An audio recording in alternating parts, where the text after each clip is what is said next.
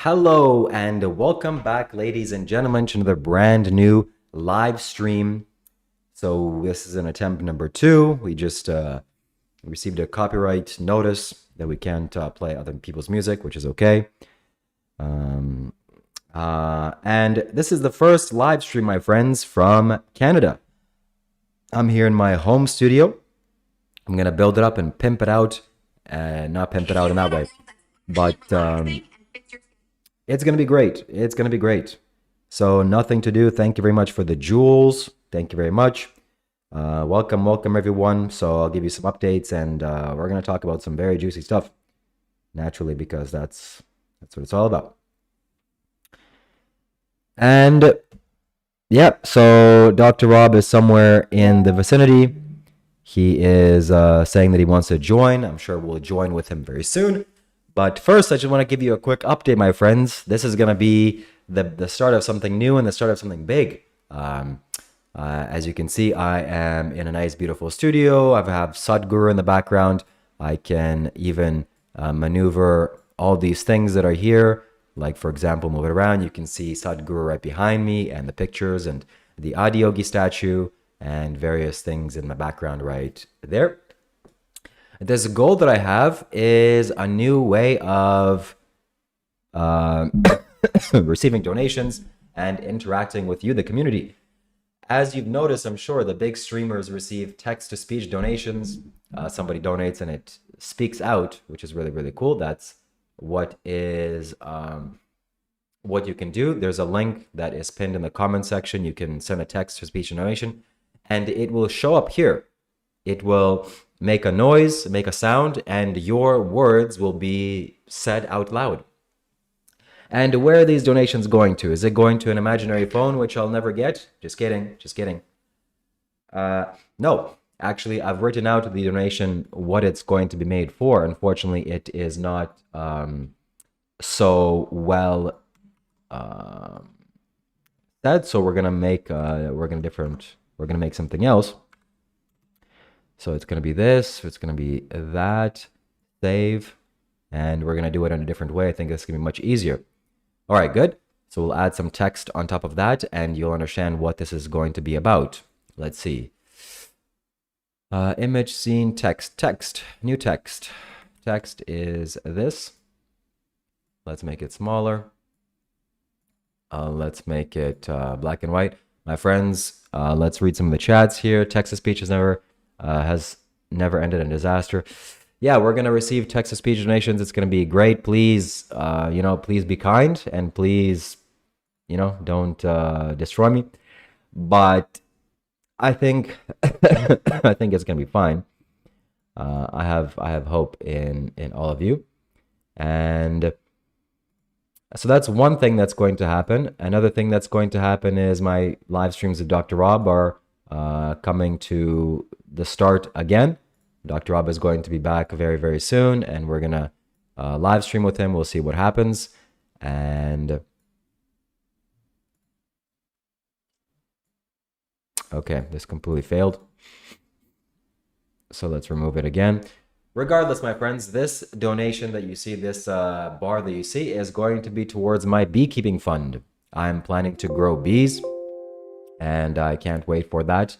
It's going to be an experience. It's going to be a joy. I'm going to be a vegan, ethical beekeeper. If you've ever heard something like that before, if you haven't, then this is the first time you're hearing from it. And I'm going to build my own bee hive, which I'm planning to do very soon. I'm going to take care of the bees. I'm going to harvest their honey when it's ethically or responsible to do so, as well as record everything. So that is where that's going to go towards. As well as, yeah, so let me just get this text sorted out, and then we're gonna get straight into the things that I've planned for this live stream. I think you're going to all enjoy very, very, very, very much. I was listening to music before I started this live stream, and my music just, basically crashed, or YouTube didn't allow that to happen. That's a little bit unfortunate.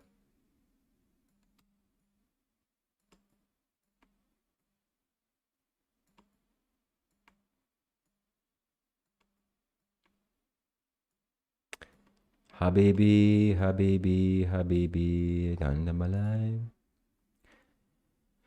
All right, this is not going to happen right now, but regardless, we're going to get started. Hello, sleepy glass eye. Welcome. Yeah, Monk Life banned me every single 5 minutes. I see I see a person saying on my live streams, "Hey, Monk Life banned me from this. Monk Life banned me from that. Can you do something about it?" Do I look like I can do something about it? He bans me too. So stop crying about it. Go and make a new account like what a real person would do and fight your way, crawl through the ranks, you know? So figure it out and yeah. So please.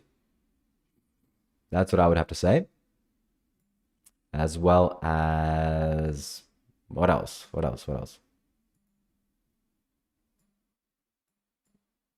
Let me know if you have any questions. What is it like to be back in Canada? It feels wonderful. I'm very, very happy that I'm here. It is like a dream come true to finally be back home. And I really, really enjoy being here. I really am thankful for my family. Wow, I need to turn off ads for live streams. All right, well, this is going to be fine for now. This is the Beehive, yeah, Beehive Gold.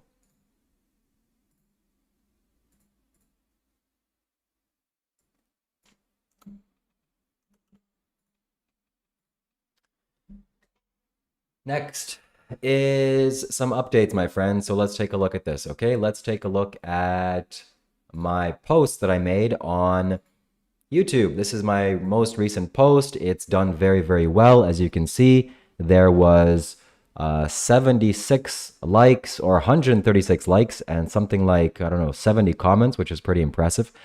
And the comments that were made here are quite ridiculous. So I just want to point this out. Let's open up the comments. This is the most successful post that I've ever made. I just decided to take a picture of myself. This is a picture that I sent to my brother. And it was a nice picture. You can see both the pyramids in the background. You can see one there and the other one there. And look at my nice hands and face. And some text that you can't see. My photo is blurring it. But if you scroll down, the first person says scamming people for donations and taking a vacation. That has 6 likes. This person has 17 likes on his post saying, this is what a fraud looks like. Wow, that's incredible. When whenever I make a video, this is for some reason where it's heading towards, or I don't know why. People are just very angry. Thought you were going to Canada. I am in Canada. And rage bait. So, I guess people think that I'm a fraud because I receive donations for the purpose of buying a phone, which I will buy. And to give you some more updates, my friends, thankfully I went to the bank yesterday. The first day that I came back, I went straight to the bank and I sorted out my issues with the fraudulent activities of my card. Thankfully, the bank will be refunding that money to me. And then I'll be using a credit card to buy or to finance a brand new phone. And that will enhance my live streams, in-person live streams that I'll be doing in CN Tower, Lake Ontario, as well as some other very prominent places in Canada. So stay tuned for that. That's going to be a big update or big improvement. And if someone can give me some reasons why they think that I'm a fraud, like this person is saying that I'm a fraud, I'm very happy to clear this up, because if I am a fraud, I don't want to be that. And if there is fraudulent behavior, activity in my life or in my on my YouTube channel, then I want to clear that up naturally. So I'm not here to hurt people or be a bad human being. I want to be a good human being. All right. So that's the first thing. We have this beautiful image. By the way, also, the pyramids were fantastic. Okay, they were amazing. They were far better than I had expected, especially the other pyramid, the one that has, I think this is the Pyramid of Giza, I'm not sure. The one that has like a special top was very energetically potent. And I talked about that in the live stream. So Canada is a great Yep, how is it back in Canada? It's amazing. Jesus Christ is God. Sure, he is. You have no message or purpose. I mean, nobody has a message or purpose. These people aren't individuals. Yeah. So imagine. Okay, lots of nasty people in the comments, but it's okay. So I feel much different, much stranger being back in Canada. But that's not what we're here to talk about. That's not what we're here to do, my friends. What we're here to do is to watch and react to the internet. So, in fact, Dr. Rob has said that he wants to join me for a live stream, which I will indulge him. Actually, I will indulge him. So, without further ado, my friends, let's give Dr. Rob a call and see what we can learn from him. Here we go.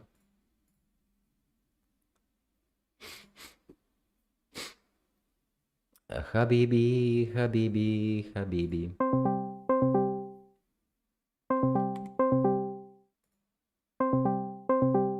We're going to have to get rid of this and most likely add another video. So we're calling him. Let's see if he picks up.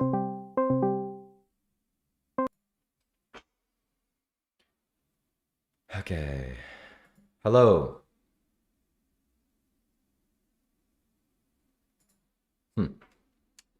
Strange.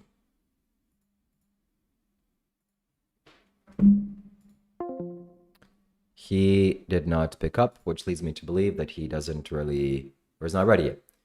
So regardless if he's ready or not, we're going to continue on with our program. Thank you very much. Thank you. All right. So what are we going to do? What was my plan, my grandiose plan? Like I said, we're going to react to the internet. And the first thing that we're going to do is scroll through some Instagram reels, which I don't know if you knew this, my friends, but for the past couple of weeks or months, I have been accumulating different videos that I can react to on my live streams, which is, I think it's going to be very, very fun to do. So let me pop out the chat so I can see the chat here. Welcome, everyone. Welcome if you're tuning in. And let's see, Instagram. Let me make sure that you can see this very easily. Something like this.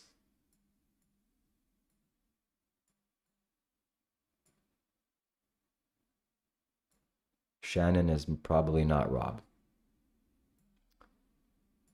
All right, so I have saved approximately, I don't know, a couple of dozen, maybe 100 or so videos that I've reacted to on Instagram, and I thought this is an important video for all of you to see. And we're gonna start, first things first, we're gonna start with this man right here. So let's watch this video, okay? Here we go. First time we're doing anything like this. All right, let's go.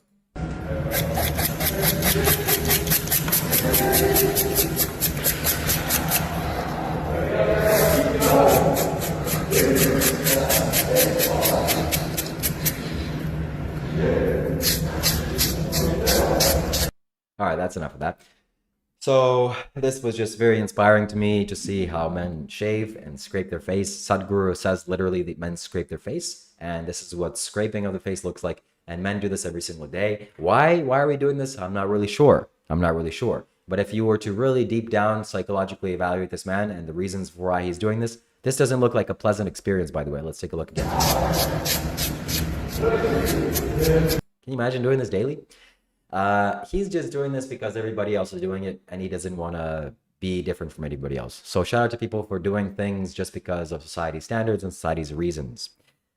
Yeah, this is, you know, if you're a woman, then shout out to you because you don't have to do this. All right, that's enough. Next video is also something I've been thinking about for a long time, and I think you'll be surprised to see this. Let's watch. So my husband and I officially decided to have our own bedrooms about 2 months ago. And it might have been the best decision for our marriage that we've ever made. As you can see. So she's saying that she has her own bedroom and her husband has her own bedroom as well. And they sleep separately, which was something just very eye-opening for me when I first discovered this, that, oh my God, why are men and women sleeping together? Why are you sleeping in the same bed? That's crazy. So this is much more sensible and people are starting to catch on. So if you have the luxury of having 2 beds or 2 bedrooms, why wouldn't you do that? Why wouldn't you sleep in 2 different beds? Like, I love my brother, but I wouldn't go sleep next to my brother. Yeah. Okay, yeah, you love each other very deeply. You share, you know, man and woman shares their bodies together. But still, you want to do that every single day, every single night? Even on the days that you're angry? Oh, we have to sleep in the same bed. Why? Because you saw that on a sitcom? Again, it's about learning to see life through your own eyes.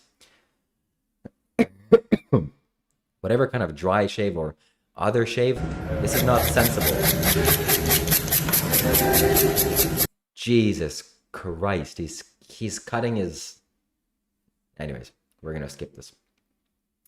So, no, I didn't. Okay, next, Arnold Schwarzenegger. This is, by the way, a fantastic YouTube channel as well, an Instagram channel, and other channel, Plant-Based News. It's someone that I subscribe and watch, and I always follow what they have to say because they make high-quality content as it relates to ending animal abuse. So stay tuned. This is prevalent for you. I'm not going to cuddle my brother. Relax. And please, everybody, you see there's a text-to-speech donation in the comment section here. Donate for text-to-speech, and there's a link, streamlabs.com/Shiva Kailash Shambho, which is my entire username on my YouTube. So $5 is the minimum to donate text-to-speech, and the first person to do that will be the first person in history to donate a text-to-speech donation, and it'll show up here on the screen, and it'll make a noise, and the robot will read it out. So please, no one send anything inappropriate or embarrassing. Please only send the highest quality stuff. And the first person to do that will go down in history as the first person to send a text-to-speech donation on this live stream on this YouTube channel.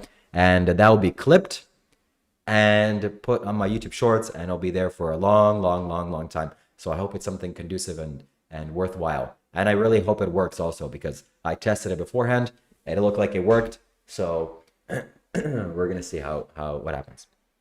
Regardless, my friends, we're going to continue on, and we're going to watch the next clip. Shiva, why don't you make some actual... Okay.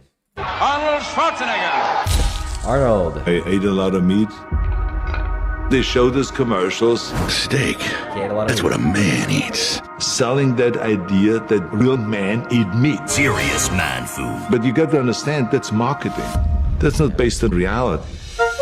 Yes. And that's also a big eye-opening. This is clips that we're gonna open our eyes together. Have you noticed how many commercials there are in the world that are just, oh, this is meat and that's meat and eat all this meat and it's gonna be really good for you and you're gonna be a really strong man. Oh, and hot girls eating meat, it's fantastic. Why have you never seen corn being marketed, or potatoes or apples or anything? Very rarely, almost extremely. It's only the processed trash and animal byproducts that are marketed. Why? Because maybe if they didn't market it, then people would realize, oh my, I'm eating a corpse. No, the constant barrage of you have to eat animals and we have to slaughter animals has to go on like this. Arnold Schwarzenegger is he's trying his best to be vegan. He still eats meat occasionally, shame on him. But at least he understands. You see, he's scratching his brain. He's not confused. I've been teaching fighting techniques to government agencies for more than 15 years. Then I got injured. Unable to teach for at least 6 months, I spent more than 1,000 hours studying science on recovery and nutrition, and stumbled across a study about the Roman gladiators. The gladiators were predominantly vegetarian. How could the original professional fighters be so powerful, eating only plants? When I made the switch to a plant-based diet, I qualified for my 3rd Olympic team. So there you go. Is Arnold vegan? No, Arnold is not vegan. But he's striving his best to be, and he did some videos of him taking the camera into his refrigerator and showing the refrigerator. He's doing his best because he understands how important it is, at least for the ethical and climate and health reasons. What other reasons are there, right? All right, we're gonna continue on. So it's a shame that people don't understand veganism and think it's a load of BS, and it's a shame that so many people are in a bad state of mind where they think animal abuse is good. Animal abuse is not good. Okay, say it with me now, everybody. Animal abuse is bad. Thank you very much. Okay, let's continue on. Oh, there you go. There's some of your victims. How much is a glass of milk really worth? I'm sorry that you're some of you are gonna have to leave from this because you can't see where your food comes from. But next time you're drinking milk or putting milk in your coffee,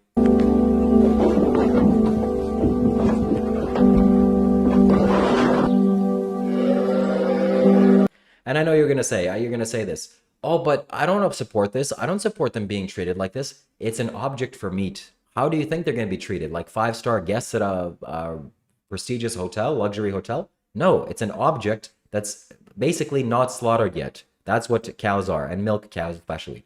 So they're gonna slaughter them once they can't milk them anymore. So you saying they should be treated better, like, hello, how are you gonna treat a victim that's gonna die? Huh? That you're gonna kill. So stop being stupid, stop being confused, and go vegan. All right? This makes me sad. It makes me sad that people actually promote this and buy this and contribute to this. Oh, look at that.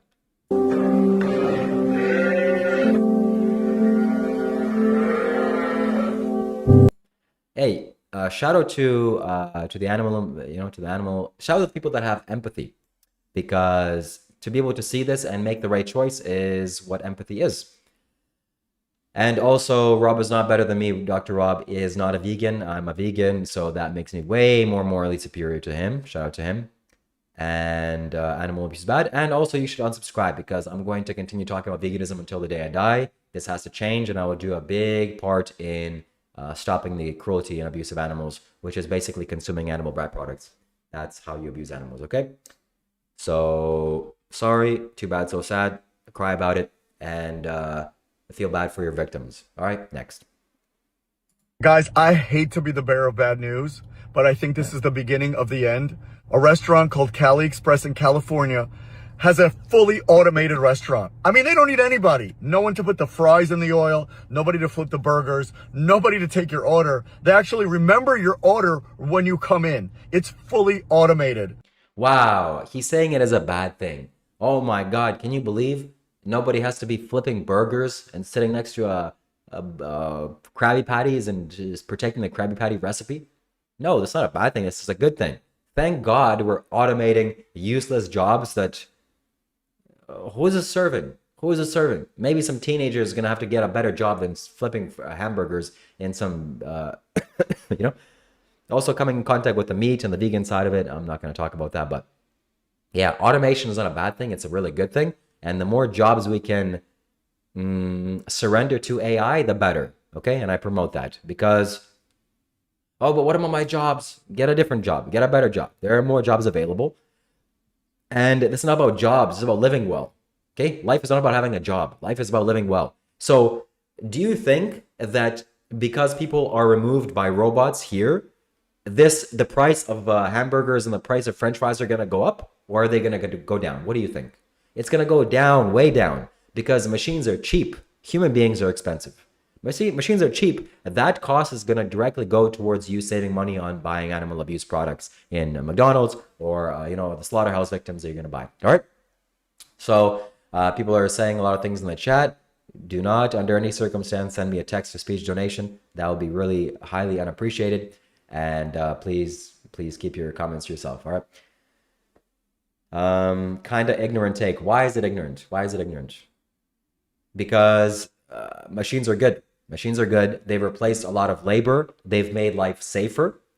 And what are you actually saying? Are you saying, no, push those people into the burger flipping industry? We need more fry cooks. No, man. No. If that means people being homeless on the street, I'm not for that. But this is going to make prices lower for food in general. That's a good thing.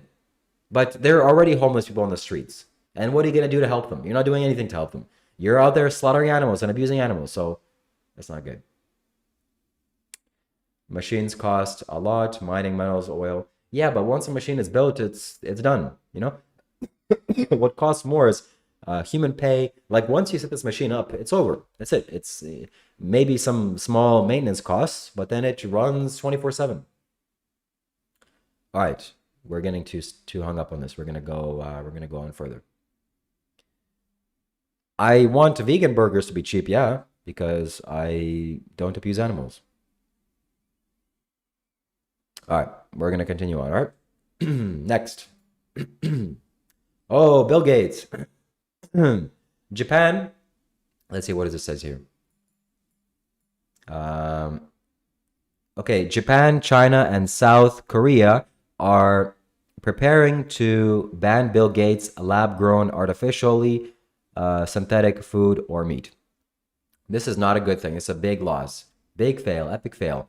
I hope that Bill Gates buys and somehow sneaks lab-grown meat into the industry and less animals are slaughtered and more people eat fake meat instead of real butchered, slaughtered pig blood and corpse and cow meat. All right, so it's a little quick one. Next.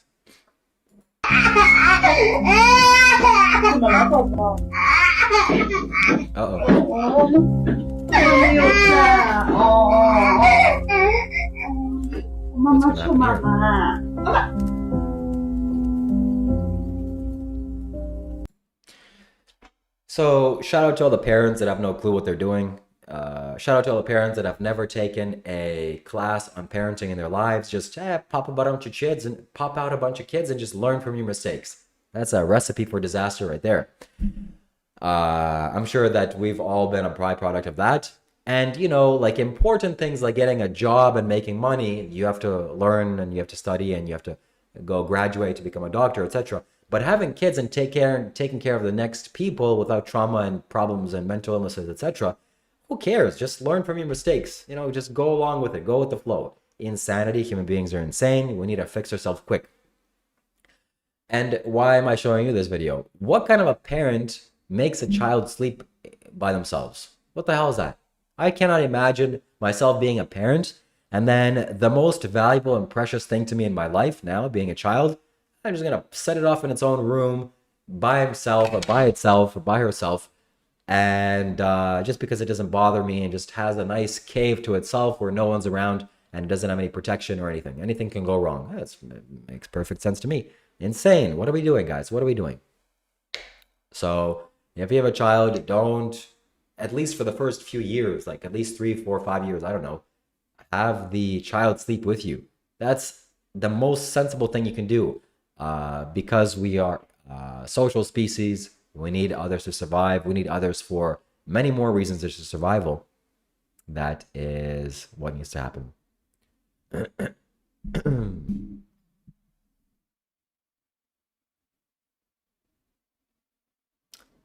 Product of poor government. Yep. So shout out to all the parents here. If you're a parent, shout out to you. Don't roll on the child while sleeping. Yeah, that's also a problem, but you can maybe make a bed in your next to your bedroom. I mean, not next to your bed. Okay, next.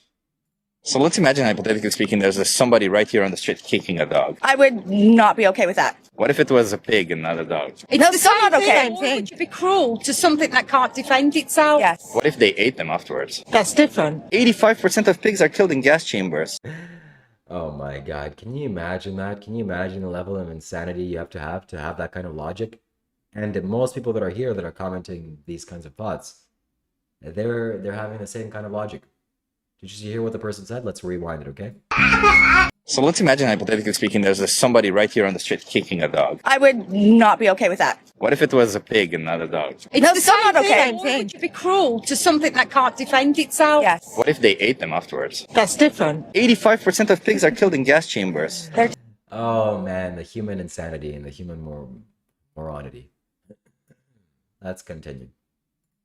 Do you mind paying your employees for all this time off? Oh, this is an excellent video. This was really eye-opening for me as well.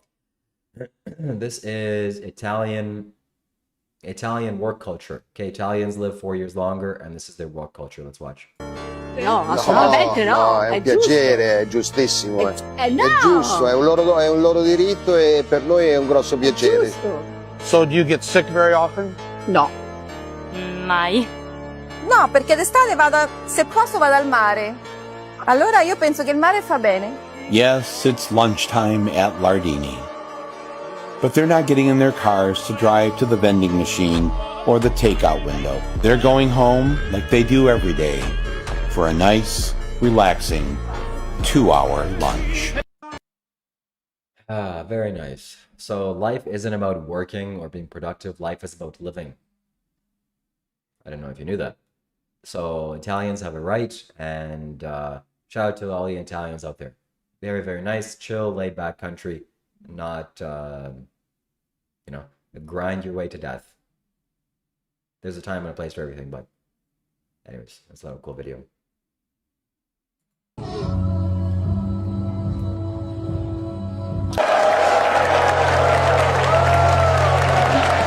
Some movie scenes of some horrific things that are happening to children. Shout out to the Epstein people, by the way, the Epstein client list.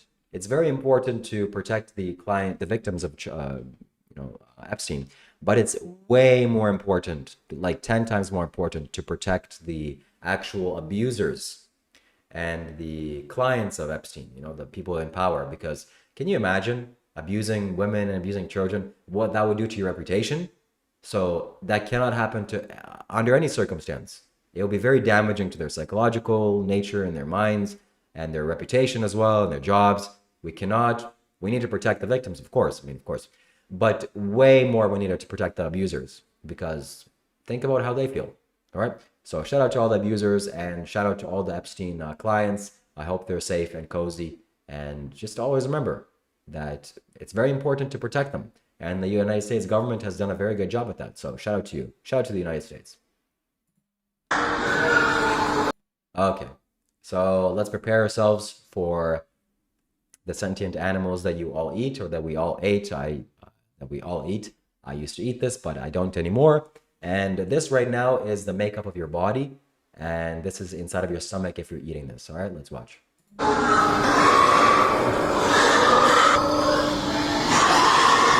All right, I cannot watch this much more.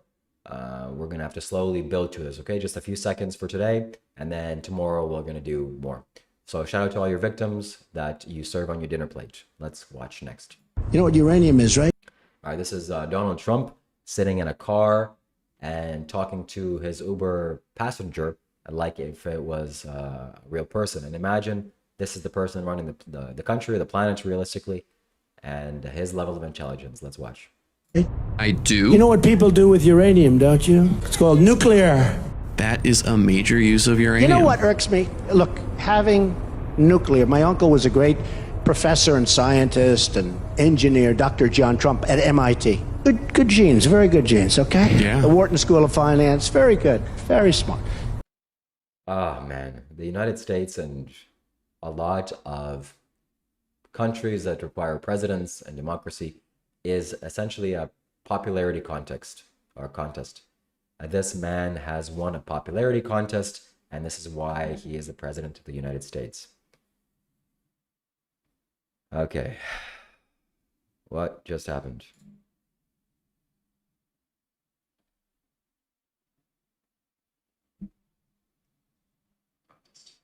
This man has won a popularity contest, and this is why he is the president. That was very weird.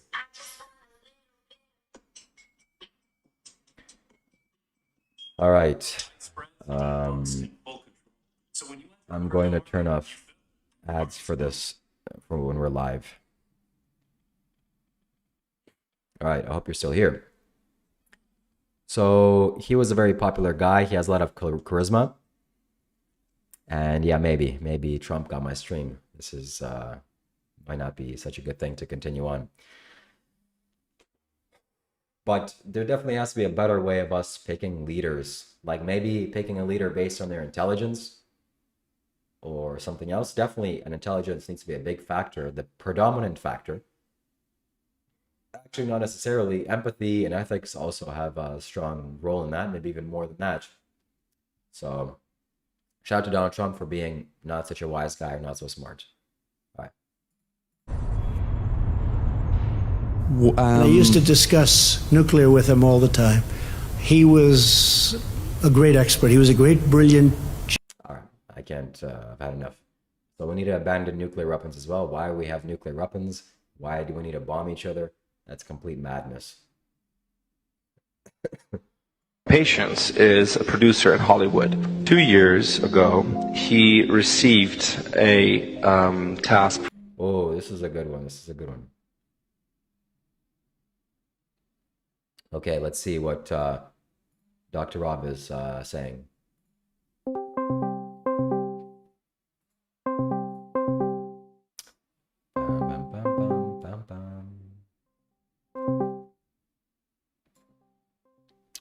Trump tells himself that, yeah, war is wrong always, absolutely. Beans, not bombs. Yes. Hopefully soon we will dismantle all the nuclear weapons in the world, and there won't be any.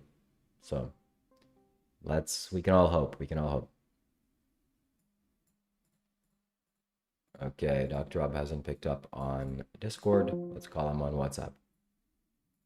I don't know why I keep still calling him doctor, as if he's a doctor.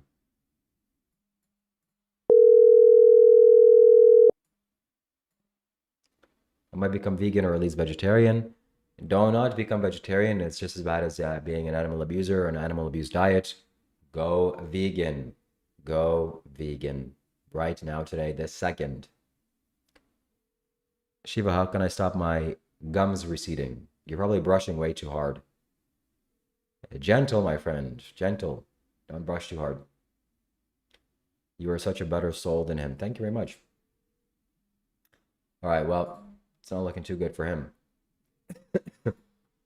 He was really wanting to live stream with me, but unfortunately it doesn't look like it's going to work out.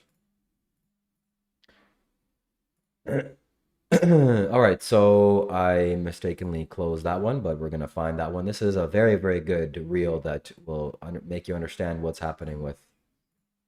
So Disney paid a man $60 million to paint chemtrails onto old movies. Can you believe that? This must be some kind of a conspiracy, right? So let's watch if this is real.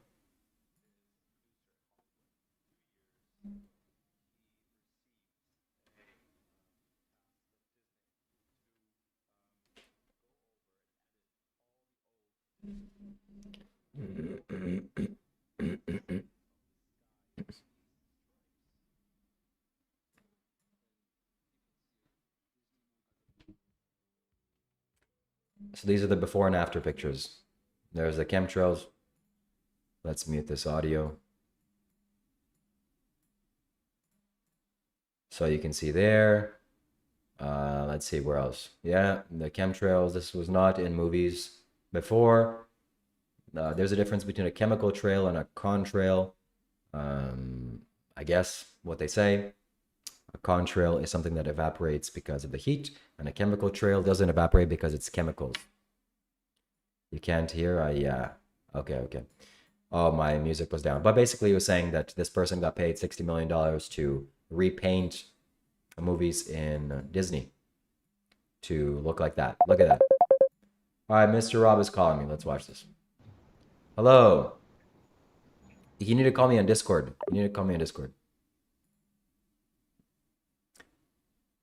So, yeah, I am.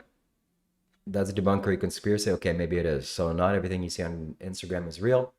And if you have videos you want me to react to like this, then send it on my Discord. I have a special group chat for that. All right, let's watch next one. All right, we can't hear this.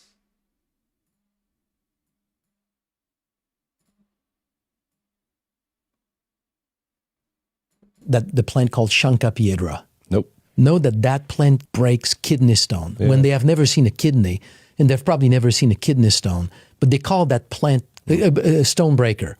And when you ask them, I was in South America. So Dr. Rob is in a video call with me. Perfect. All right. Can you hear me?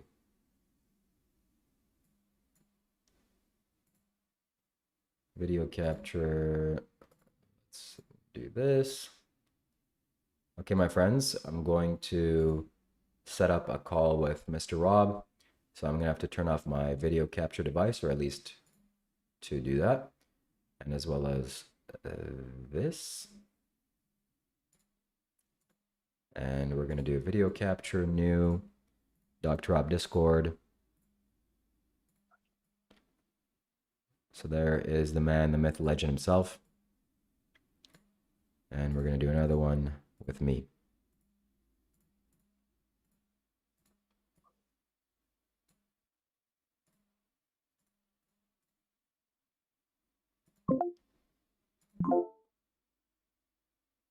Ba ba bum bum bum bum bum bum bum bum bum.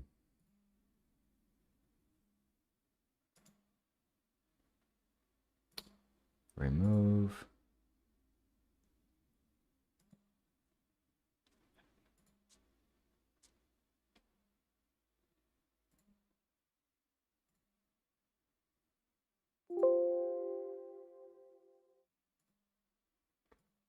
Okay, bear with me, my friends. Just a few more seconds while I figure this out. Can you hear me?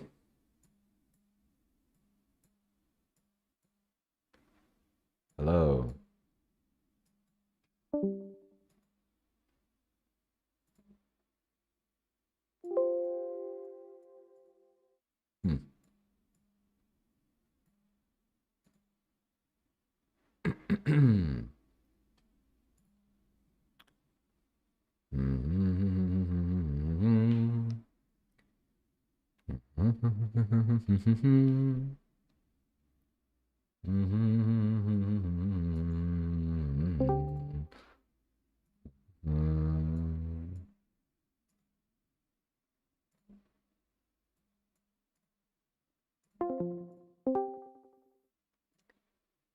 Okay. Yes, there it is. Perfect, perfect, perfect.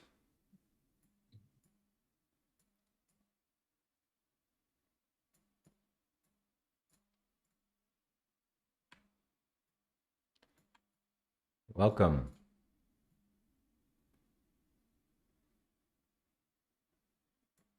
What's up? Oh, not much. Just Are you live streaming right now? Yes. You are in my live stream, so say hi to the viewers. Yeah. What's up, everybody? Yeah.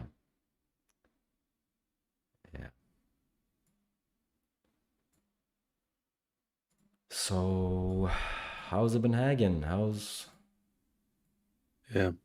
Well, are you getting donations on your new way of live streaming, your inaugural live yes. stream? Oh, yes. Donations, very important. And I just started a few minutes ago. So we are watching some Instagram videos. And yeah, things are changing. Got my nice computer set up. So it's good. It's good stuff. Well, we should play some video games. What do you have? Not now, but when you're free, right? You got your desk. Yeah. I have Call of Duty Warzone, and that's about it. Well, we can maybe figure out what No, I wasn't saying the donation things because I think life is about money. I just know that that's a very important part of what Shiva does. So it's a job. It's his job. So yeah, that's why I was asking about it. For him, I'm not saying I'm not representing anybody or what anybody's position is. Right. But for you, it's not a big deal either. For sure, it's also a big deal for you. You care about money and like money and want to get paid on money on YouTube. Or get donations. Well, like I've said before, I have pretty solid finances in terms of being able to take care of myself. And I think like it is something you can get carried away with. Like last month when, I was going crazy and acting crazy with you and a lot of donations were coming in. You get worked up by it, but yeah, I don't know. It's something I don't want to prioritize too much, trying to monetize anything that I do as much as I'm able to not have to do that or just not do that in general. Mm. My idea is more about finding a way for people's curiosity about me to help them be curious, or not help them, but that curiosity can extend into Buddhism and meditation. And maybe that's probably is kind of a hopeless endeavor.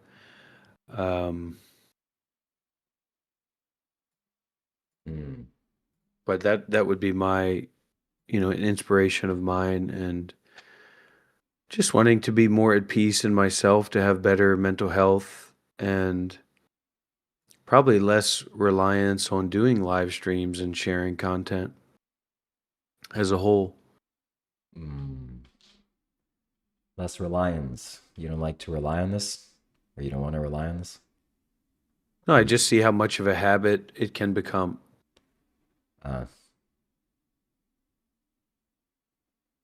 Okay.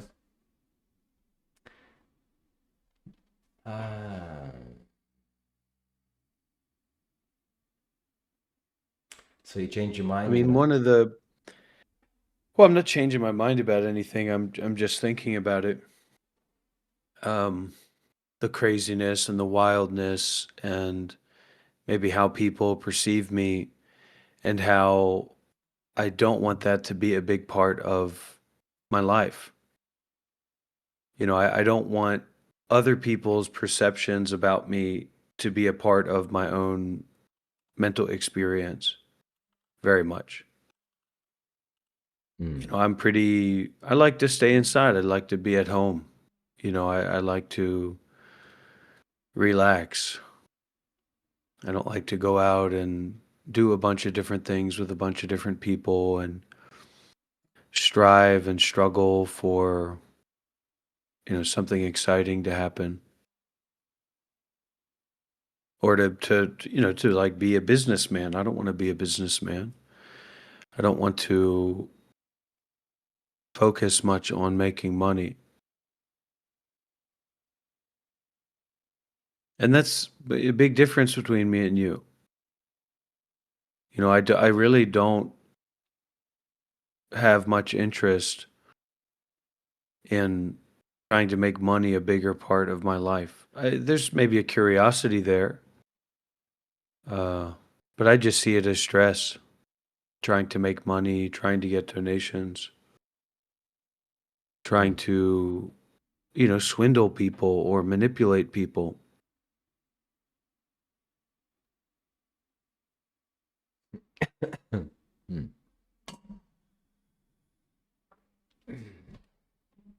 Yeah. That's, it's kind of a part of, do you want me to share candidly? Is that okay with you? Absolutely. Yeah, I just see, it seems like sometimes you just blatantly lie. Like raising money for the phone, telling people that you need money for your flight to Canada, and then getting to this point where, now you're saying you're going to take out a lease or a credit card debt to get the phone that people already donated for. You've misunderstood many things. So the only thing that was true is that I was raising money for a phone, and I will get it. I'm not going to get a lease or credit card debt. Apple gives you 2 months, a 0% interest loan on the phone, which is basically pay installments, like rent to own. What this is just what it makes me think of. I hear what you're saying. Yeah, and also I didn't ask I don't need a flight ticket back funds. I had a live stream goal where I said if we reach 10 super chats, I'll go back to Canada. Which was and I just see that in myself, that in from the Buddhist perspective, it's a very unskillful thing to criticize the faults of other people. So for whatever reason, in collaborating with you, I find a strong tendency towards pointing out your faults, and not just doing that privately, but doing that publicly. And I don't know if that's such a good thing to do. Bringing up the faults of other people. I wouldn't want people to just constantly be bringing up my faults. That would be stressful.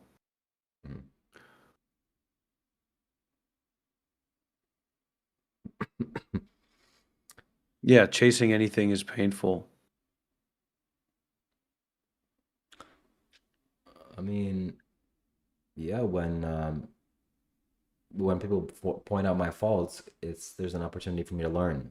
I'm always looking to learn and to improve. I'm looking at your stream here. Would it be a good idea to maybe make more use of the screen real estate? Since you're in a vertical, seems like a vertical stream. Yeah, but that wouldn't be so. Maybe I can do something like this. Let's see.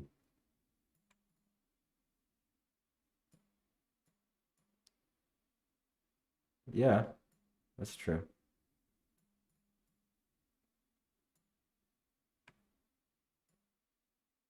I've made so many mistakes in my life. Probably a lot of my time after a monk has been a lot of mistakes. And I don't know if it was like all of this built up creative energy or all of this built up reaction to all those years I spent like fitting myself into this mold of being a monastic, being a monk, being a meditation guy, and not really having much access to being myself in any kind of Western environment with Western people. And it just led to, maybe it's from repression, this kind of explosion of ridiculousness and craziness and insanity. I don't think it was a waste. I I had a lot of it. I needed to heal. I had serious mental health issues growing up before I became a monk, and it wasn't until I first went to the meditation center when I was 20, Upaya Zen Center in New Mexico, that I first, ordained or actually became a part of the way of meditation. And it allowed me to heal, and then that healing process brought me to spending 8 years as a monk, or spending years from 2018 to 2025 as a monk. And I wouldn't trade that, but I'd probably trade a lot of my ridiculous antics over the past few months, if I could. I don't really know if it's helping people or not. I don't know that I could say that it is or isn't helping me or not.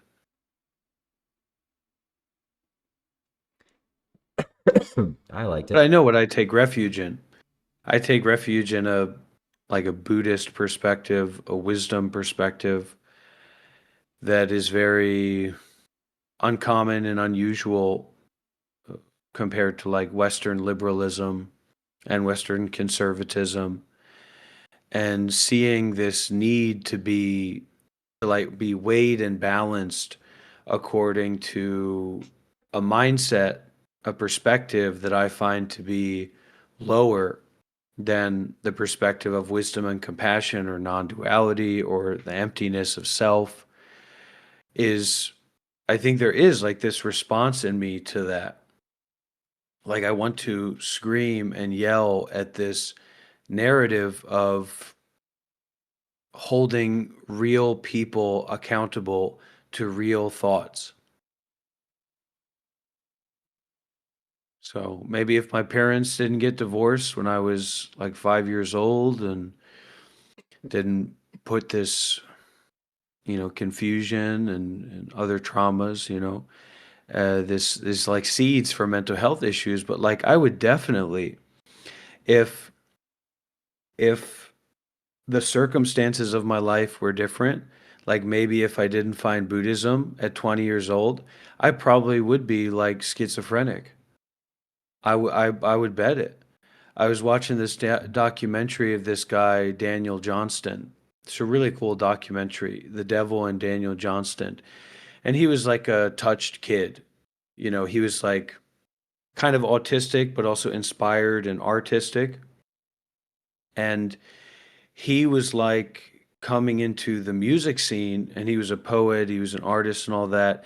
And then he started to take acid when he was like, 20 in his 20s, and it totally spiraled him into psychosis for the rest of his life, basically. Destroyed all of his aspirations and all the directions that he wanted to go in, because he literally lost his mind. Whereas before, he was just kind of like very off.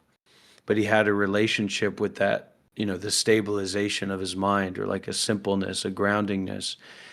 And I think if I would not have gone and spent a year at a Buddhist meditation center when I was 20, I would probably be schizophrenic and totally lost to my life, and have so much negativity in my mind and in my relationships with other people. And that's how I justify, like, how I act on YouTube and in my live streams, is that it's not actually for my justification. It's not me actually being towards someone that way. Like, it's a username, or it's a comment, or it's a profile picture. I'm not actually yelling and screaming or saying, hurling insults at a woman in front of me. I don't think I would ever do that. I could never see myself doing something like that. So it goes into that under that umbrella of like performance art. But is it skillful or unskillful? Probably more unskillful. I mean, that's what I would think. Confusing and even putting myself in danger, because people think that I want other people to suffer, and then they'll want me to suffer. And the money thing is tricky because it's like a need. And then, of course, it's nice to have your needs met and like have power. It's like anybody likes being in control, or anybody likes having access to resources, or anybody likes feeling pleasure rather than feeling pain. But I think it did lean too far towards, that wanting of money. And I've even seen that thought in my head, like, oh, how could I make money? But it's not that important to me. It's more important that I'm more deeply at peace with myself and with the world, and that I have a way to live a meaningful life that helps other people. That's what's most important to me.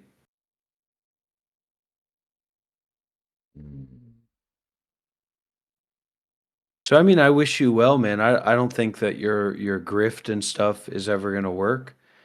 I don't think that there's like depth to it, or potency to it.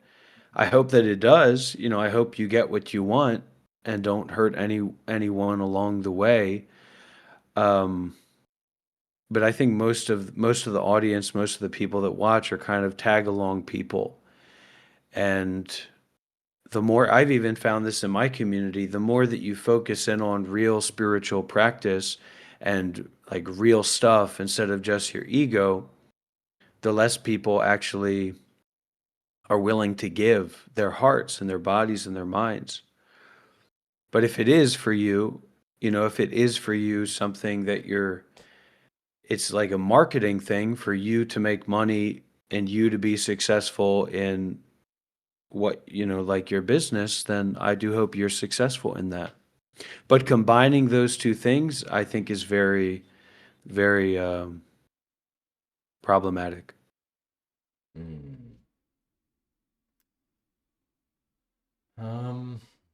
It will work because I'll keep doing it.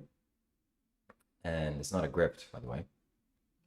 This is... Well, it's primarily to make money, right? Isn't that what a grift is supposed to be about? It's like low effort activity to extract money. So being an engineer is a grift? Being a lawyer is a grift? Excuse me? No, so live streaming is something that I see, that I have a passion of mine. Very passionate about this. And I'll continue doing this. So I have other passions. I recently started paying attention to and learning about beekeeping. And I'm going to start beekeeping very soon. And thank you for your donation, by the way, Mr. M. I'm not going to read your comment, but appreciate it. And we have now the ability to see notifications for every super chat that's been sent. And you're going to see that when someone donates again. You'll see that right in the front of the screen. So yeah, live streaming is the way to go. I see lots of potential and possibilities for this. I really want to continue doing this. I want to do this on a high level, and I want to incorporate all the things that successful live streamers do, like reacting to videos, making clips, and this is an opportunity for my personality to shine. So I don't see anything more worthwhile or valuable or beneficial or fun even than this. And yeah, I'm grateful that I gained the courage to start my YouTube channel, to continue forward until I reached enough subscribers, and now having this opportunity to do live streams, which I probably wouldn't have done if it wasn't for Dr. Rob here. So yeah, thanks to Dr. Rob. I'm 38 and I've had intense therapy and I still suffer sometimes. Yeah. Can you share info about your life? I will be sharing a lot more info about my life as my live streams progress. Thank you. Thank you for being here. And yeah. That's true. I have 12,500 subscribers now. That is not nothing. That's something else, something significant. My life. So I'm in Canada right now. This is what my life is like right now. I am here. I am happy. I'm healthy. It's fantastic to be back. I really enjoy being in Canada. And yeah, I'll do a lot more live streams. You'll get to know me a lot more, my friends. I promise you.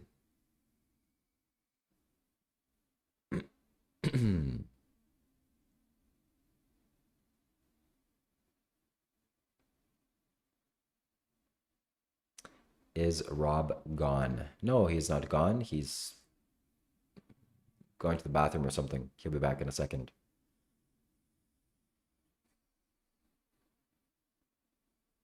Spirituality is a good thing, absolutely.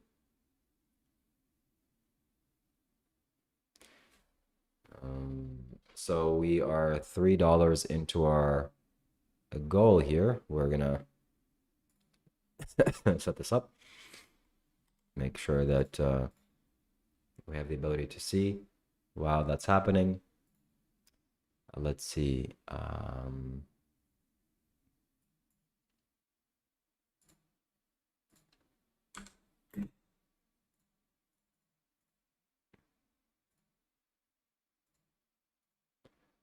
So let's see if that's able to be seen. Yep. So you see the green bar is going up, my friends. I plan to go to Home Depot and buy the equipment needed for, whoops, excuse me. I plan to go to Home Depot and buy the equipment for building a beehive of my own. Right now is something called swarm season in Ontario, where I live in Canada. And I'll be catching bees or allowing bees to be housed by the houses that I build. And then taking care of the bees. It's such a wonderful thing to do that. And people are going to think, oh, well, aren't you vegan? I thought you were vegan. I don't think there's anything wrong with doing that, actually. I'm not going to steal honey from the bees or take any honey, actually, at least in non-appropriate times. But from all the research that I've done, it's actually very ethical and worthwhile to, well, not only take care of bees, but also to harvest honey in appropriate ways. Because sometimes when bees have too much honey or too much, they have a small hive and they can't build anymore, they just leave it all behind. They don't care. They leave all the food behind. So yeah, not to smoke the bees, not to kill the bees, not to cut the wings of the queen bee. I'm just gonna be basically like a free rent for the bees. And I know it's the right thing to do. I know it's ethical. I know there's nothing wrong with it inherently, like there is with killing animals or eating animals. And so harvesting the bee is the only kind of morally tricky thing, because the bees don't want you to take their honey and it's their food. But there's just too many benefits, and I also don't think that it's unethical to harvest honey either. Of course, if you harvest honey like the corporations do, they take all the honey in the fall time and they kill the bees. That's very bad news for you. That's very bad karma. But you know, working with the bees, that's how I'm gonna see it. That's how I see it actually, is working with the bees. I'll be producing honey, absolutely. So Shiva's honey is coming soon. Thank you. So we are trying to reach $100. That is the goal. The Home Depot fund will be for plywood, a saw, an electric saw, and some buckets. So I'll be using not only buckets, but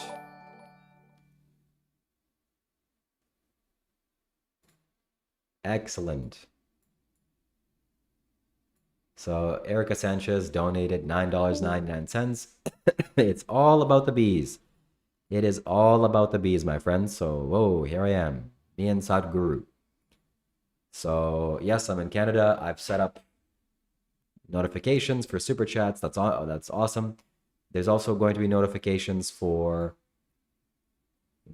text to speech. You can send a text message and the computer will read it out. And that's a fantastic, fantastic way for doing it. And my friends, am I begging for money? Is this unethical to do? Well, I'm going to live stream my results. I'm going to show you the process, how that's going to happen, how that's going to go. And I think that this is a service. So I'm going to provide you a service of taking you along my beekeeping journey, and you can support that. And if you think this is worthwhile, then please do. So thank you very much, Erica. And Corpse Mankind with a $5 super chat. Thank you very much, Corpse Mankind. Good to see you. We just had Dr. Rob a few moments ago, but he left. I don't know where he went. He's going to come back, I guess. I hope. And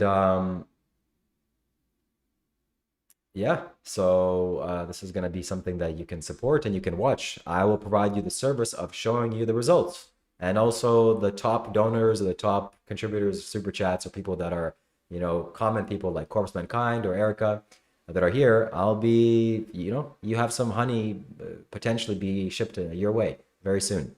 Or at least if you ever come to Toronto or Ontario, then there's going to be a jar of honey waiting for you, at the least. And also, building beehives and harvesting honey and taking care of bees is a step towards a renewable way of living. You know, honey is one of the most incredible foods, but also working off the land and having animals is something that I support. Not to exploit them. I'm not going to exploit the bees. I don't see that as exploitation. Like, for example, having... it's tricky. It's tricky because definitely having a cow and, you know, forcibly impregnating the cow for it to produce milk is exploitation.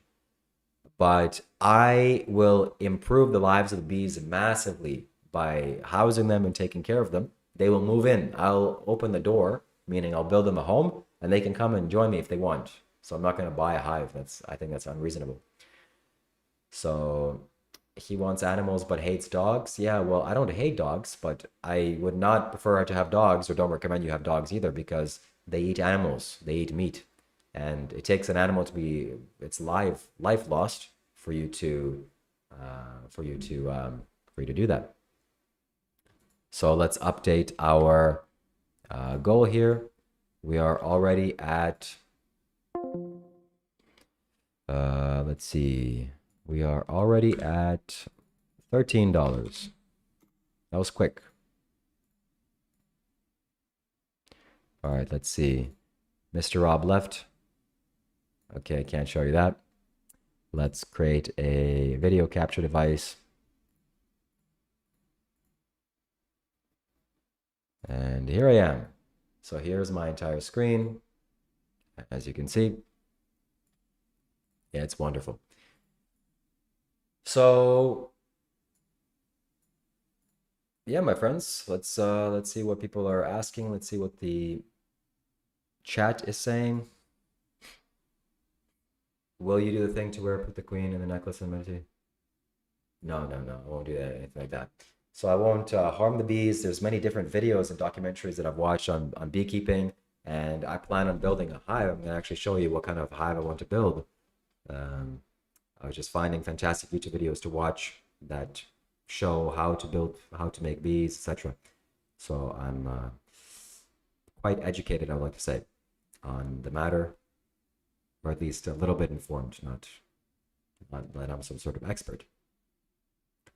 So if you're keeping bees, let me know. Bees are fetched exactly why it makes a good content. It's only intent. Bees are far-fetched. I'm not sure what you mean, but I think it's very reasonable to, or very easy, very simple to do that. You just have to catch a swarm. So right now is swarming season where bees are looking out for a new home. And I'm going to go to Home Depot and I'll build a hive that looks kind of like this. I'll show you in a second.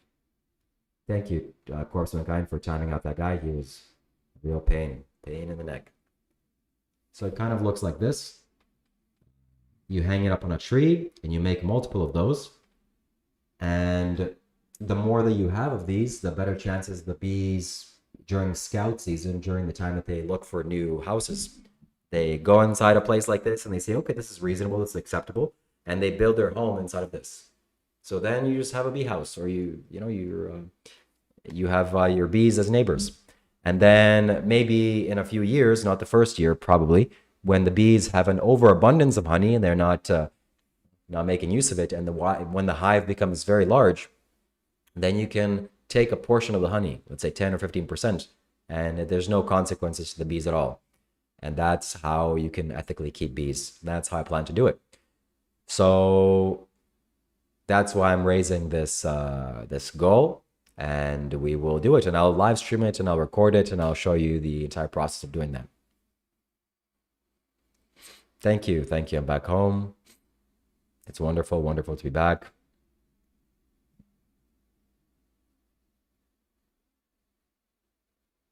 Rob was opening up, but he left. I don't know what happened to him. Yeah. Will you buy a queen? No. So when swarming season starts, the queen goes into the hive along with all the other bees. There's no need to buy a queen. There's no need to buy bees. I don't want to buy bees. I think that's, I can catch a swarm, or a swarm can come into my property for free.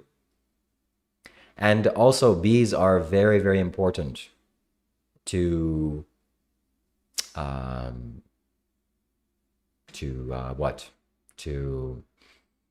have in the world.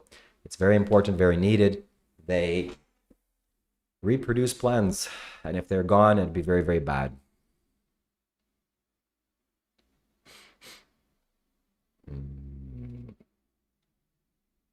Excellent. So we're going to continue on with our live stream here. Let's see, we have a window capture here. We're going to show this.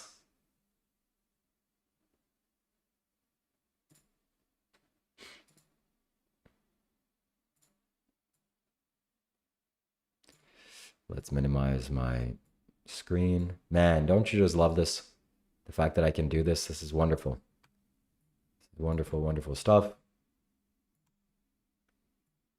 I'm going to get good at streaming. It's going to be wonderful. And all right.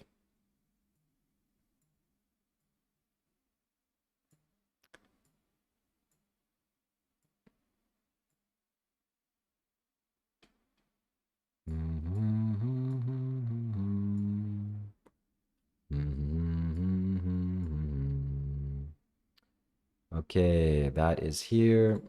That is going to go right here. So if someone sends a donation, it'll pop up on the screen. That is fantastic. All right, let's minimize the screen. Thank you for the gift. Nothing to do. Thank you for the jewels. I think it's a wonderful endeavor. Good for you, Shiva. Thank you. And not only bees, I'm gonna start working with the land a lot more. I think it's very, very good to do. Oh, look at this. Dr. Rob is back. Okay.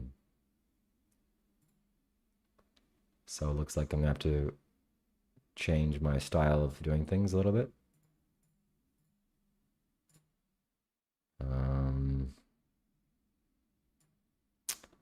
Made it a little bit more complicated, but video capture device remove.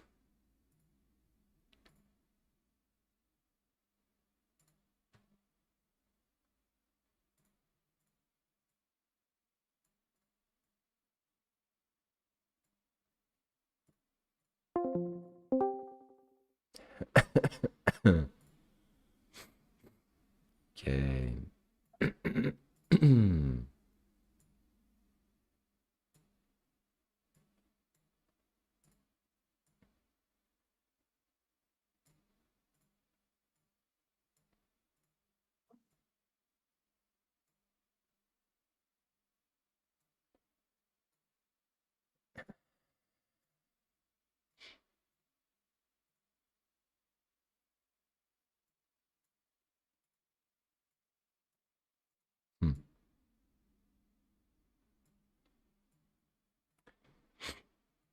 Okay, let me figure this out here.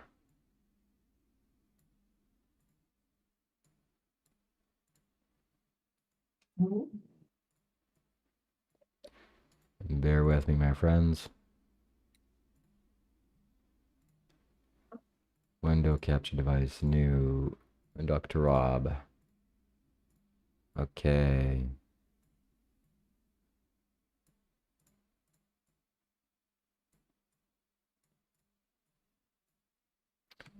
So, what else can you share with us?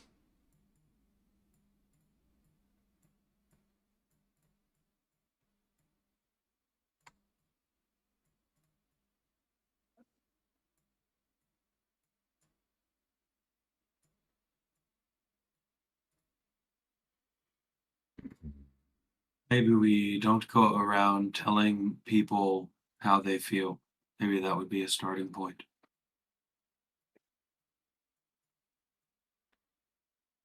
Yeah.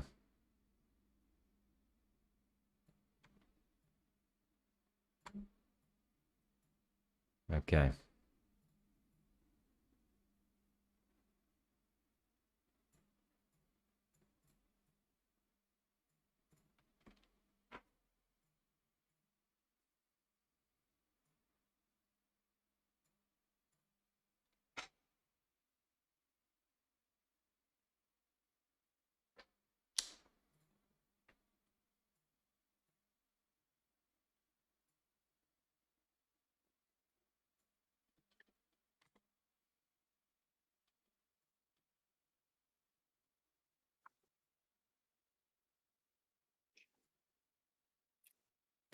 So, did you know that I'm planning to start up beekeeping?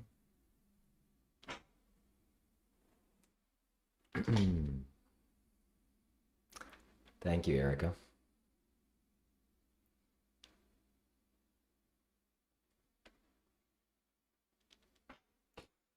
Picnics. Picnics is what it's all about.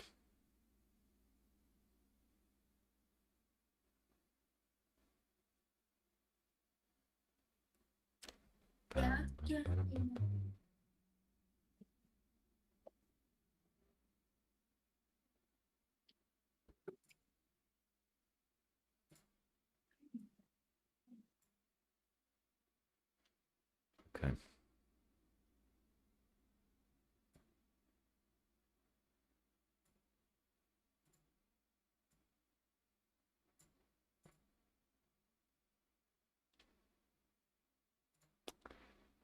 Thank you. Very important to stay hydrated.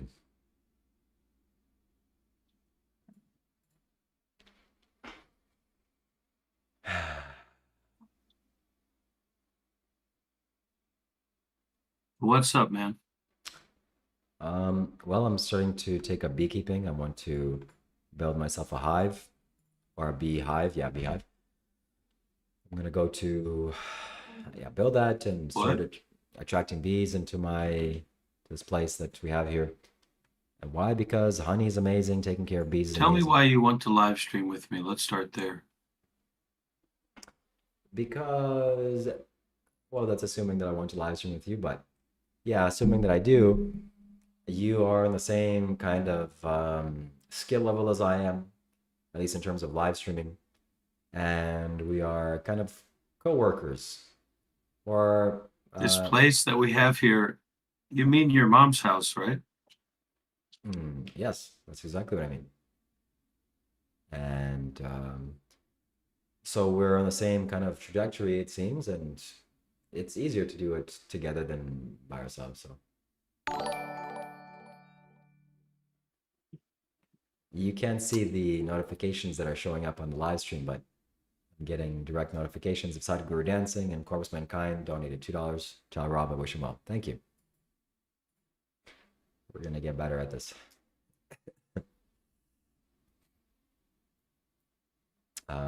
Yeah, we have text to speech set up. Link is right there, and link is also in the description.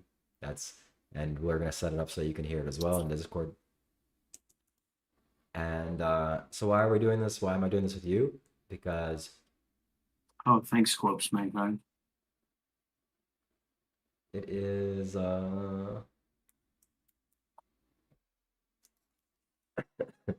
acquaintances, I guess, or yeah, allies maybe. So that's why.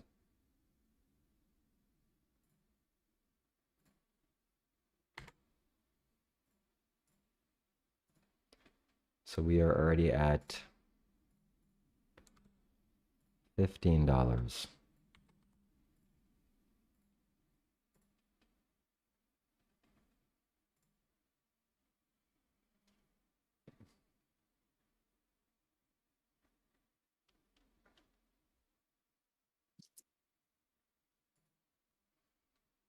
Whoops.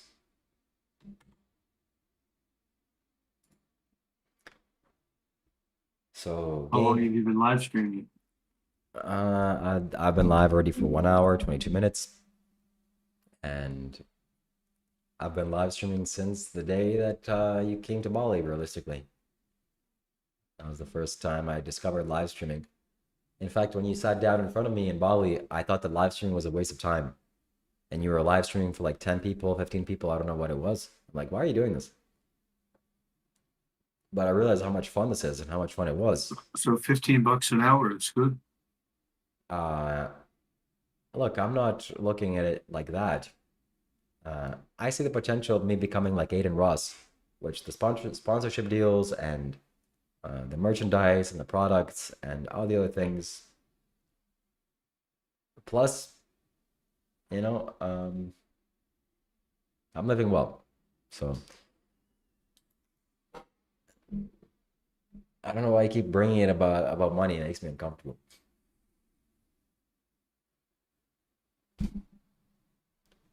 Matan Evans, shout out to Matan Evans, yeah.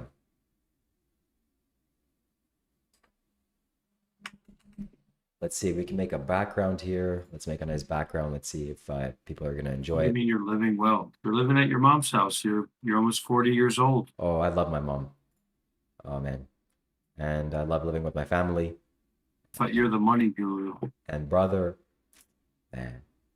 Honestly, living outside of the country and being in places like this and doing all the stuff I was doing there, it was good, but not as good as living with my family. Not at all, actually. So it's good to be back home. Yeah, but you're a Canadian, you're a modern Westerner. We usually aspire to move out, you know? I take it or leave it, you know? And whoever said that doesn't know anything. Good for you. So we're in Kailash. This is not so aesthetic, so maybe I'll change it up a little bit.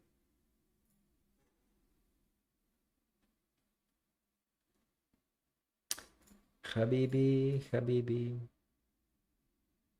So how about you? Why do you want to live stream with me?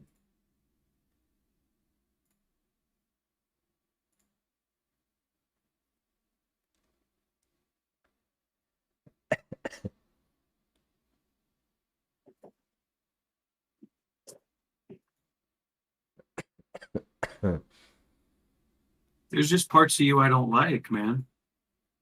Parts? Which one? Like my liver? You said what? Why Like I don't want to live stream with you? Like, why do you want to live stream with me?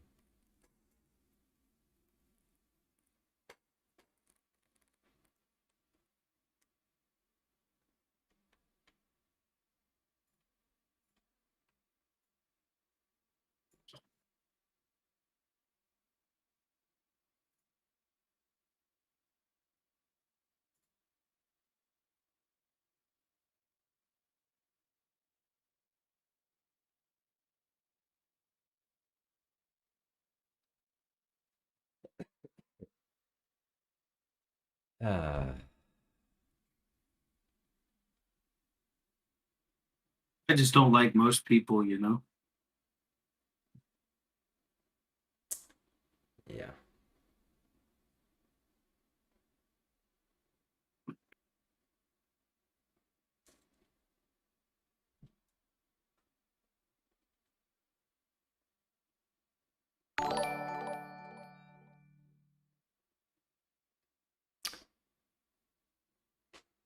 I don't even have my mic plugged in here. Sorry, everybody. That's not the mic I'm supposed to have here. Oh, that's way better. So thank you, Erica Sanchez. May all your dreams and ambitions come true. Absolutely. To you as well. And to Dr. Rob. My dreams and ambitions are going to come true. Yes, thank you. So we're going to add that. Wow, it's yeah. What?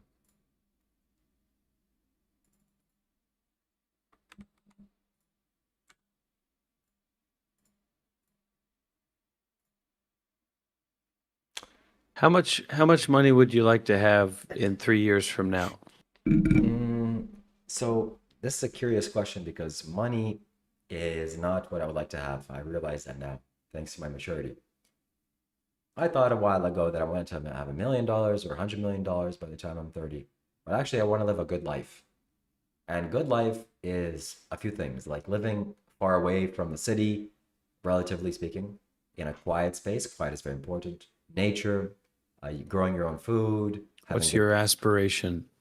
Yeah, that's my inspiration. So having a good family around you, and slowly but surely, I'm working towards that. So money is just a means of having a good life. But me thinking I have some goal in my mind, oh, this is going to make me happy, that's absurd. That's mental insanity. So money is going to fuel that, but I don't know. But certainly I want to have some savings in my account just for emergency purposes, like, I don't know, a few thousand, 50,000. That'd be nice. And yeah. You think you'll ever have as many subscribers as I have? Absolutely, 100%. It's not even that far away. And it's going to be a good day once I reach it too.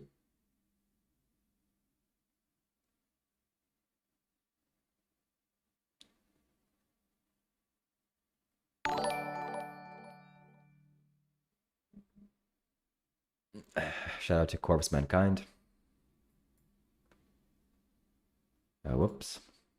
But you'll never have as much recognition or status as I've accumulated. You'll never have that, and you know that.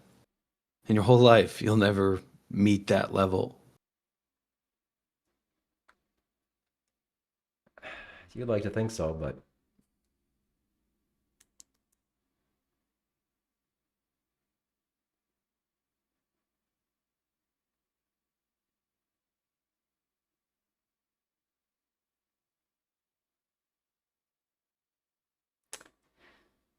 Corpus Mankind says basic needs plus comfort plus some leisure equals enough.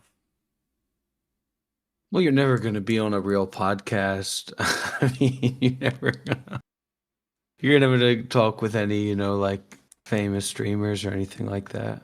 None of that will ever be accessible to you. How do you know that?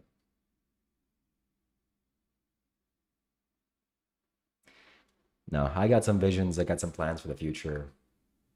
You stay tuned.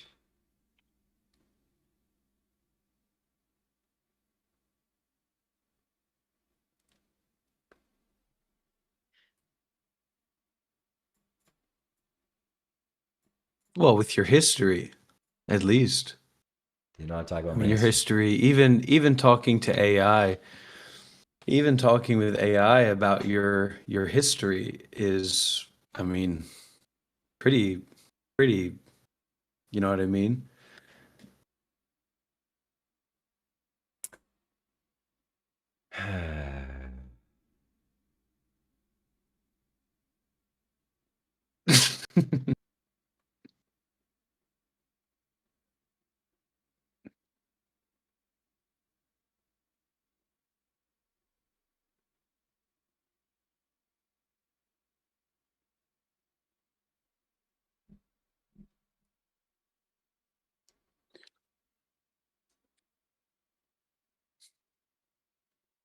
I don't have any plans.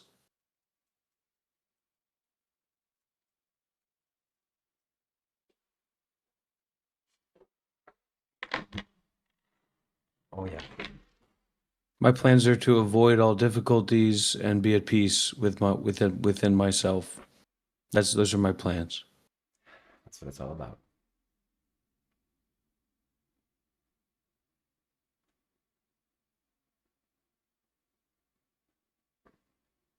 Thank you, everybody.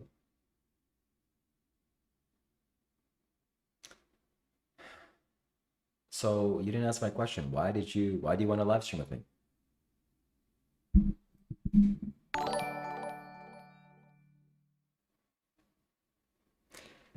Thank you very much, Mr. Monk.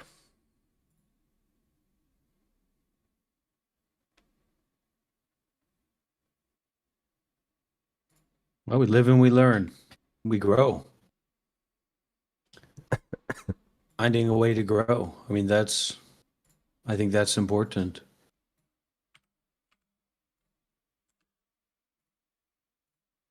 Yeah. Certainly.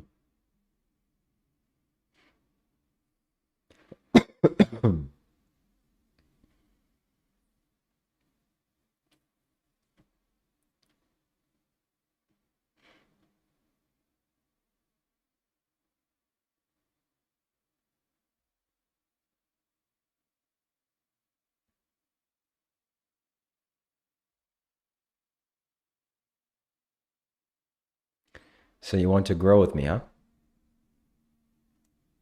You want to continue doing live streams with me, growing from me because Have you ever considered to get that cough checked out, Shiva? Maybe it's because of so much dick you've been sucking. You've gotten a lot of, kind of that juice in your lungs. Nope. I like it. Not the thing that you said, but I like the cough. It doesn't seem to bother me, and I know why I got it actually. In India, yeah. So that's just what it is. If it doesn't go away in a couple of days and a week or so, then I'll definitely go.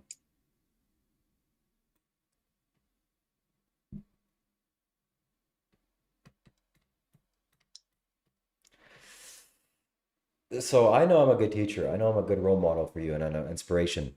And You've had that. What are you talking about? You've had that cough for forever.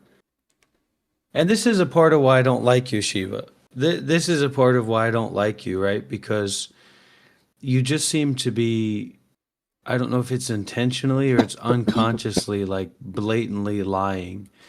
And there's no background of like absurdism to it. Right? It's just like blatant lying. And that's the part I don't like about you. Okay. You're right. Or that's true that I've had this for some time. But to go into it, when I was in Vietnam, the water was so bad that I developed a cough. The fumes and the hot steam, it was like ammonia or something or poison in the water. And I started coughing as a result of that. Then it subsided a little bit. I went to India and then I drank some tap water from India and it really set me off. I mean, I was just in flu-like symptoms, including cough. So I'm thinking that these two combined is what gave it a length span of why this is, not some, linear thing. So I'm back in Canada now. Things are going well. It's getting a little bit warmer. And if it goes away, then it goes away naturally. But if it doesn't, then I'll have to see a doctor. And also, unlike you, I have intuition and insight into my body and mind. So I can see and feel what's happening when something's wrong, when something's not wrong. And this is... Thank you. Thank you very much, Erica, for your generous gift. Mystery gift. Nice.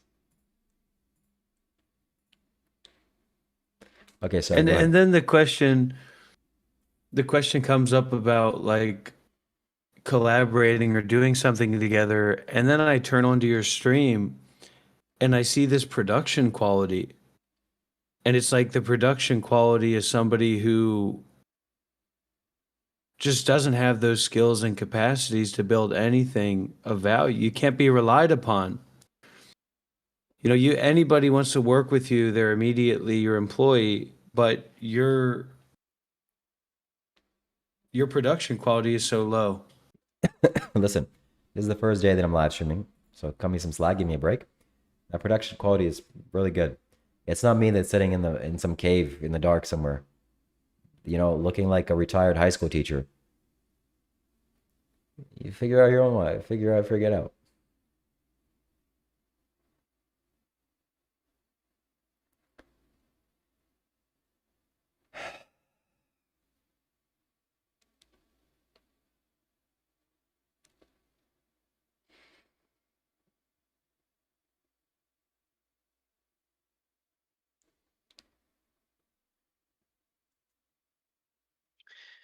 Well, look, man, what I'm trying to get across to you is that, at least I've got an interesting background. I've got an interesting content pool that I'm pulling from. You're like literally a boilerplate grifter trying to get away from your past, changing your name to a Hindu god. There's nothing, there's your coffee, your nervous coughing, your compulsive coughing. So what's there to work with? That's why I talk about the people that are following you. They're just like disassociated tag-alongs, because there's nothing. You're going live and you're watching Instagram videos and you're pretending like you're doing something. And now you've made this beekeeping idea up.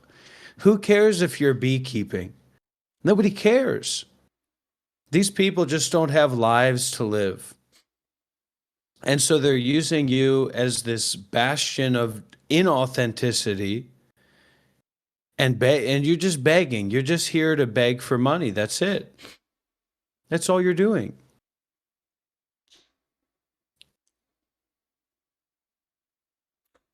Well, that could be argued with really anything people are doing. They're not doing anything.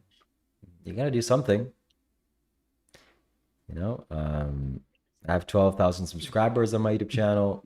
That's worth something. And yeah.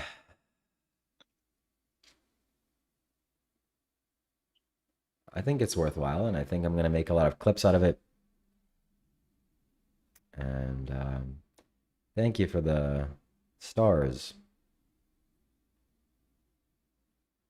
Think of it. We could be the next famous lolcows. We could be the next Keemstar people. We could be the next Boogie 2668 and Wings of Redemption. You know what I mean? We could really do something. Lolcow podcast, Lolcow spiritual podcast, a new dimension of lolcows, spiritual lolcows.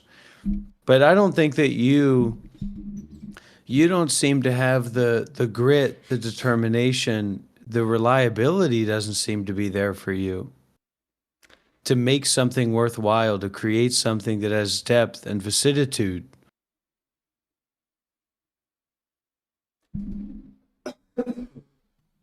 Look, this is not the hour for you to... Look at the production quality.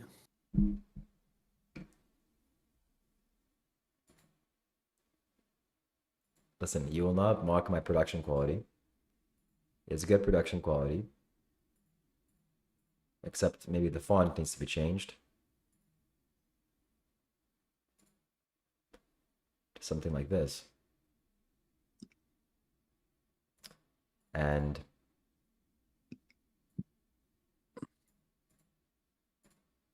you don't even know what to do. And that goes into the biggest issue, what we've talked so much about. You don't even know what production quality means. You just go live and start watching Instagram reels and you say, look, everybody, this is what we're doing. Well, yeah, that's good.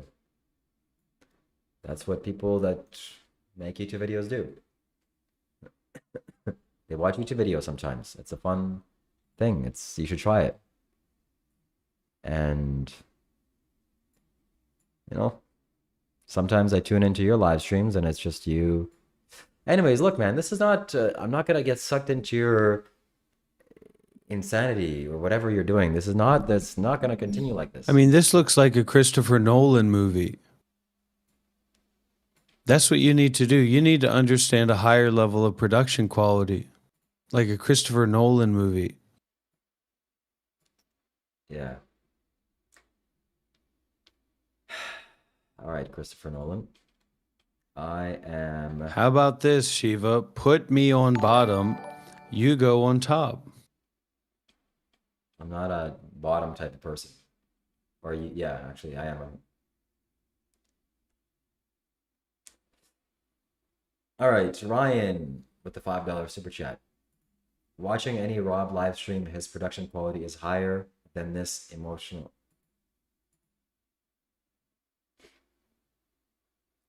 So everything comes at its own time. I'm going to improve my production quality. I'm going to improve my live streams. And I'm going to improve everything.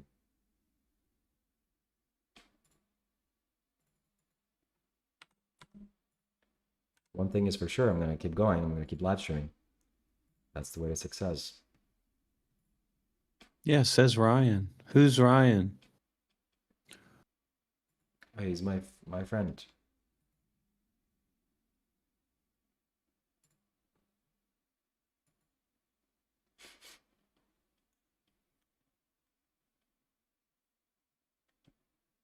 No, you're not. You're not going to keep going. Why?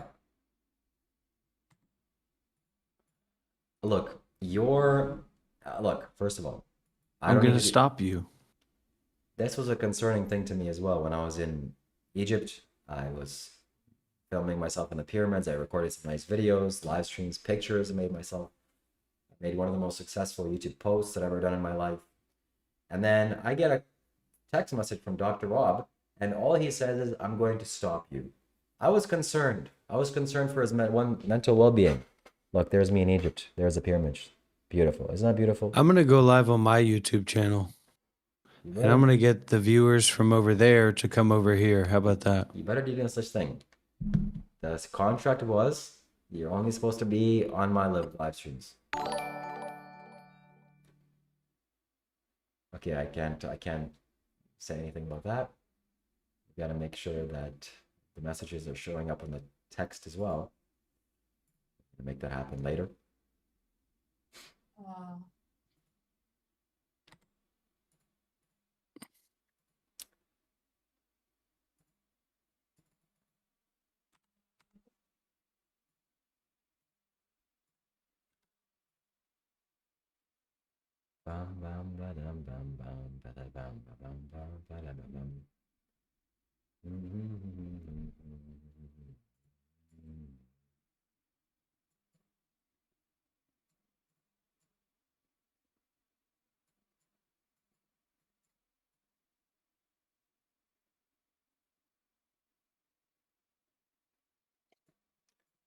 I've unbanned all the users from my channel. I just ask that anybody who's banned and is unbanned now and coming back, that they make a super chat, a generous super chat upon their arrival.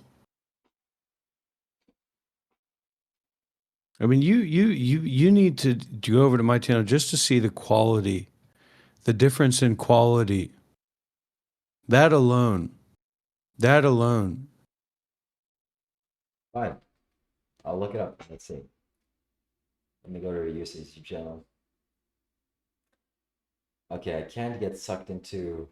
We need to beat Shiva's donation goal.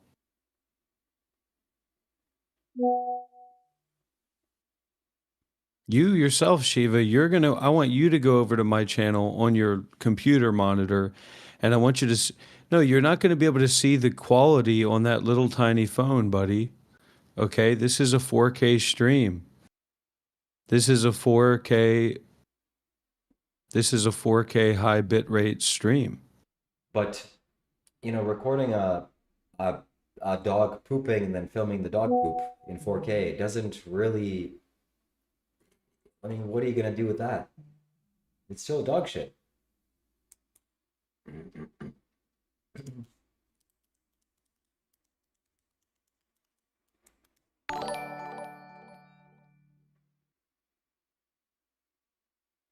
So Mark Wolf, I will have you know that we are now opening text-to-speech donations. And everybody here, Text-to-speech donations, that's something that Dr. Rob does not want to have happen. You know what I would Promise you ask that. for people? I would ask for people to stop trying to get me worked up. You know? I don't need to get worked up. I'm worked up enough as it is. Shiva, I can't hear you. Hello, hello. You can hear me well. I can't hear you. It's my end. It's my side for sure, but I can't. Cannot hear you. Okay, we'll figure it out. And my friends, the link to the... He'll be back. Just give him a moment. The link to the text-to-speech is open. And text-to-speech is when you make a donation, then the machine will read out the message. And that'll be impressive. So we got some super chats here. I need to update the goal. Mark Wolf says, these are Rob's hangups. He is desperate because he barely has subscribed. Okay. Donating at Shiva again to... Okay. Physician Robert is a very... Okay. Stop ignoring the Holy Spirit and deep... I sent you, you know. The Spirit and its deep sleep I want last week. You know that the divine I sent you, only you know. Okay, I can hear you now. Okay.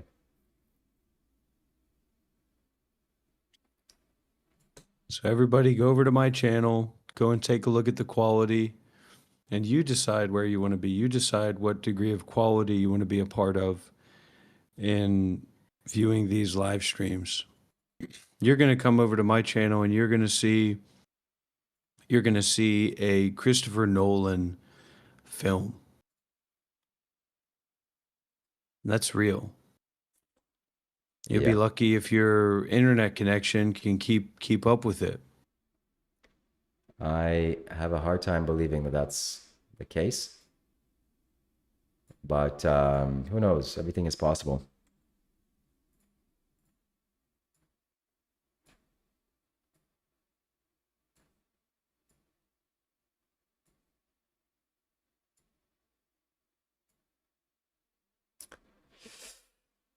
Yeah. So the text-to-speech is open. We're going to receive the first text-to-speech message in the entire world of our live streams. And once we do, well, Dr. Rob won't unfortunately be able to hear it, but everybody here will hear it. And I'll set it up so that Dr. Rob can hear these text-to-speech donations, because he needs to hear some actual words of wisdom by people, not just me. I'm doing my best to snap him out of his behavior pattern of being sarcastic and making jokes to spite people and angrily lashing out and causing, you know... I mean, look, we need to pick a side ultimately. Because of the differences between Shiva's nature and my nature, you need to pick a side. Do you want to pick the side of a literal, like... you can't even put it into words. We've done so much work talking about it, and yet somehow people just don't listen. You're talking about somebody who changed their name to Shiva Kailash Shambho. Why are you saying it like a matter of fact as it's some bad thing? It's not inherently good or bad. It's just the way that it is. Yes, it's just the way it is, and it's good. But I'm not going to keep going round and round in this circus wheel of nonsense. Well, you shouldn't. That's yeah,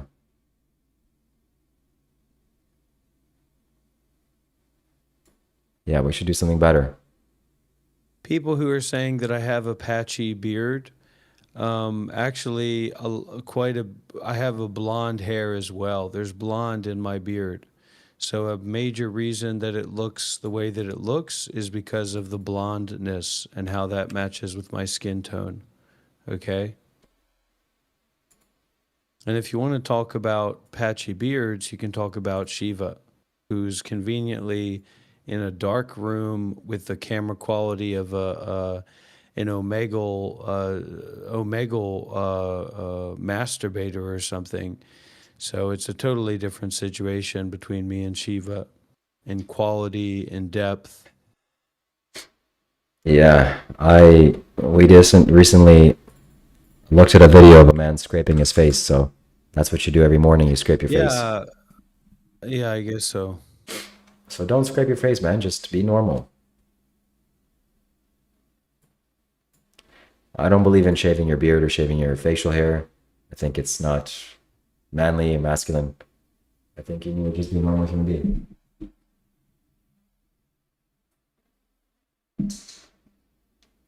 Look, I got a wonderful light. It's not that wonderful. Why don't any lolcows have high quality cameras? That's a question I would ask.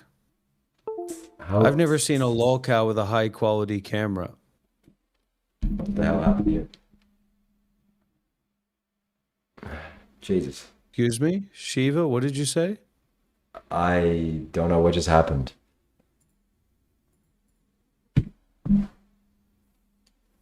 That's strange.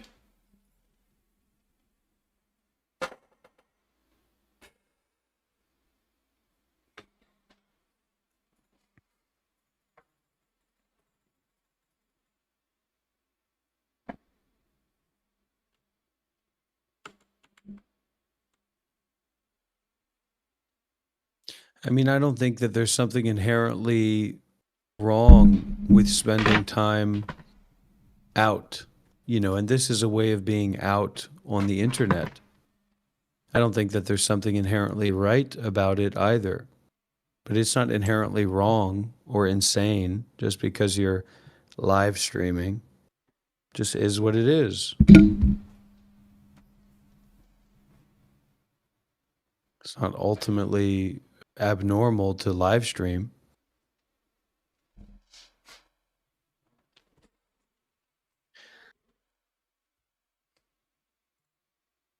Yeah. Zoom a little bit closer. You can see the 4K. You can see the 4K if you go to my channel. All right, need to fix this. Yeah, you've broken your whole thing. No.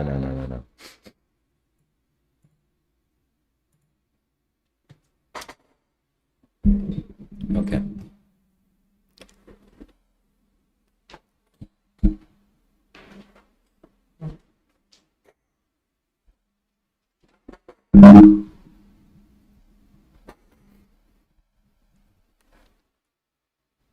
Whoa, look at this. Okay, wonderful. Oh, there we go. The production quality on my end is What is much that? better. Okay, there we go. I do that. No, your camera's very low quality. I love that I asked him, you going to get a camera? And he said, oh, I've already got one of the best cameras that you can have for, this kind of thing. So he was incorrect. Yeah, it's a good camera. It doesn't compare to me. We've already talked about that you can't really improve upon garbage. So. Yeah, your camera is garbage. You can't improve upon it. Doesn't matter what light settings you do with it. It's garbage. It's trash. Get a DSLR if you're serious about streaming. Yeah. Maybe I will.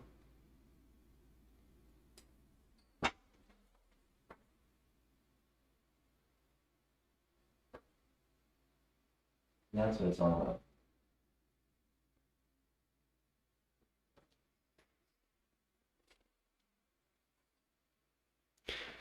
So any second now, the first person to ever send a text-to-speech donation is going to do that.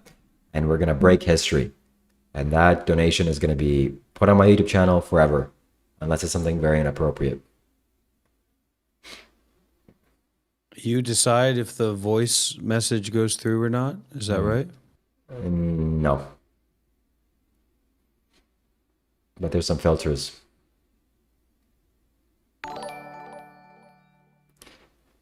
Me and my team may be able to penetrate those filters.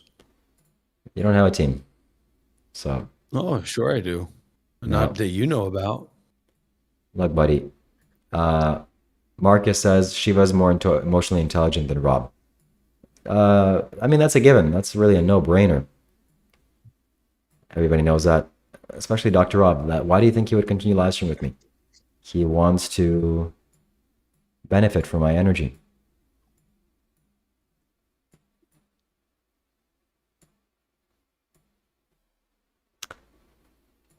So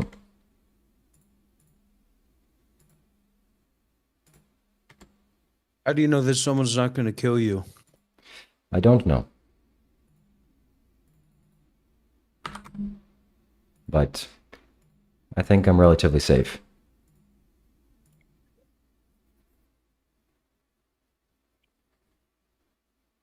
I'm going to also live stream with my mom at some point. I need to ask her about that if she wants to do that and what it would take.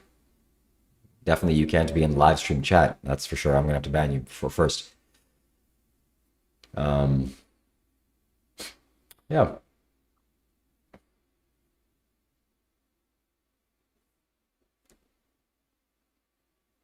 I swear I just want to delete my channel. There's something so just absolutely uninteresting and unnutritious about this whole situation that I just can't. Even if I have to go through a depression or feel like I've lost something, and just to stop eating this garbage. There's no offense to anybody in particular. I just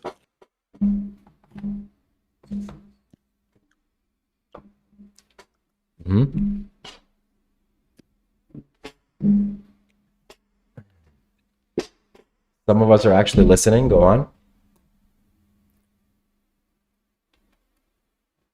Look, I'm gonna help you to save your YouTube channel. You don't have to delete YouTube. You don't have to delete your YouTube channel because the problem is not outside; it's inside of you. The issue isn't about your YouTube channel; it's about your own interpretation of what's happening here. So be less of a noob. Take responsibility for yourself, and just yeah.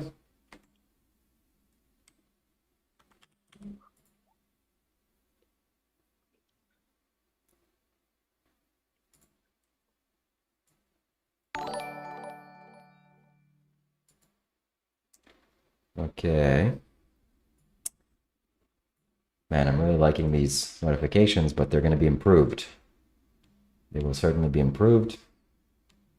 deleting my channel wouldn't be rock bottom. I just live my life without the YouTube channel, without live stream. What do you mean rock bottom? I'd probably be healthier if I deleted my YouTube channel. But will that be any good for others? Will that be a good decision for other people that you're benefiting and that you've benefited and so on and so forth? Could be, sure. Could be helpful. Could be. No. Irresponsible behavior. Cut it out. You have a moral obligation to continue doing good work. If you don't, then shame on you. Like, what's wrong with you? And who says I do good work? Most of the people we hear from is just nonsense. I mean, and do I really want to bring these kinds of people into my life? Into your life? How are you bringing them into your life? Are you inviting them to your house to have dinner? Well, they're here. They're here with me. I can see what they say.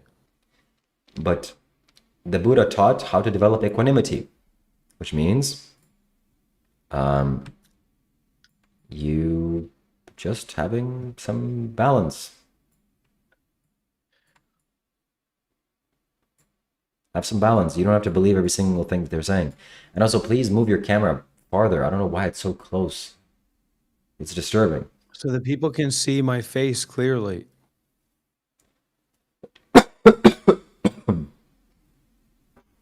As if anybody wants to do that. What is that supposed to mean, Shiva?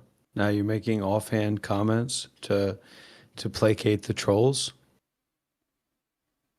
Set up a podcast, set up something cool, set up something real, and pay me to be a guest. Pay me to be the co-host. Pay me for my time and my effort and my attention. I'm just giving you my attention for free. That's not fair. That's not right. Zoom in more. Somebody said zoom in more. This is the Christopher Nolan. This is when it gets to Christopher Nolan. Yeah, yeah. Rob has grandeurs of delusion and other delusions, but we're here for him. He thinks he's Christopher Nolan quality. And that's your problem. That's also your like total retard problem is that Whoa. you aren't able to R word problem. You aren't able to be like objective in any sense with your troll viewers and your sycophants. You're not able to have that third position that you think that you do. And you need to change that, man. You always need to be are we co-op? Are we on a team? Or are you fucking jerking off your trolls and your little sycophantic followers into your mouth and swallowing their sweet opinions? Because that's not what you do on a podcast.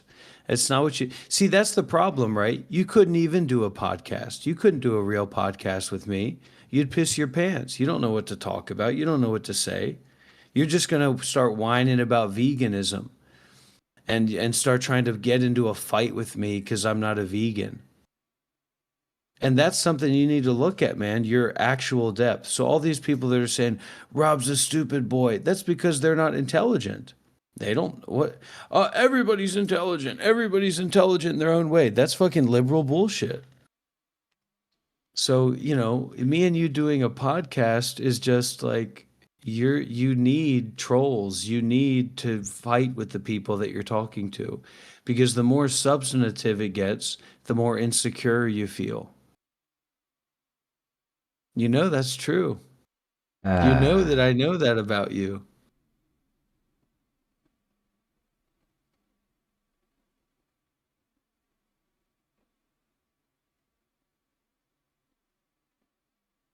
The trolls. I will stop the trolls. I will fight against the trolls with all my might. The trolls will never win. I will fight the troll army. And he can't do a podcast with me. He has no idea how to have a real conversation with someone that actually is intelligent and isn't just fucking bullshitting. He wouldn't even know what to talk about. He's just going to start talking about Jews and the Iran war as if me and Shiva are supposed to talk about the Iran war. What are you talking about? Like when you call up your little podcaster guy and you guys are talking about the origin of Bitcoin. And that's why I'm saying you just attract the lowest hanging fruit, absolute losers, absolute disassociated people that just tag along to something that seems to be going on, that seems to be having energy behind it. You know what I mean? And it's like, come on, man. Come on. Dr. Rob, what do you think about the Iran war? I've been on podcasts that have millions, hundreds of millions of views. Billions of views, probably. I'll have to go check. Okay. I'm a troll myself. We need to take a step back. We need to take a few steps back. This has all been a social experiment. This has all been scripted, buddy. From the very beginning. From the very beginning. And you're a part of it now, man. You are. You're a part of the script now. I've been playing you like a fiddle. And just wait till you see what's coming next. Your little brain's gonna fall out your asshole. You think Dr. Rob's been unhinged so far? Wait till you meet Boar, the arbiter of Waba.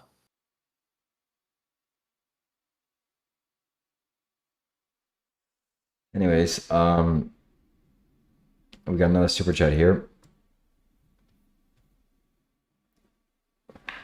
Shiva has extreme inner peace. Rob is tormented. I mean, I didn't say it. And I'm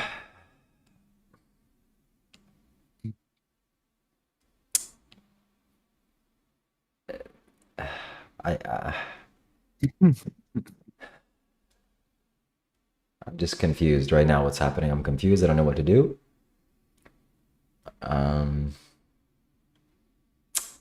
How we continue this forward and so on.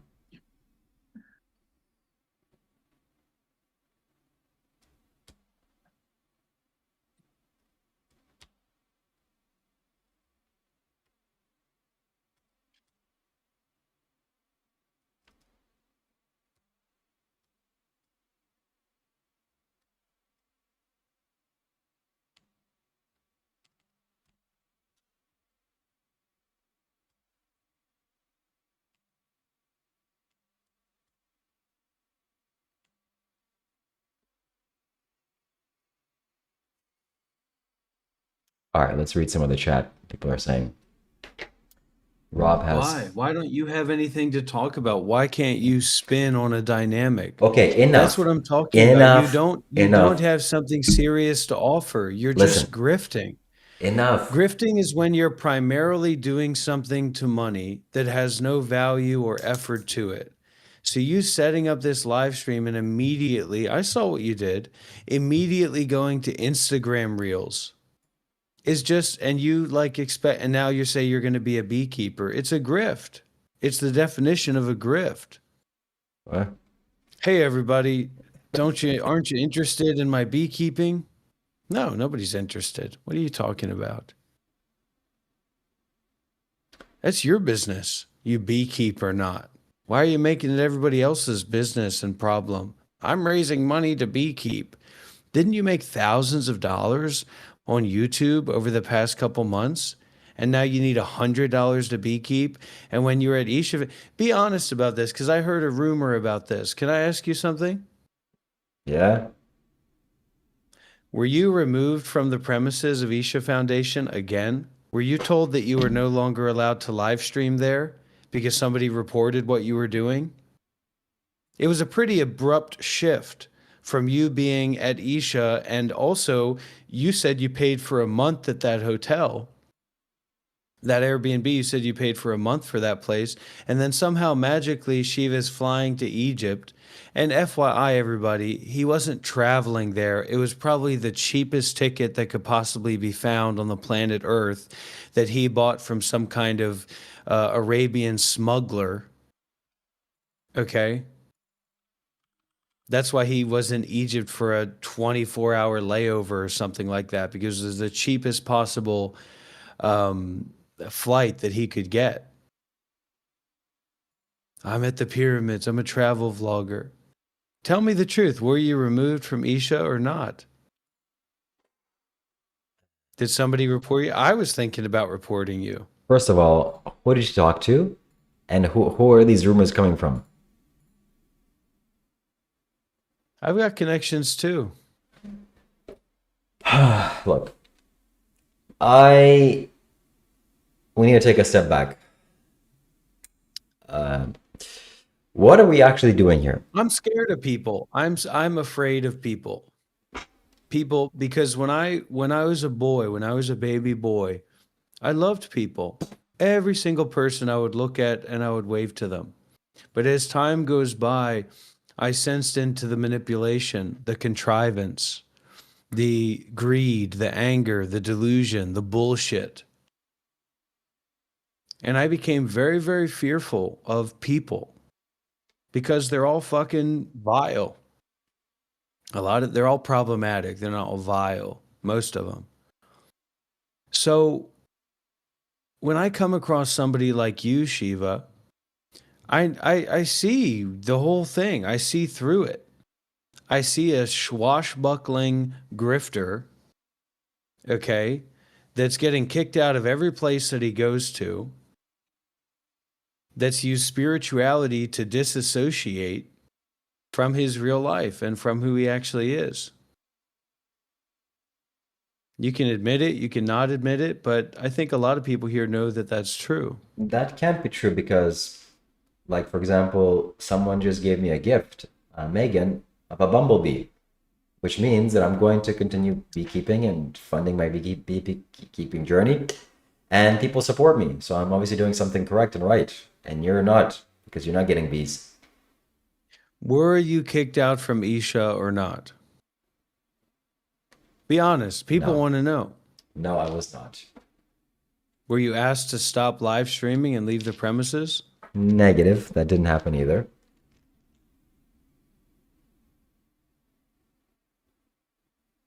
So what happened? What happened? You were supposed to be there for a month. What happened was that I used my intuition and my superior intelligence to perceive when the situation would be safe for me to travel out of India and to Canada. Energetically, I perceived sensitively, and then I knew what the answer was. Okay, April 15th is when I have to leave. I didn't know anything other than that. April 15th came around, and Donald Trump announced a 2-week ceasefire with Iran and Israel and America. So that 2-week window is the perfect time to leave, when rocket ships are being sent into space and shooting down commercial buildings, explosions all over my face, and disaster happening all over the place. So that made me feel very confident and very good and wise that I have intuitive abilities that allowed me to travel in a safe time. So that's about it. We're still waiting for our very first text-to-speech. Someone has to gain the courage and confidence to send a text-to-speech donation, and we're all going to get the benefit of seeing that.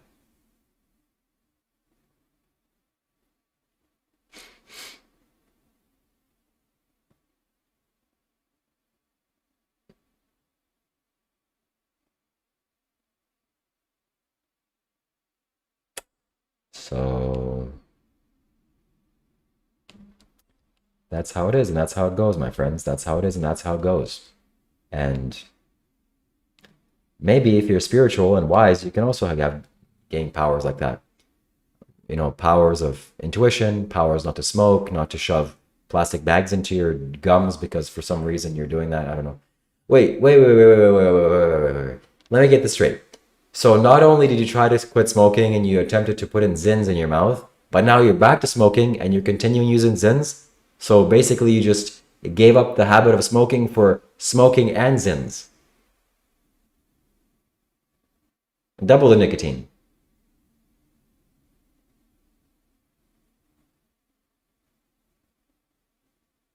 I must be missing something.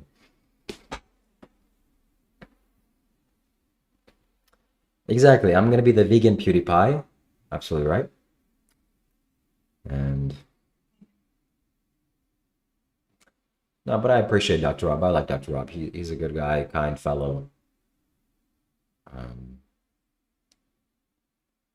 He's a good guy. He's a good guy. And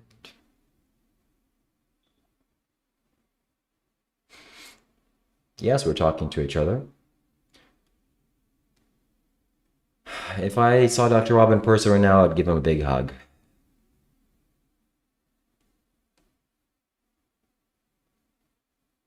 Oh, Dr. Rob, we have big news. We have big news. Very spiritual and secret news. Secret news that relates to something that's relating to something else. And if you could pick up on the subtle psychic vibes, then you'll know what I'm talking about. If you can't, then that's too bad. So the secret news will be revealed. Give me the subtlest hint that you can. Okay, I'll do a gesture. That's as much as I can go. The gesture is this.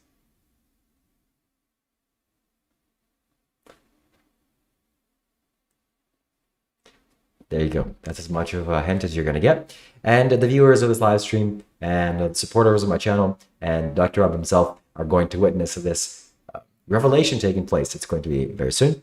And stay tuned. It's going to be beautiful. It's going to be wonderful. You're all going to enjoy it. It's going to be great. It's going to be great.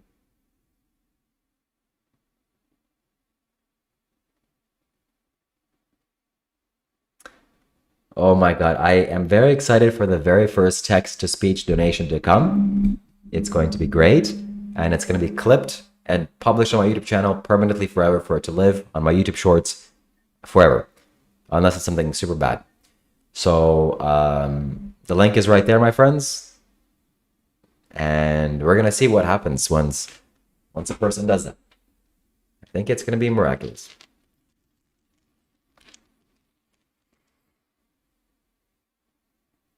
That is the hint.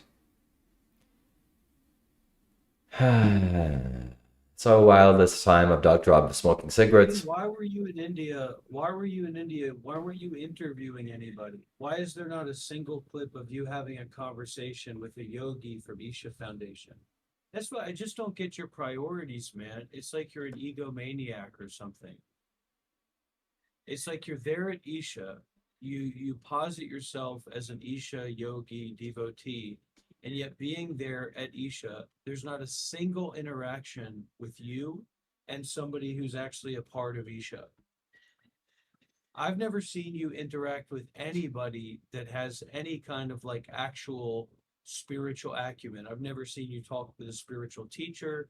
I've never seen you talk with a spiritual friend besides me, of course. I've never seen you connect with anybody who has any kind of spiritual capacities or abilities or involvement at all. Talk to me about that. I mean, it's a real concern that you have, some people have. And to my answer is that that's not my priorities. I didn't really want to do that. I don't enjoy doing that. It's supposed to be your priorities, right? That's why you've been saying you're trying to create content. So is your only content pretending to be a celebrity and talking with me, or talking with, pseudo spiritual crazy people? No.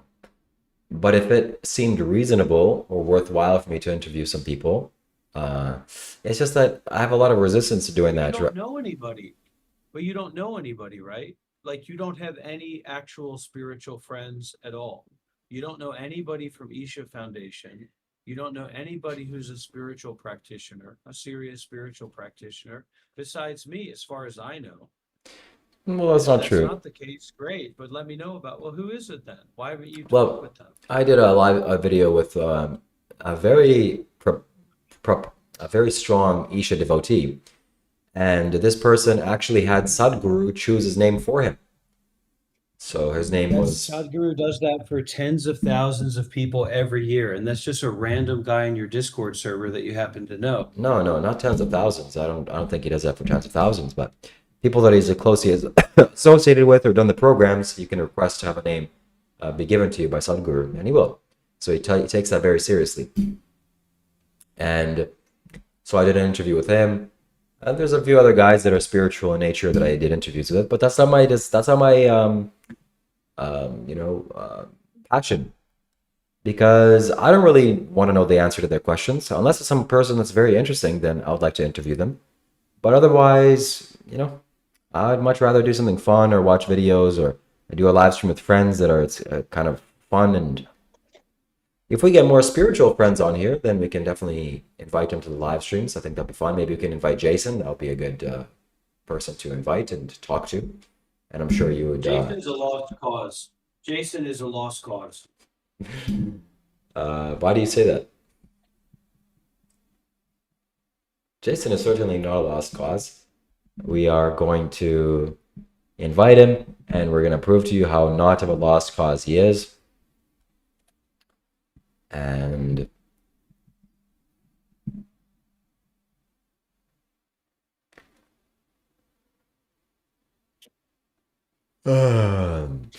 so it's about me living my life genuinely, naturally, and making videos out of it. I think that would help people the most. So that's what my intention is. just daily lifestyle kind of videos like right now, and other things on beekeeping, etc. that I will do. It's all about saving the bees. And I love how on your live stream, you're the 95% focus and I'm only 5% focus. I think that's a little bit unjust. Look.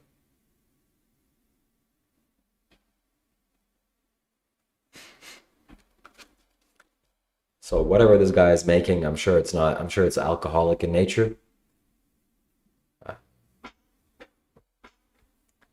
Let's take some steps back. Let's take some steps back.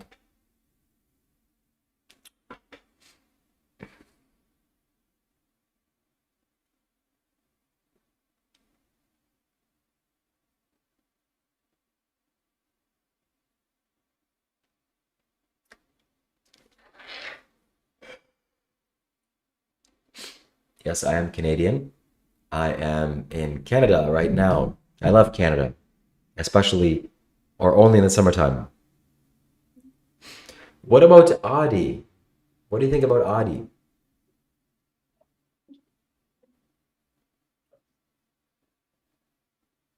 That made him nervous.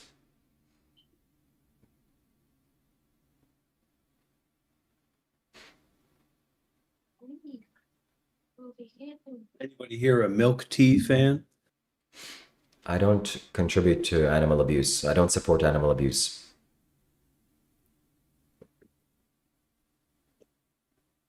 Milk is animal abuse.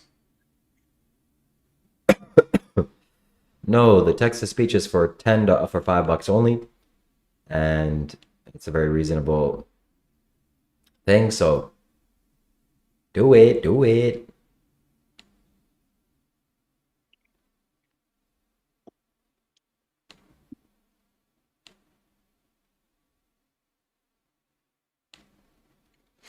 The first person to ever send a text-to-speech message is coming up, and it's going to be revolutionary. It's going to be a game changer. Text-to-speech is how I'm going to become a famous live streamer, and the first one is coming up very, very soon.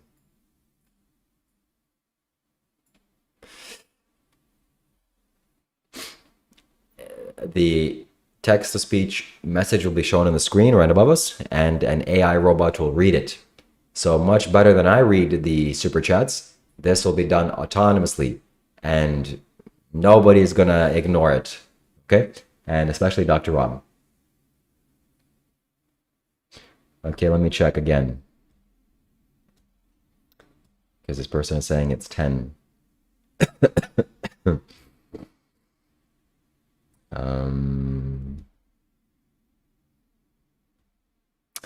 Pum pum pum pum pum pum pum pum pum pum.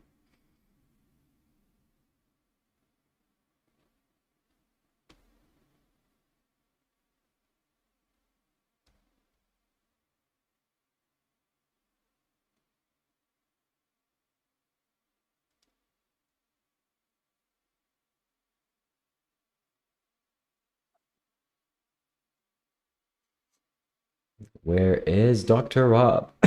I don't know. I am coughing very badly, and that I know. Oh, Jesus. Jesus. It is $5. Text-to-speech. So, wow, we're looking a little bit similar now. That's good. The first ever text-to-speech. That is historic. So what do you think of Adi, by the way? Adi. He's a spiritual seeker. He's now interviewing some monk on his YouTube channel. Om Mani Padme Hum. Om Mani Padme Hum. Om Mani Padme Hum. Om Mani Padme Hum. Om Mani Padme Hum. Om Mani Padme Hum. Om Mani Padme Hum. Om Mani Padme Hum. Om Mani Padme Hum. Mani Padme Hum.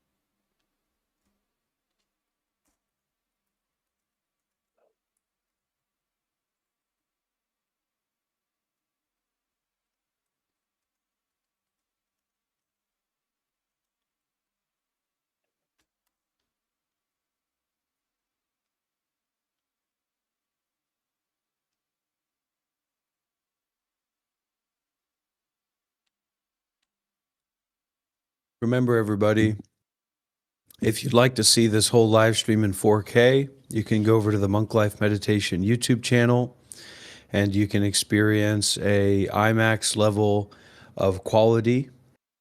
Just hope your internet speed is up to snuff.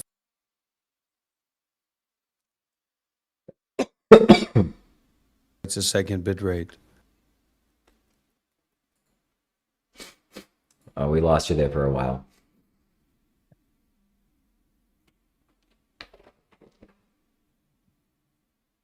Not all those who wander are lost.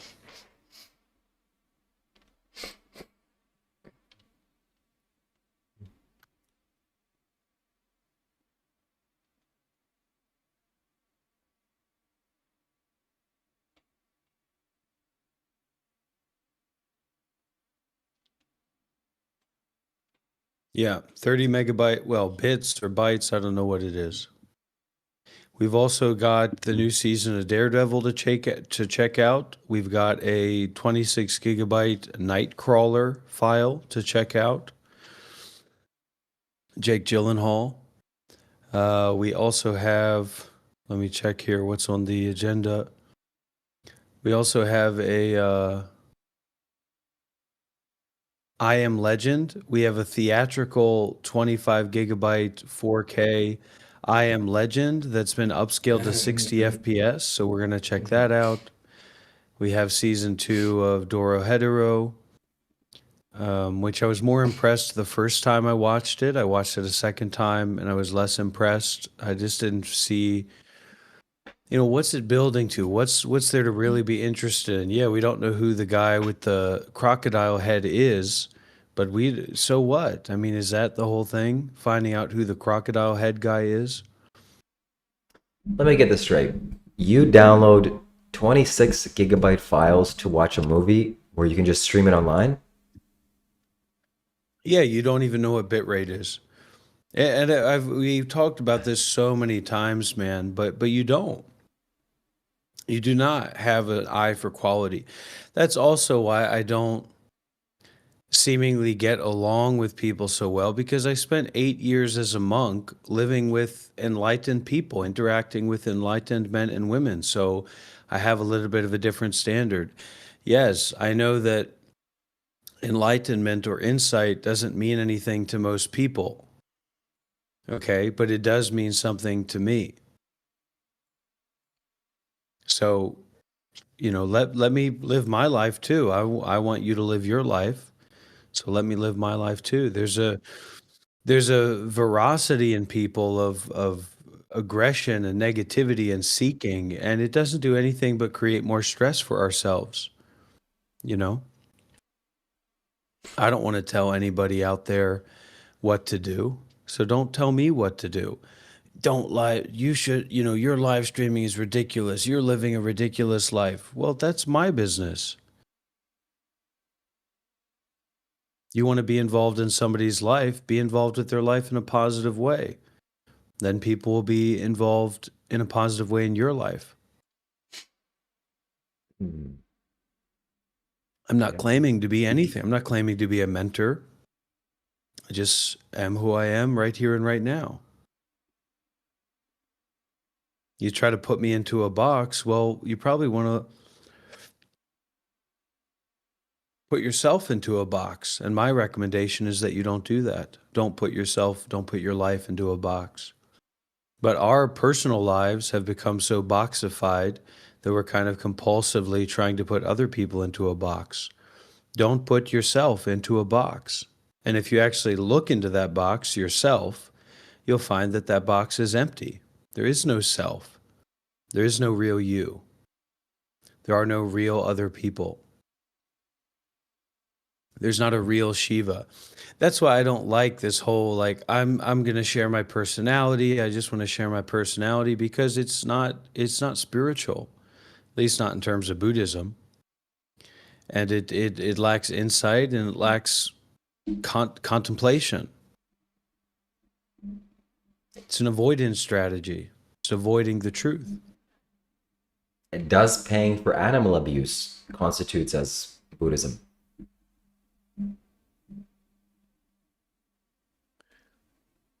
Does getting spanked by a black man in Egypt constitute a Shiva abuse, or is that something you like? If it's something you like, it's not abuse. Okay, so does Shiva like getting spanked by black men in Egypt? No, he does not. You sure about that? I'm positive. Might have to rewatch that live stream you did. Wow, that was a nice little tailspin you did to avoid the question. Totally off the rails. What question? Is paying for animal abuse? Is abusing animals, is paying for animal abuse good? No, it's not, of course. Is buying dead meat bad? I don't know. But I'm not here for you to tell me how to live my life. I'm not going to tell you how to live your life. You need to know how to mind your own business, man. When people You're wearing a HyperX headset. I mean, what are you, 16 years old? You getting on Xbox soon? Listen, buddy. Is that what Amazon, is that the Amazon recommended headset if you're a gamer? Where's your little microphone that attaches to it? I cross the line when you talk about my headset. That's enough. That's your first warning. Secondly. And look at your angling. Look at you've got a half of the screen just random nonsense. You got Sadhguru's head cut off. There's no presentation. There's no depth in your camera. You can't see depth, so it doesn't look real. It looks commercial. It looks fake. Your whole personality looks fake because you don't have the quality to back up what you're trying to present. I wanna get back to this topic here, because you say buying dead meat is wrong. I don't know. Well, look, if you want to spend all your time on your YouTube channel talking about veganism, that's great. I'm not here to talk about your veganism, and you're not a real vegan because of all your internalized sexism, racism. I'm not here to talk about your problems, man. Just like you're not here to talk about my problems. You're not my therapist. You're not here to psychoanalyze me. That's what you don't get, is that a collaborative effort is going to be much more fruitful than a combative effort. But when you don't know what to do, you just try to bring up some nonsense red herring and just go along with that, because you can't be with the space. Well, I'm just saying that you're avoiding your own vulnerability. When people say, oh, you should just leave me alone and mind your own business, don't tell people what to do. Well, you should tell people what to do when it's hurting others. We have laws for that, like people abuse or murder and crime. Or a woman having sex before she's married. That's abuse, right? No, that's not abuse. Was that? But it's inappropriate. Well, it's abusing you. It's you abusing you as a prospective mate, right? Look, I'm not sure. I mean, maybe. It depends on whose eyes you're looking at. But I wouldn't say it's immoral and unethical. It's just something that's a little bit, whatever. It's just something. But killing animals is not something. It's something much worse. I've never killed an animal. Well, one time I killed a chicken. Okay, well. Killing animals, paying for them. I'm not here, and nobody's here for a fucking vegan lecture. You're not a vegan YouTuber. It's just a grift that you do. Most of the people here aren't vegan. They would never want you to tell them to be vegan. They're not listening to you. Who here is a vegan? Let's do a poll. Who here is a vegan? Who's here? Who here is a bona fide, honest to God vegan? Let's make a poll here. Are you a vegan? So, I think you're assuming too much by thinking that, oh, nobody's here for vegan. Well, I'm here for the animals. Well, a lot of people are saying no. Why, instead of homing in on me, where'd that poll go? Where's that poll? It's literally 90%, 95% no. Where did that poll go? Where's that poll? It's on my YouTube account, YouTube channel. I don't see it. Well, you're gonna have to restart the something.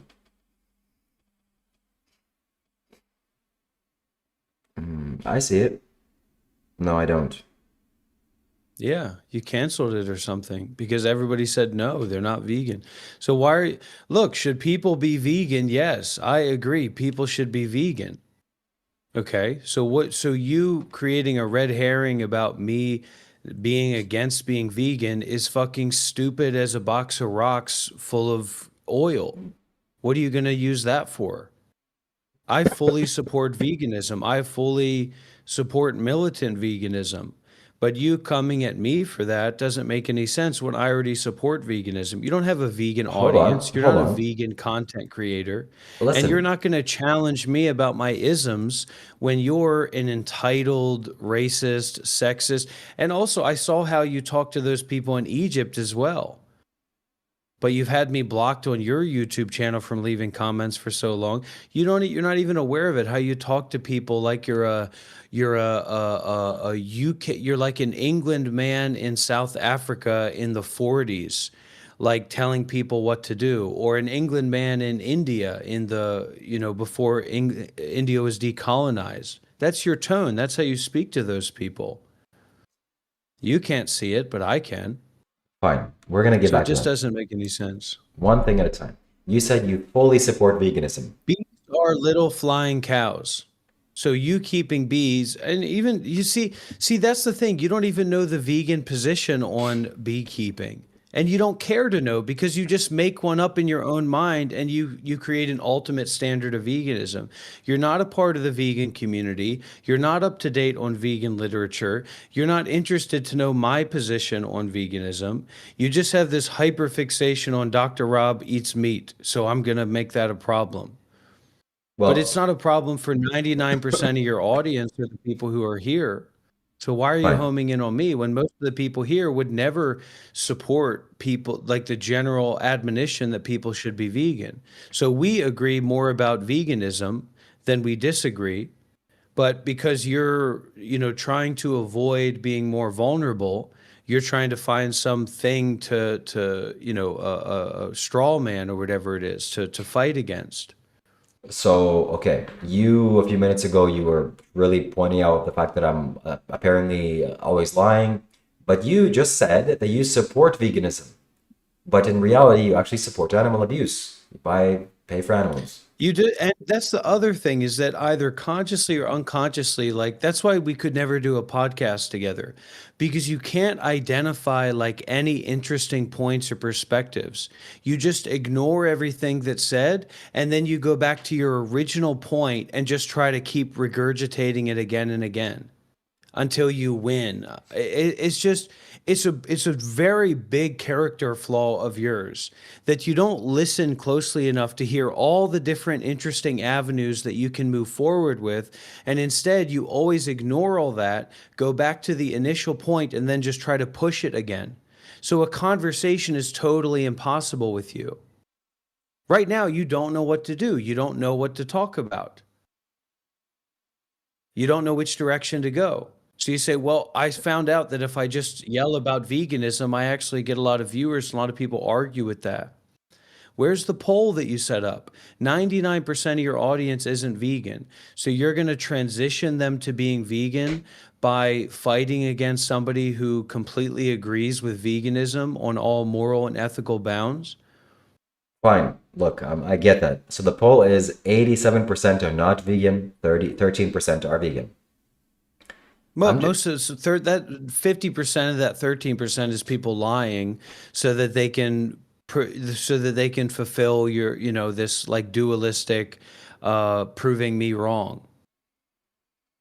You're not a vegan content creator, Shiva, and most people are not vegan. You don't have like a large group of vegan followers or anything like that. That's true, but this is something that I believe in, passionate about, and I follow along with it. Good for you. Good for you, man. But the world isn't all about what you are passionate about.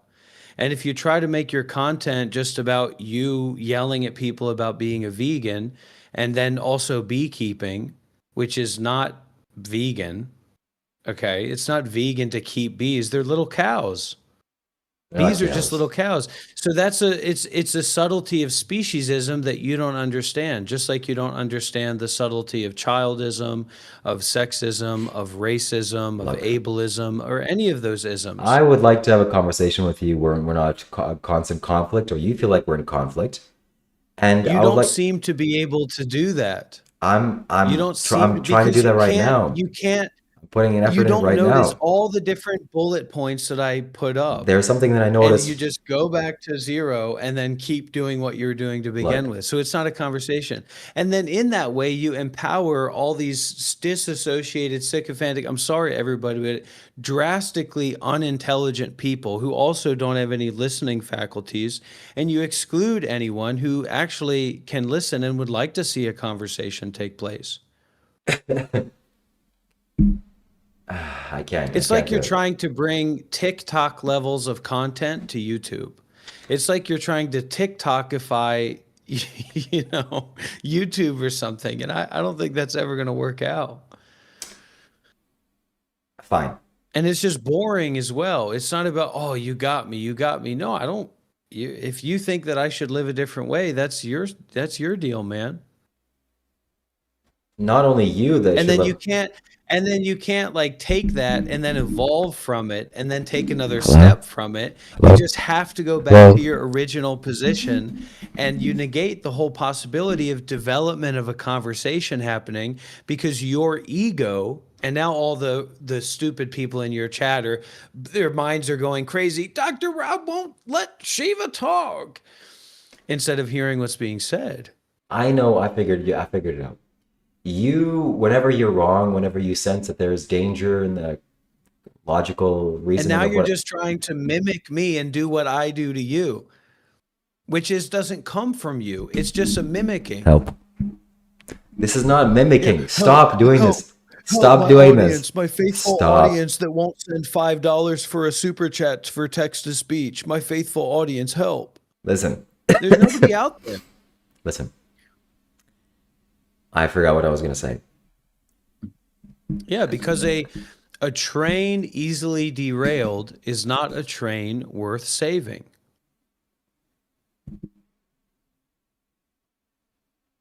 What? Of course it's worth saving. If it has valuable cargo and it derails, it derailed, so it must be bad. You see the logical impurities in your mind?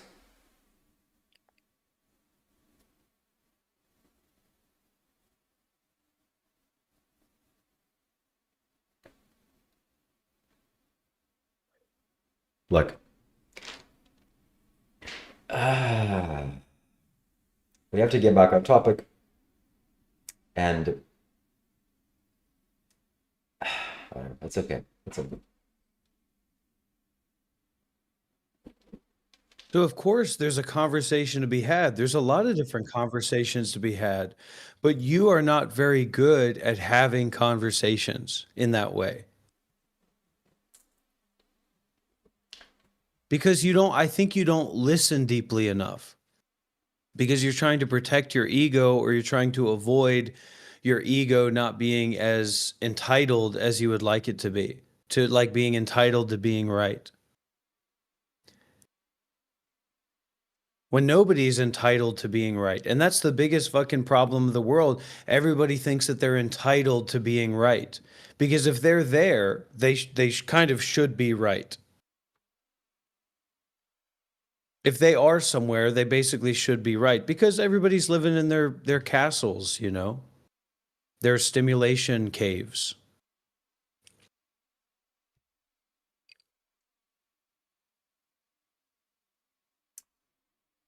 Wow.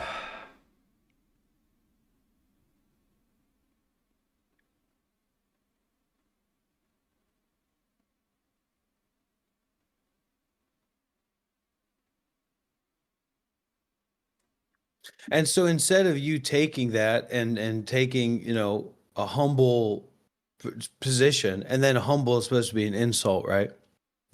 You'll just forget all this happened, right? And you'll go back to, just like making up some straw man or making up some bullshit position about everybody, just like you were doing when I was going to call in. You said, oh, Dr. Rob really wants to call in, appealing to this kind of sycophantic group of people that don't really have your back. You said you took all this time to set up the text to speech. You thought it would be your boom. And you should have seen this guy's face earlier on in the live stream when he was watching his numbers and he had the text to speech set up. He thought this was going to be a whole thing. And now he's been live streaming for 2 hours, 3 hours. He's made $50 or so, and nobody is sending a text to speech.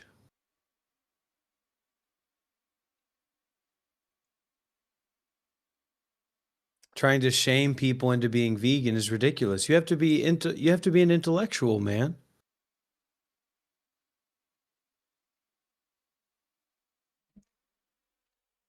I'm an intellectual. I support veganism. Can I please get that burger? Instead of using those people to lower your ego, you should use the pressure of those people watching to raise your ego above yourself that you've become accustomed to be more vulnerable, more generous, more willing to be wrong. Otherwise, the audience is always just going to be this gathering of sycophantic ignoramuses that just like you. So if that's your goal, then, maybe don't change the direction of what you're doing. Maybe you're going in that way. Okay? So 90% of your audience is not vegan, at least 90% of your audience.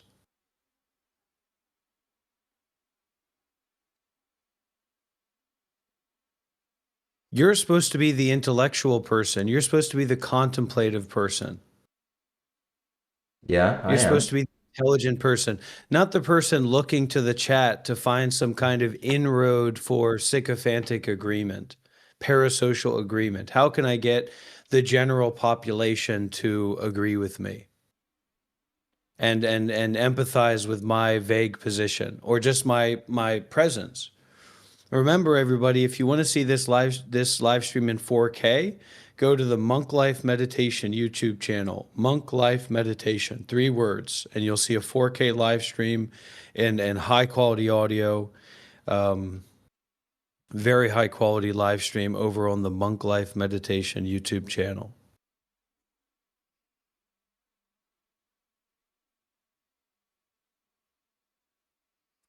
Six, 7.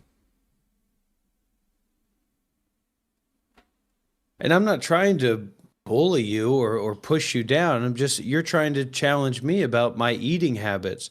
And I'm saying, look, my eating habits are my business and I fully support veganism, but you're not in a position to berate me. In what way does it make sense?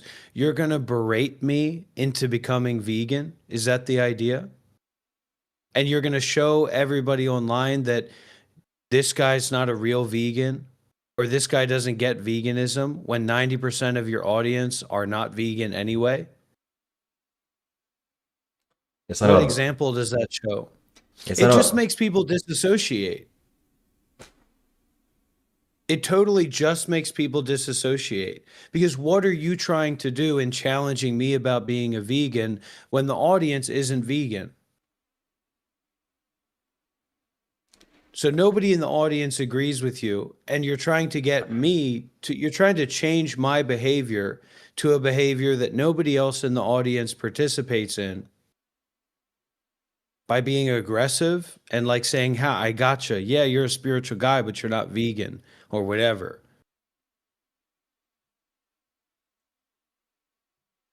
I mean, you've got no content to talk about. You've got no subjects to talk about. You have no dynamics to talk about. You have no modalities to talk about. You did your first ever Canada live stream. Okay.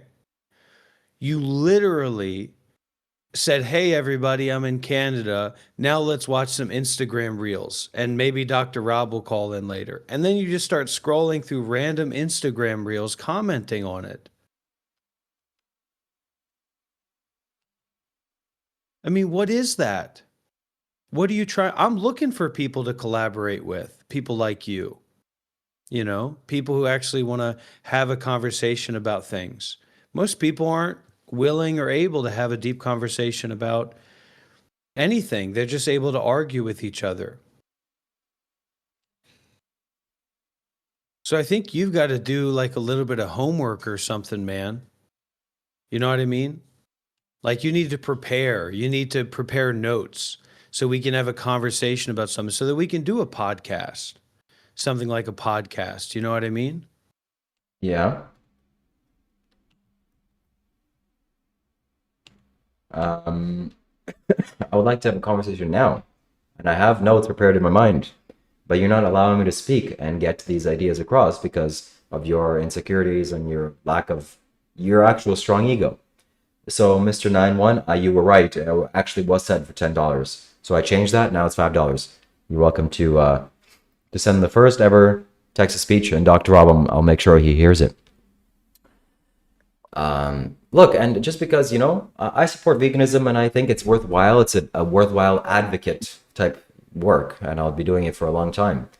And just because nobody is doing it right now doesn't mean that I should stop. I'm not like following the herd. Just because something's popular, I'm going to do it, or it's not popular, I'm not going to do it.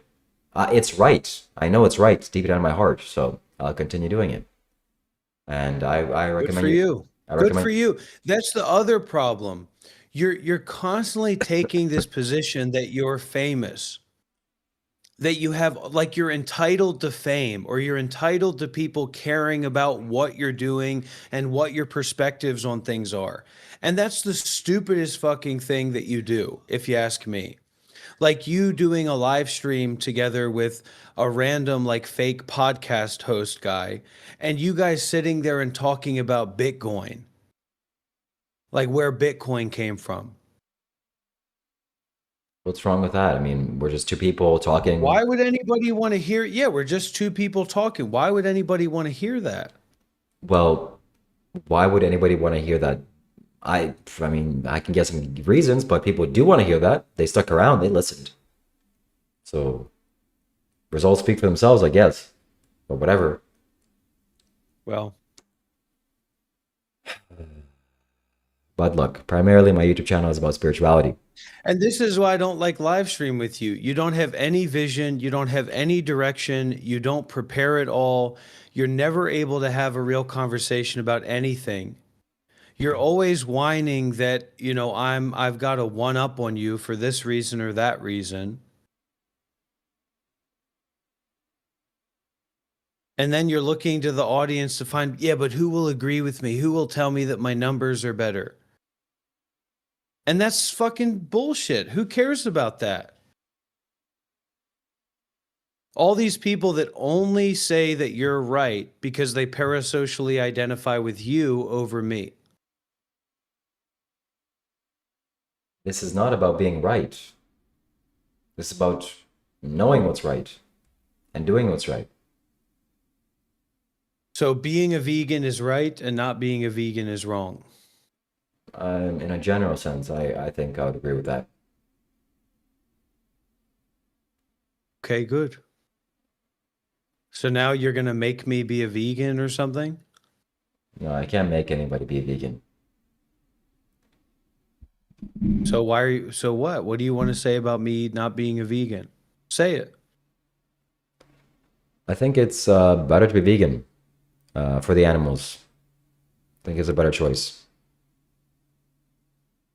That's all.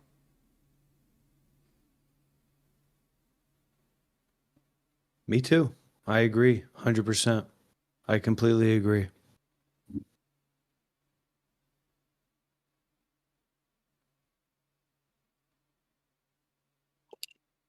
You want to debate? We can debate. You want to have a discussion? We'll have a discussion.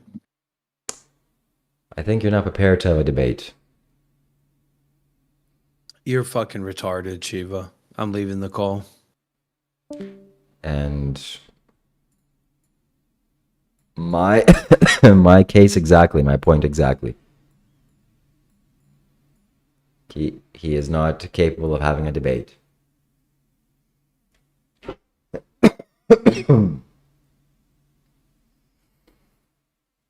He was drinking milk tea.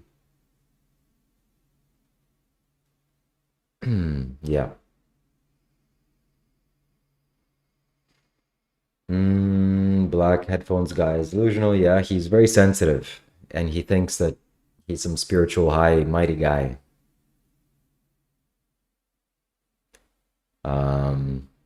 Let's see.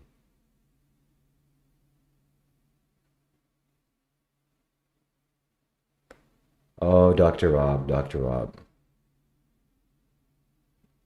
Why does it do that? Man, it's so sad. And it hasn't changed. He hasn't changed. He hasn't gotten a little bit more reasonable or sensible. He's still still a crazy guy. Let's see what he's saying on his live stream. Oh, wow, he has 20,000 subscribers now. That's impressive. Whatever he did to deserve to get there, that's pretty cool. And wait, why am I even doing it here? I could just do it on my computer. Let's see, we can do a window capture. We're gonna do this, and we're gonna go to his YouTube channel. YouTube, Monk Life. Let's see what this guy is saying. Oh my god. He is playing some sort of bad music. That's what he's resorted to. That's a shame. That's a shame.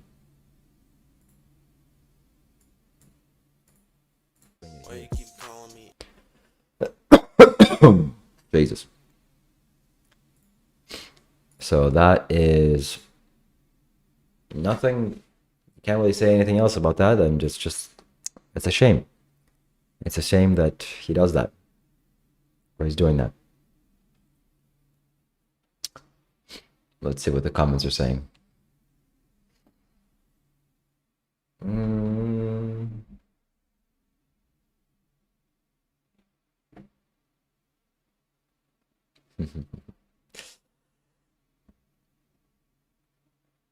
Yeah, definitely. I won't try to be like him. Call him back. All right, I'll try to call him back. Let's see.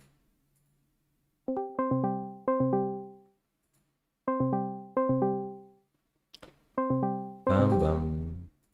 Bum bum bum bum. Bum bum. Well, look at my background.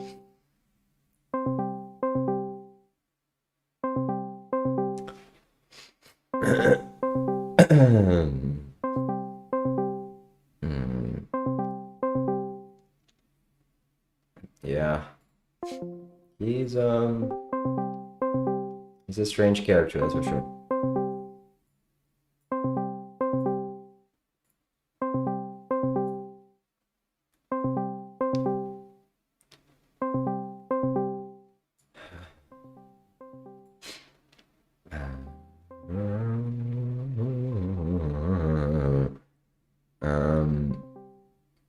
No one paid for my Egypt trip. I had a layover.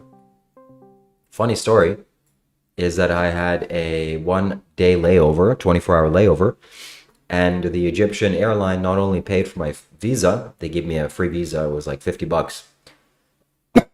They gave me a free visa. They gave me a hotel to stay in for free.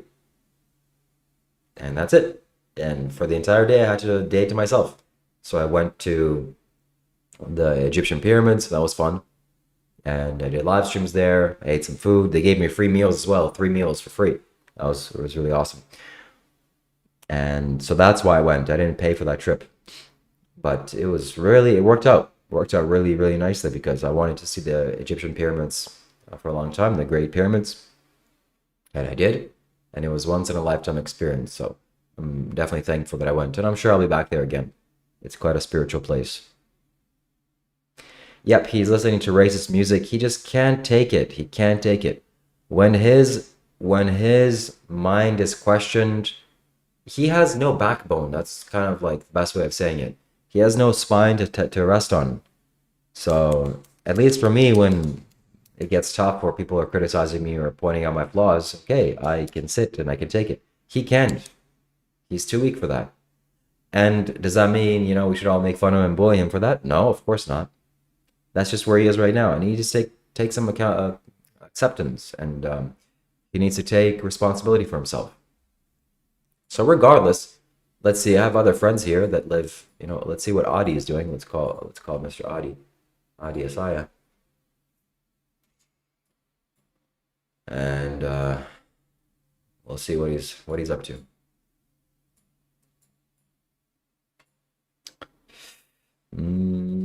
Yeah. Shiva, you have blessings.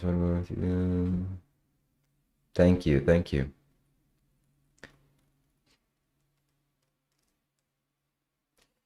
Yeah. Thank you very much, Crispy. All right, Mr. Adi Asaya is not picking up. I don't know where he is. Jesus. I'm going to Cologne for 3 months. Cologne? What is that? Cathedral. Nice.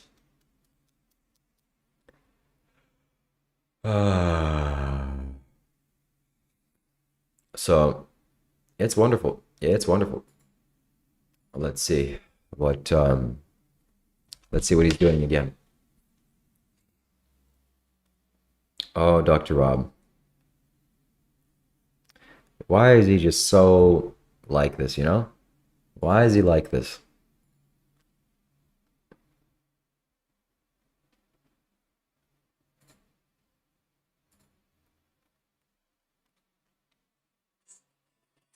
Chose to come at this time.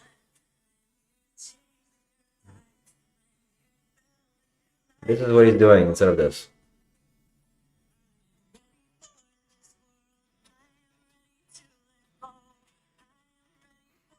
Okay, well, I'm not going to call him anymore.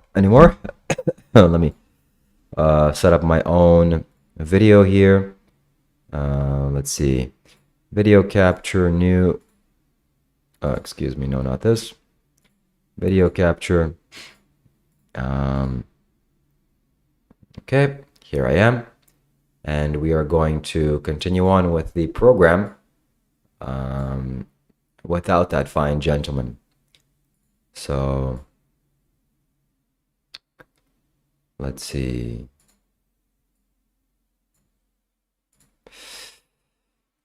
Window capture, new. We're going to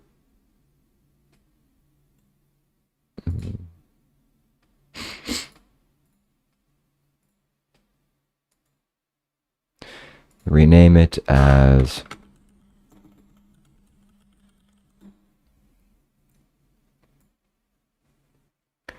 all right.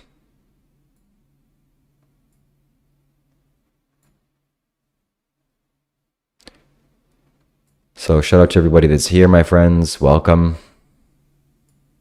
Good to see you. Good to see you. Here we are. Okay, and we're doing it. We're live. So let's go to Instagram, and we will see what's happening in the land of Instagram. So we're going to continue on. And what are we doing here, my friends? We are watching and reacting to the internet based on how I perceive the world and some simple things, simple spiritual things that I can share with you that hopefully will change your life and improve your life. That's my aim, at least.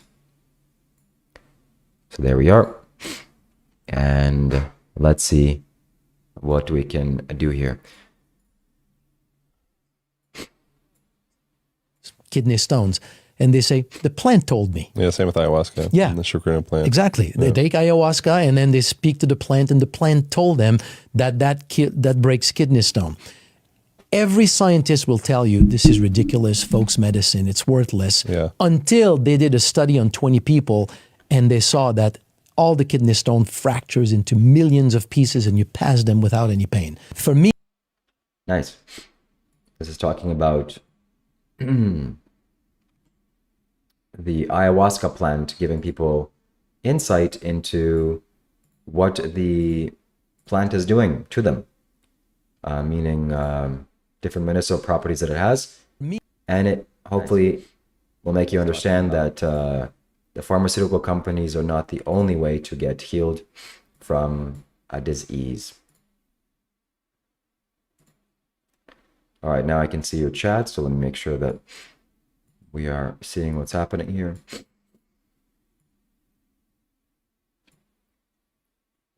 I've seen streamers go to pyramids. There's a lot of scammers. Yeah, people were quite aggressive there, but you know, God bless them. What do you want me to do? What can I say? God bless him. In the end, Rob knows that he's in the wrong. Yes, that's how life works. He's there sitting in the dark, listening to music, thinking about his life choices. That's a shame. That's a shame. All right, let's see what's next. Mothers और छोटे-छोटे उसके बच्चे. Okay, preface, this is animal abuse. This is not what you want to continue doing. This is a little quick video of some cows. जब ये छोटे होते हैं, अगर ये मेल होते हैं तो उनके testicles without any species. Oh, Jesus. I cannot. All of this plastic. So sometimes when I watch this, I want to show the people that pay for this to happen. But even now, I'm seeing how people are going to respond to that, so I can't do that. Hopefully you just hear the screams, and the screams should be enough to start to slowly desensitize you to your own ignorance and illusion. All right, whatever. Let's keep going. This is bioplastic. This is what we need desperately. We need plastic that is biodegradable. Every single piece of plastic that has ever been made is still here. It's not going to biodegrade. Plastic is actually made from avocado waste, and it's absolutely incredible. Yeah, we get through about 7 billion avocados every single year, but sadly most of it gets wasted until now. This is a Mexican startup called Biofase, who turned the pit of the avocado into something we can use. This is pretty clever. The avocado pit has similar qualities to plastic polymers, so you can turn the pit into a Cool. So I can't wait for that to happen. Ayahuasca respect, but I don't adore it. I would definitely want to try. Yeah, ayahuasca is quite serious and dangerous even. People have done some really bad things on ayahuasca. But for the right people, the people that want to heal, it could be very good. Maybe Dr. Robin needs it. He's going through some hard times. And God bless him. He can't handle it. Welcome to this live stream. Glad to be coming to you in 4K. Recommend you turn your... God bless him, whatever he's doing. Okay, good. Don't do ayahuasca. Yeah, I mean, ayahuasca could be dangerous. And you don't need it. Most likely you don't need it. So let's keep going. I haven't eaten meat, dairy or eggs for nearly 20 years. As a 45-year-old vegan, I don't eat protein powders or protein bars. Oh my God, vegan pizza. I'm going to definitely do some live streams on vegan pizza. Have you ever spent time in Bangkok? You were there. How were the ladies there?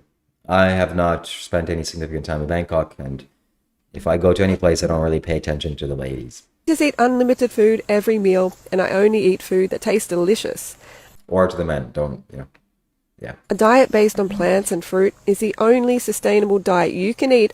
Actually, I pay more attention to the men than the women. But that's because my friends are men. Anyways. Unlimited food long term and not get sick and obese. How come I'm not deficient? I haven't eaten meat, dairy or eggs for... Shout out to her for being a vegan for 20 years. That's awesome. That's the kind of numbers that I want to see. Empathy for animals is the highest form of intelligence because it goes beyond its own circle. It is natural to empathize with someone who is like you. However, understanding the suffering of a creature that speaks a different language and has a different biology is a level that most people cannot achieve.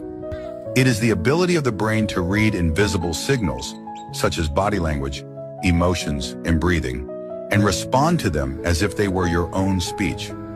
Scientists have linked empathy for animals to the development of the prefrontal cortex, the part of the brain responsible for moral decision-making and strategic thinking. Such people are capable of making more complex, far-sighted, and humane decisions. Empathy for animals. There you go. And I agree with this. The more empathy you have, the more intelligence you have. People that are not very empathetic or can't perceive other people's experiences are kind of stupid.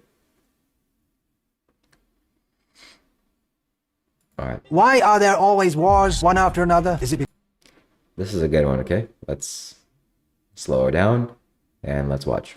because of politicians, oil, religion, or is there another underlying reason? Every politician, every news channel has an explanation for the latest war, but they leave out the most important explanation. Pythagoras said it 2,500 years ago. As long as men massacre animals, they will kill each other. We didn't listen. Today, our civilization kills more than 80 billion land animals every year. That's 10 times the entire human population. Well, what does animal killing have to do with wars and violence against humans? Because human life is what we value most, isn't it? Here's what history shows us. Heinrich Himmler, architect of the Holocaust, was so disturbed the first time he saw a mass execution, he nearly fainted. His solution? He industrialized it, put it behind walls, made it routine. The Holocaust didn't begin in the gas chamber. Historians trace it to the slaughterhouse model, the assembly line of death, perfected first on animals, then applied to humans. This isn't an analogy. It is literally the same infrastructure, the same logic, the same psychology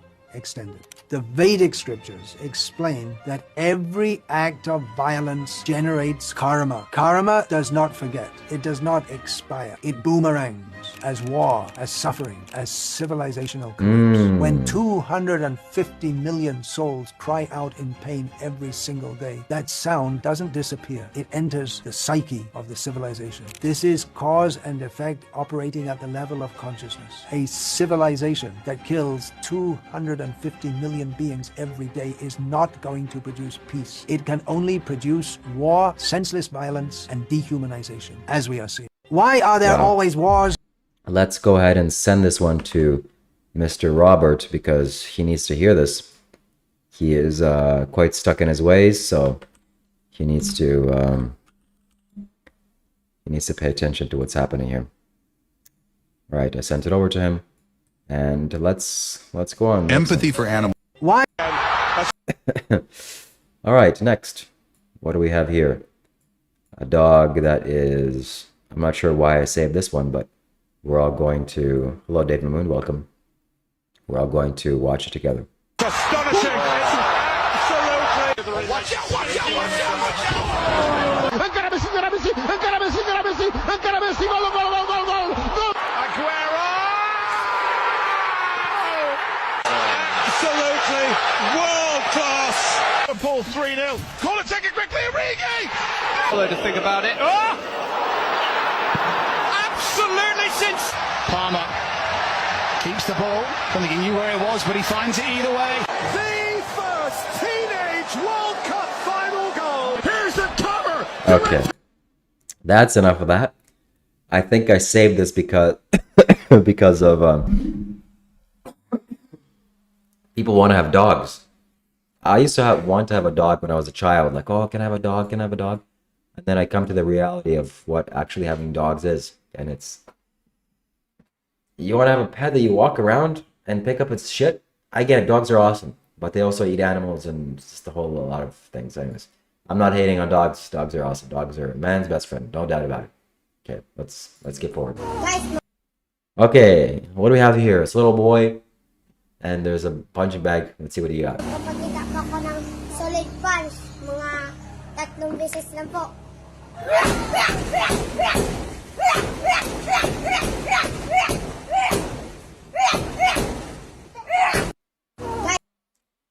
Wow, I want to learn how to punch like that. That he's throwing all of his weight into the bag. That is impressive. And he's just a little kid. That is awesome. Impressive. So...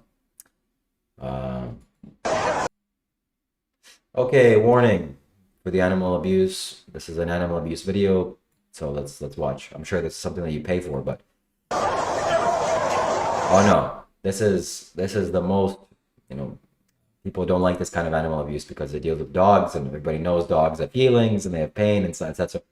But cows, pigs, and chickens, they don't have pain; they're objects. So this kind of animal abuse, we really need to stop. what a cruel world you're living in. How can anybody facility do this, this and that? These people that are in the comments, you can't see the comments right here, will go in a few minutes and just go downstairs or into their whatever grocery store, or like Dr. Rob will go into his fridge and eat animals. He says that he supports veganism, but he pays for animal abuse. That is the level of insanity that he is going through. That's a shame. That's a shame. It's quite stupid. That's what I'm going to say to him next time. That's very, very shameful. I've never seen. Okay, let's continue on. Next. Yep. Oh, there we go. There we go. There's this for sure you pay for. This is the animal abuse that you pay for, because if you are buying milk or cheese or anything that relates to milk products, this is where it comes from. These are all female baby cow slave farmers.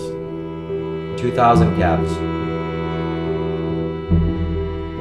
Hey, it's ice cream, guys. How else are we gonna get ice cream? It's not like there's vegan ice cream. That's impossible. This is how we're supposed to do it, right?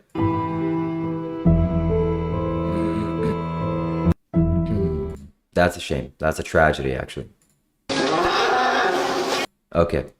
So again, I'm sorry about all these animal abuse videos, but people have to see it.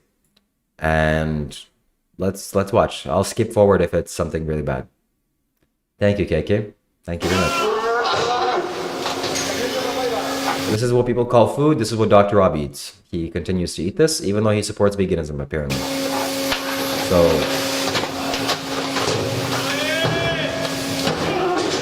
that's strange. I don't know how an object can do that. There we go. There we go. This is what I like to see.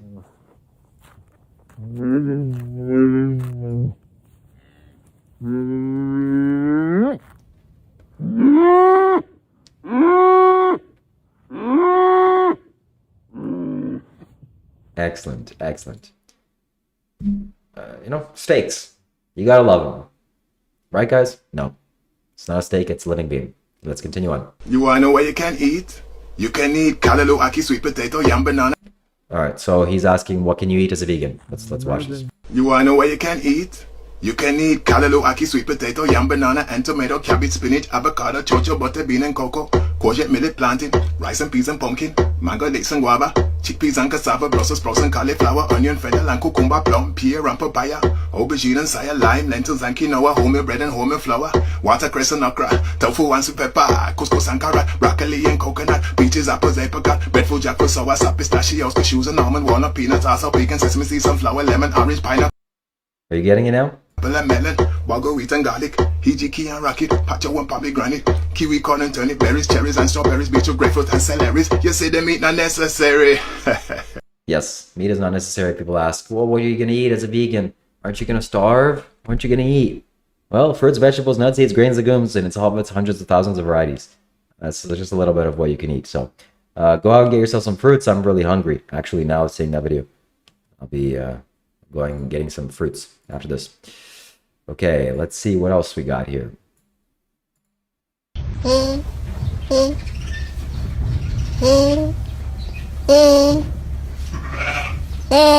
What's going on here?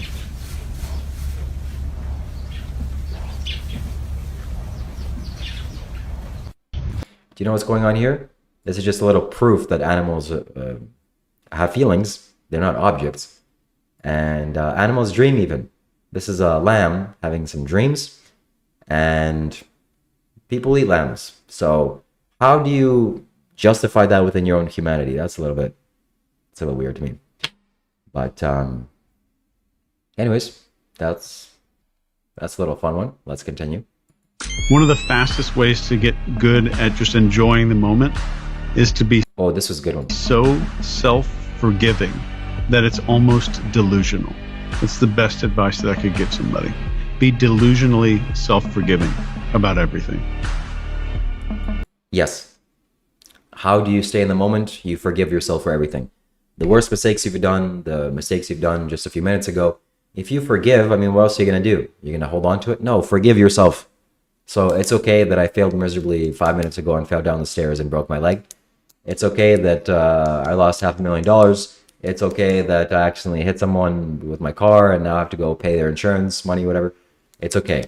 I forgive myself. So forgive yourself. It instantly kind of takes you into the moment. And this guy is very intelligent. I don't know.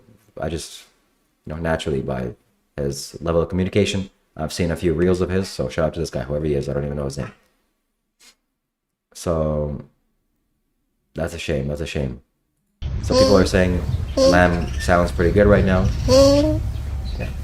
One of the Anyways. The gap between where you are and where you want to be is not an action gap. Okay, it's a nervous system gap. Your body needs to feel safe in the version of reality. Okay, that's true, but she walked straight into first class. Sat.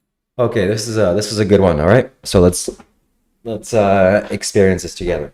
Down, buckled in, confident, but her ticket said economy. The flight attendant walked over kindly. "Excuse me, ma'am, this seat's not yours. You're in economy." The woman didn't even flinch. "I'm beautiful. I'm comfortable. I'm going to Paris to visit my rich boyfriend, and I'm staying right here." So the flight attendant walked to the cockpit. "Captain, we've got a situation." The co-pilot comes out, explains the rules, the policies, even the price for an upgrade. But the woman just smiles and repeats, "I'm beautiful. I'm comfortable. I'm going to Paris, and I'm staying right here." They were about to call security until an old man who had been listening quietly stood up. He asked, "Did she say she's going to Paris?" They nodded, "Yes." He calmly walked over to the woman, leaned in, and whispered one sentence. She paused, blinking, then stood up quietly and walked straight back to her economy seat. Everyone was stunned. The co-pilot asked, "What did you say to her?"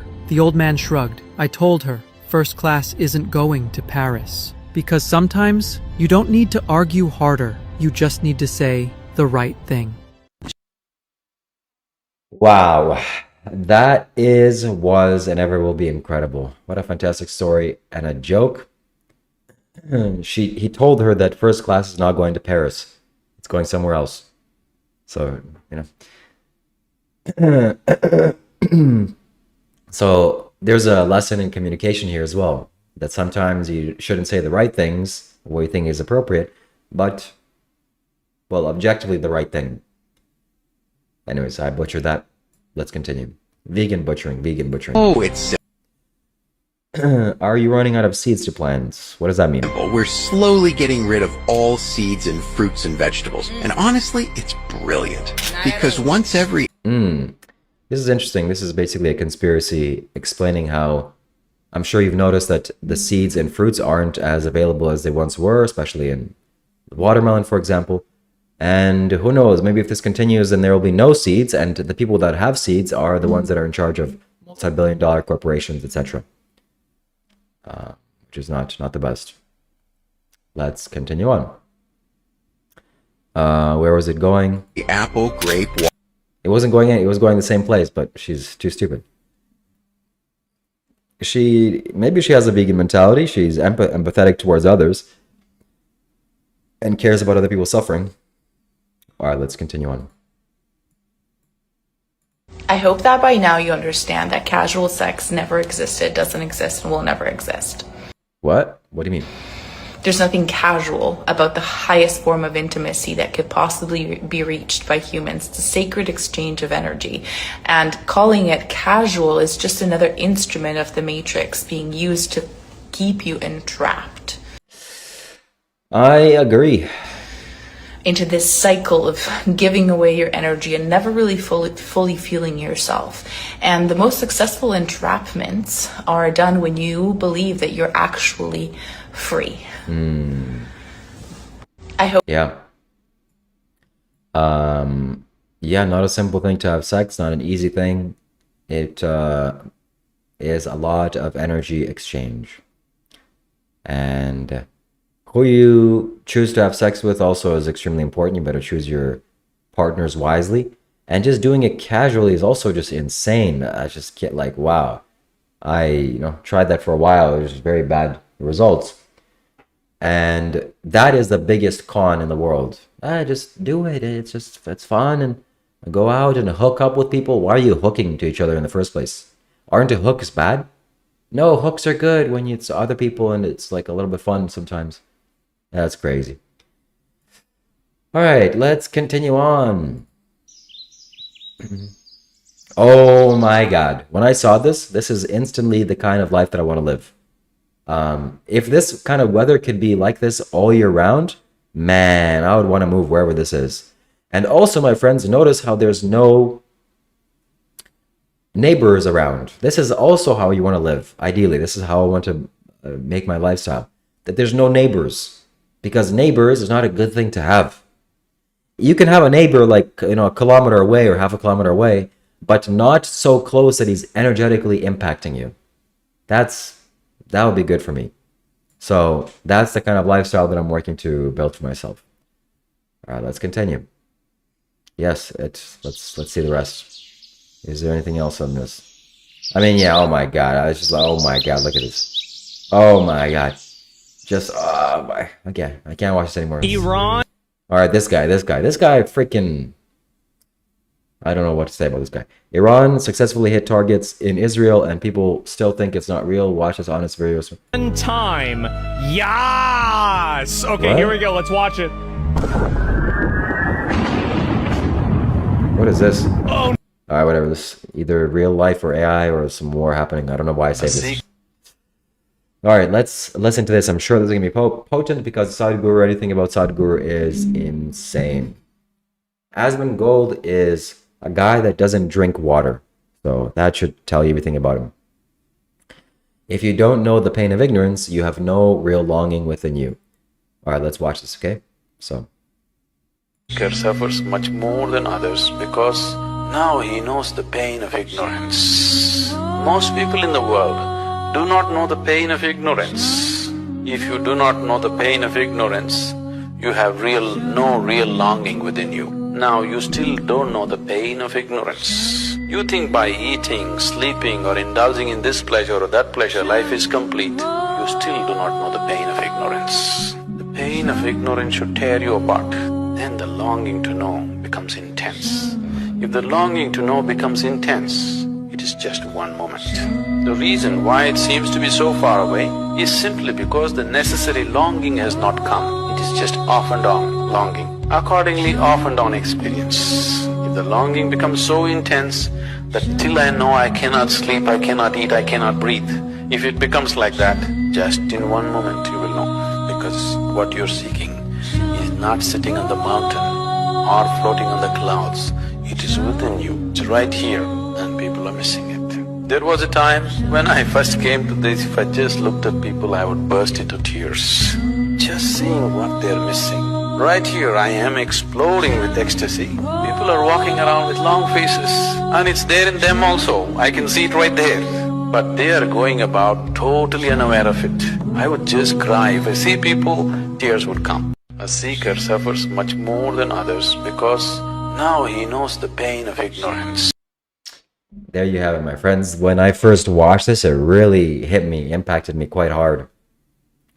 And it's true that people that are living in blissful ignorance, they call it, they're not aware of the pain of not knowing. But when you become aware of how much you don't know and that the possibility of knowing is there, it just rips you inside. You're willing to do anything. Any pain that you can go through in your body, you're willing to go through that and push through that, and I have. And, I can recount some stories of being in Burma, laying down on rocks, just being totally mentally destroyed.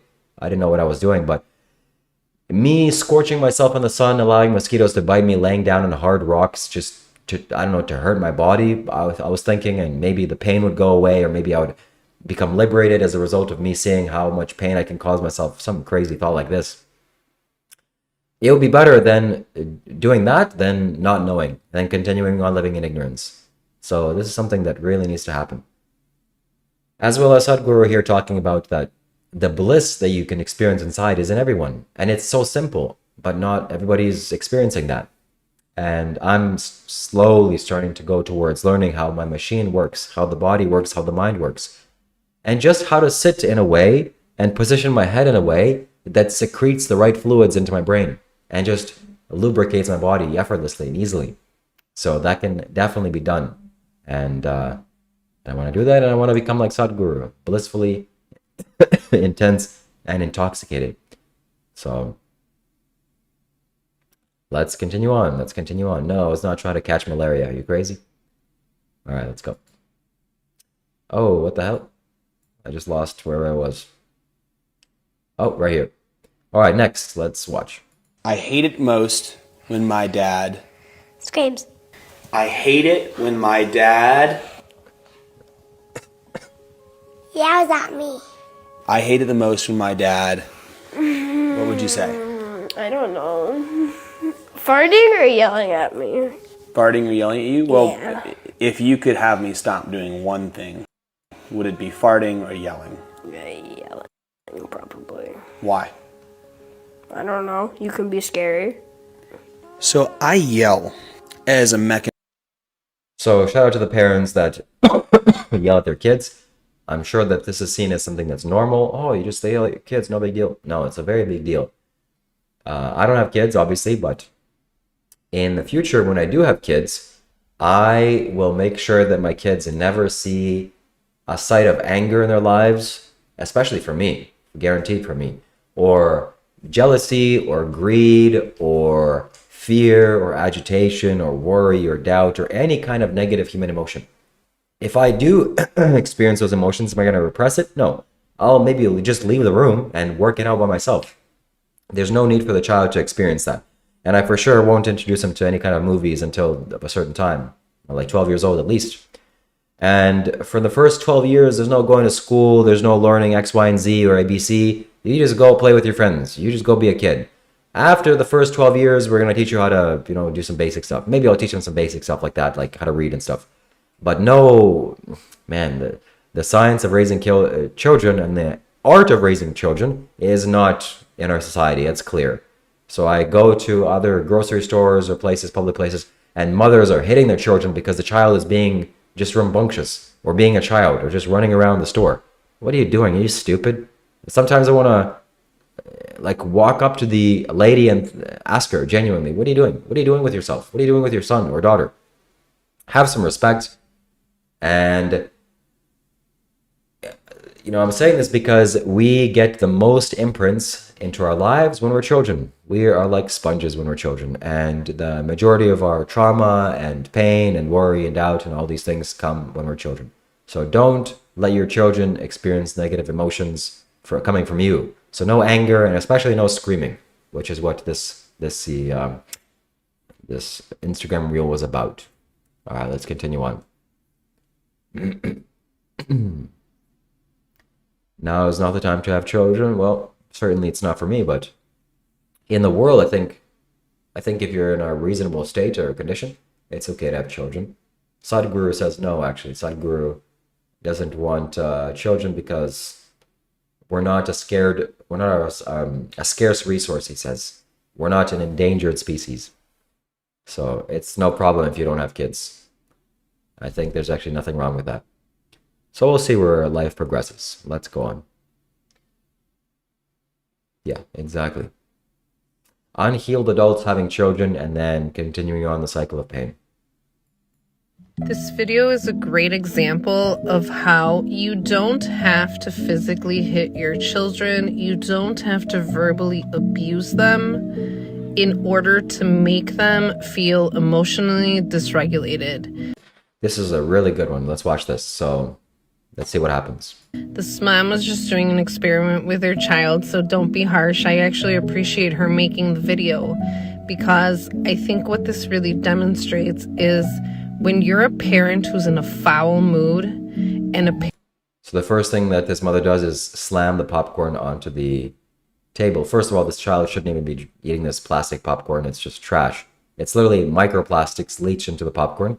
Very, very bad. 0 out of 10. Do not ever eat this. It belongs in the trash. That's a side note. The child is like, what the hell? What's wrong with her? Parent who has aggressive energy, your kids can feel that. So if you're having a shit day and you think that doesn't affect your child, it does. Look, she slams. Whoa, slamming the juice? What is going on here? The juice. Watch his face closely. Watch him start to kind of rock. So the little nervous tics and rocking motion is a self-soothing. He's trying to comfort himself. Try to regulate himself. This poor baby, the mom ends up losing it. But the point is, don't make your... kids Sounds pay just crying. for your shitty energy and life or job. Yes, man. Don't let your children pay for your shitty life. God, hallelujah, hallelujah, amen to that. Can we get some W's in the chat for that? And again, human beings are not a endangered species. We need to pop out children every left, right, and center. Just go and adopt or go get a dog or something, or go get a bird. Better a bird than a dog, and much more sustainable. And then just wait, at least wait until you're kind of normal. All right, let's continue on.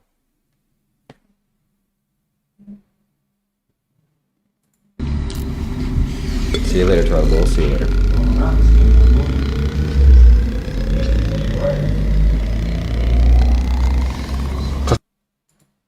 Yeah, that is honey, I presume. That's what I want to do as well. And ethically source honey is what I like to do as well, and take care of bees and eat honey. Honey is a yogic superfood, which I want to introduce more into my life. And there is a way to harvest honey without being hurtful or harmful to the bees. And I will demonstrate that. That's why we're reaching as a goal. Let's continue on. Yes, that was a man.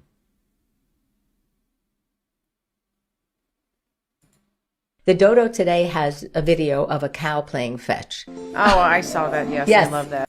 So cows play fetch. If you didn't know this, cows are very similar to dogs. Really, all animals are similar to each other. They want to play, just like the human animal also wants to play. And this cow is going and chasing a dog.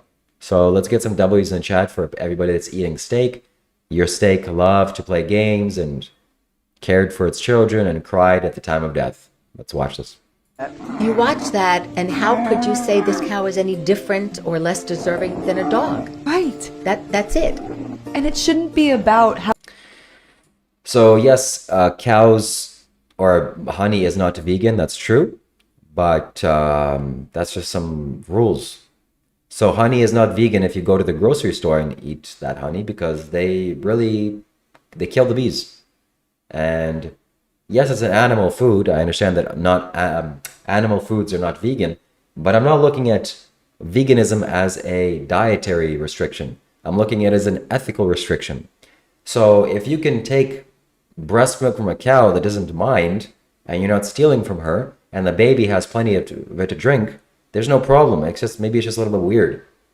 That's it. It's as vegan as going and eating a celery. Maybe even more vegan. Did you see my goats playing with my dog video? No, I haven't. Send it to me on Discord. I'll watch it. What impact does turning on a microwave have? Oh yeah, microwave. So shout out to you if you're using microwaves. Please do not use microwaves.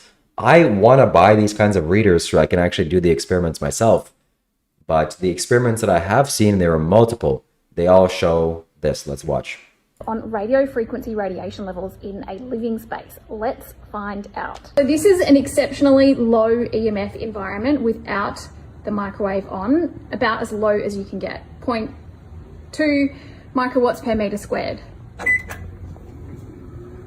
It's immediately gone up to 3 million times higher, 3 million microwatts per meter squared.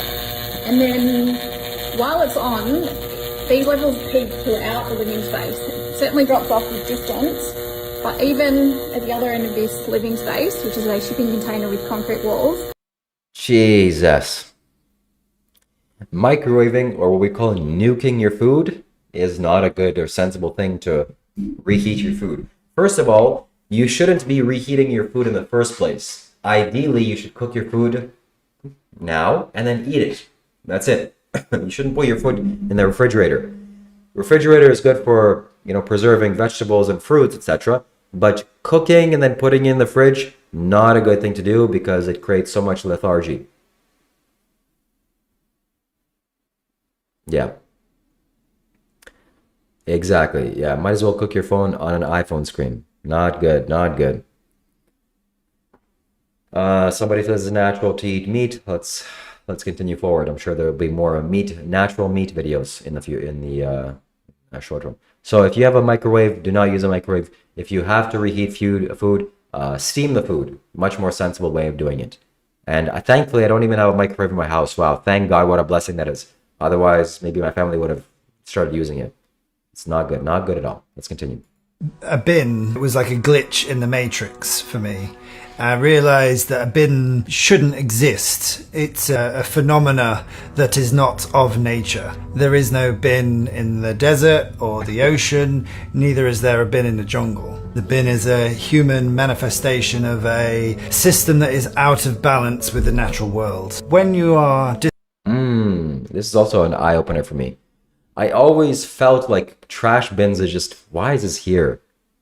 Because, you know, biologically, there would be no waste, really. Even if you made a shirt, for example, out of animal skin, or maybe plant material, ideally, better.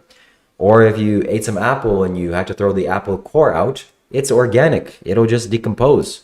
There's no garbage because it just goes into the soil and it becomes a soil.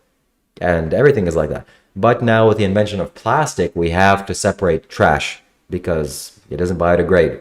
So, not good, not good. Thank you very much, Erica. Thank you for your encouragement. And this is where we have to move towards next. That even our trash doesn't need to be put into a container because everything will be biodegradable. Like polyester clothing, for example. Never buy polyester clothing. Always read the label. It's plastic. It's plastic. You're wearing plastic if you're buying that, if you're using that. I never buy that ever again, and I will not buy that ever again. That's one way of preventing trash from building up. As well as plastic, there has to be a solution for plastic. And soon, we have to abandon using single-use plastics and all plastics in general. That has to go. And the faster it goes, the better. So I hope that people can find a solution for that quickly. Why don't I cook any of my food? Because the sun has cooked it enough. Why don't I eat any animals? Because nothing should have to die for me to live. Why don't I eat refined sugars? Because nature's candy is sweet enough. It may sound extreme, but from where I'm standing, the whole world looks crazy. Wow, look at that. Look at that. That was a really good video. And let's read again what she says. Why don't I cook any of my food? Because the sun has cooked. The sun cooks your food enough. That's true. And this is all sun's energy, what you're seeing. All these fruits are solar energy. When you cook these fruits, you kill the microorganisms or I don't really know what you call it, but the life. You kill the life inside of it. And now you're going to eat it and you're going to be tired and you're going to sleep. Did enough. Why don't I eat any animals? Because nothing should have to die for me to live. Why doesn't she eat animals or meat? Because nothing has to die for her to live. That's true. And if you're eating a predominantly raw vegan diet, well, that's quite difficult to do that. But you're not killing the food by eating an apple. Actually, life becomes you. It becomes a part of you. Only when you cook it, then you kind of kill it. But still, a cow is sentient and a potato or broccoli isn't. So it's okay to cook them. I eat refined sugars because nature's candy is sweet enough. It may sound extreme, but from where I'm standing, the whole... And also the refined sugar, nature's candy tastes sweet enough? Absolutely. You see, there's so many times that I've eaten... The world looks crazy. You know, and from where she's standing, the entire world looks crazy. Absolutely. So people that are, you know, the majority of the population, like Dr. Rob was saying, oh, the majority of people aren't vegan, so why are you talking about it? Because it's the right thing to do. And just because everybody's doing it doesn't mean it's right. What a bozo that guy is. What a stupid fellow. Man, I wish I could say that to his face. Let's see what he's doing on his live stream. And what would you look at this? What would you look at this? He's shooing some people in a video game. What is this? Oh my god. So whatever, God bless him. And sometimes I've eaten refined foods for a long time meaning a couple of days, and then the taste of fruit is almost like, this is disgusting, I don't want to eat this. So that is how refined foods treat you. So you don't want to do that. Go vegan and eat a balanced diet. Are you gonna be a good boy? Look at mommy. Are you gonna be good? Nope, you can turn back around. A perfect example of a tyrant parent. So this is from the, let's see what, whatever this person's Instagram name is, Jared Hermosia. I'm not sure if it's his YouTube account, but I'm sure he's commenting on it. Let's hear what the experts have to say, all right? Sharon, you're not going to talk to mommy like that. Here's a perfect example of what happens when the power dynamic gets flipped. He's talking about power dynamics in raising children or living with children. My God, children don't have any power. You're there to take care of them. And I don't even know how to respond to this. Don't be a tyrant to your kids. That's basically the whole thing. Don't be a tyrant. And if your child wants something, how dare you want something? Don't you know I'm bigger than you and stronger than you and I can kill you if I wanted to? That is the definition of a tyrant. You're going to do what I say because I'm bigger than you. You are insane. So children are with you. They don't belong to you. They're not your property. You have the privilege of being the ones that they come through you, but you don't own them. So please don't treat children like they're your property. Why like, don't look, I? It's as if, like, you know, this person is the warden meeting a prisoner. You're gonna do what I say, or otherwise you're gonna turn around like, what the fuck, bitch. Anyways, shout out to parents. Okay, hopefully you're a good one out there. And people are saying that I'm, you know, all these comments here. That's not only you, that's also your parents. That's why you're so miserable and messed up. Here's another insane video. A woman laying down and giving birth. First of all, like, if you just have some basic perception skills and third eye ability, you can see that, hey, I'm not a genius and I'm not some psycho philosopher or some mathematician, but I'm pretty sure things go down. So a child wants to go down, not this way. Why are you laying down, you absolute bozo? So anything that deals with children and giving birth and childbearing and also health and also education is the most miserable, fucked up thing in the world. Why is this lady laying down? Hey lady, here's a general news flash for you. You don't have to push, okay? Nature does the pushing. You just use gravity. Stand up. Hey, stand up, you idiot. And why are you giving birth in a hospital? Are you sick?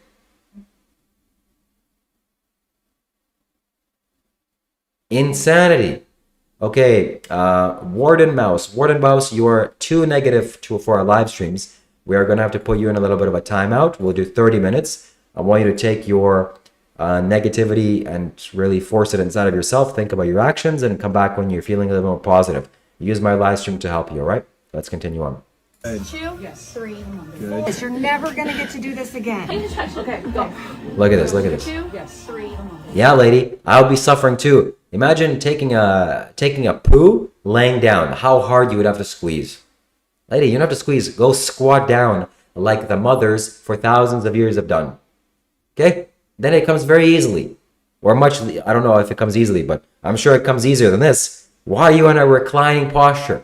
Why do you have to push? You absolute, you know? It hurts my hip. 14 pregnancies, Jesus. Respect your mom. Okay. Let's get on all fours. Is it my fault? Yeah, it's getting a little bit better. Good job. Okay, we're almost there. Thanks to the doctors. Insanity. What are people doing? No, you're doing exactly. Stand up. Get out of that mind. I can't push right now. Yes, you can. Okay, even better. So the doctors it's turning into their brains. Okay, maybe the textbooks that they read aren't everything. Push. Stand up, lady. Stand up. There's no pushing. Just stand up. 9, 10. Holy crap! Thank God for mothers. Get rid of that pain is by pushing. By pushing? What are you talking about? Just stand up. Are we waking? Does that make sense? I'm mansplaining. Okay, let me just skip this video. What is this? I mean, again, I'm not some psycho. I'm not some doctor. Okay, I'm not a mathematician either. But I mean, I think things generally fall down. So if you don't have to push laying down, you let things come out. Use gravity. Use gravity is what I'm saying. Use gravity. Anyways, that's enough. Let's continue forward. I've seen mothers give birth in like bathing tubs or bathtubs. And that seems to be the most sensible way of doing it. In their home, not in a sick place like a doctor's office. Why is she here? Get a midwife, get a bathtub, fill it up with warm water, stand up, squat, make sure the child's head is protected, and effortlessly it comes. I swear to God, I've seen videos of that happening, and the mother just effortlessly gives birth. Oh, it's just like a few seconds and gone and out. And here's your baby. Not this. What the hell is this? Why do you have to go through this suffering? Don't do this. This is stupid. Then when the woman is laying down, oh, I'm a smart doctor. Oh, maybe we cut your stomach, huh? Maybe cut your stomach. It'll make it a little bit easier. Yeah, I don't know. I'm just throwing thoughts out there. Oh my God, give this man a Nobel Prize. He just invented a C-section. Idiots. Imbeciles. Anyways, maybe I'm wrong. I don't know. I don't know what I'm doing. Let's continue. Short-term disruption. Oh, here's the New World Order. The famous people of the New World Order. You can always spot them in their energy. I already know what this is going to happen. Some lies. Let's continue. For the long-term gain. Short-term pain be for long-term gain. Short-term pain for the long-term gain. It's a big club, my friends. It's a big club, and we're not in it. And thank God we're not in it. Okay? And I hope I don't get famous enough to ever be... Anyways, let me not even say that. Let me not even jinx myself. So, shout out to the script here. Shout out to the script. Short-term spike for a long-term gain. We may have to deal with that In the short term. Short-term and Temporary. Short-term pain. It's going to suck in the short-term. Short-term pain. Right. Short-term pain, we get it. Okay, it's a big club and we're not in it. Thank God. Let's continue on. All right, you're going to have to get ready for this. Short-term disruption for the long-term gain. Short-term This next video is... pain be for long-term gain. Short-term pain. I should have finished this entire video, but regardless. This next video, I want you to take the challenge with me and keep a straight face, okay? Keep a straight face. Do not make a face. This is going to be a test for your poker face. If you're ever doing any kind of poker challenge, you have to maintain a poker face. This next video is going to train you for that, all right? Let's watch the video together and make sure we don't make a face. Let's go. Foreskin.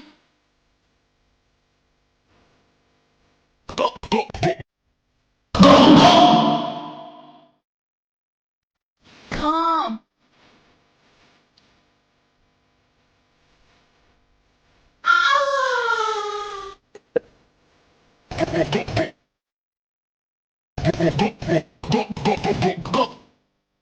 Foreskin. Okay. Thank you. Thank you for tuning in. Thank you, Lee. I appreciate it. Did I save this? Flowers will make her birthday unforgivable. What is this? I've seen around... Alright. That was just some ad. Ciao. Alright, every movie that I've rated perfectly 10 out of 10. Oh, okay.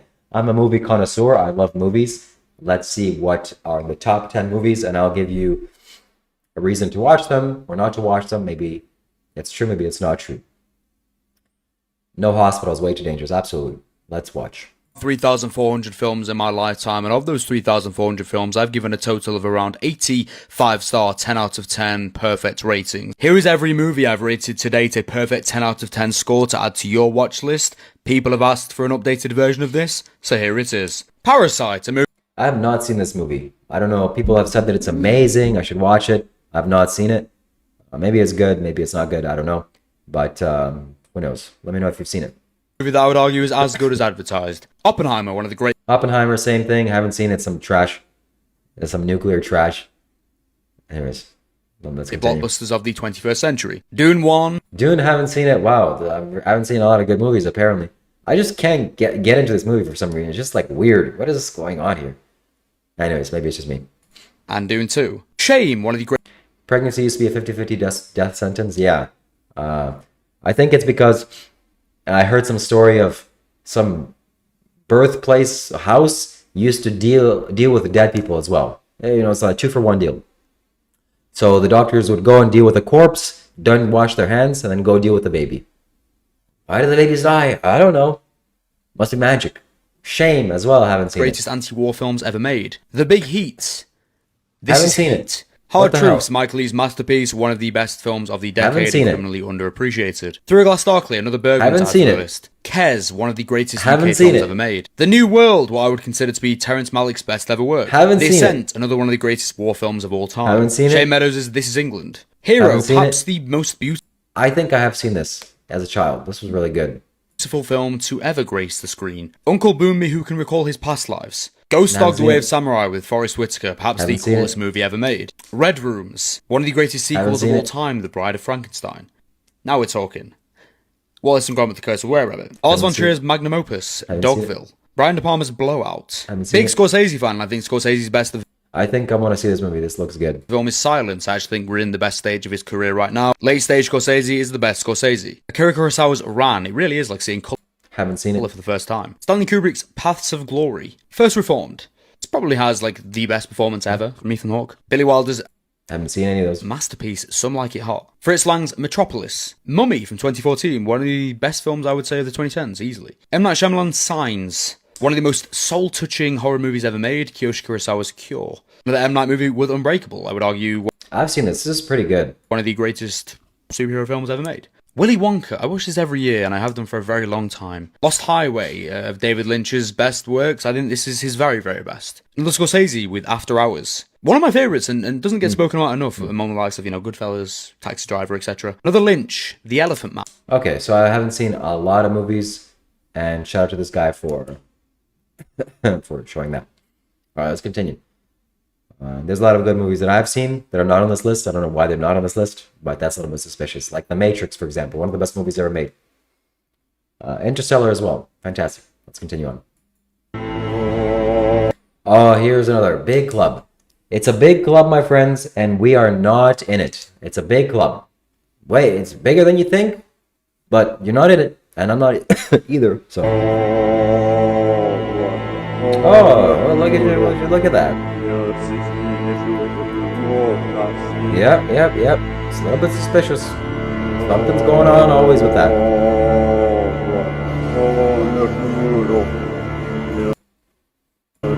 Yep, there it is. There it is. It's a big club, and we are not in it. Thank God. Oh, this is also interesting. When people are doing the cross, it's like I'm sure that people that are doing these things in this club, they are conscious of various things that they present into the society. And do you think that the most powerful religion, the largest religion, wouldn't have any kind of occult thing to it? The things that are probably not the thing that you think it is? Let's watch the cross. People are doing the cross. The Father, the Son, and the Holy Spirit. You're basically making a pentagram.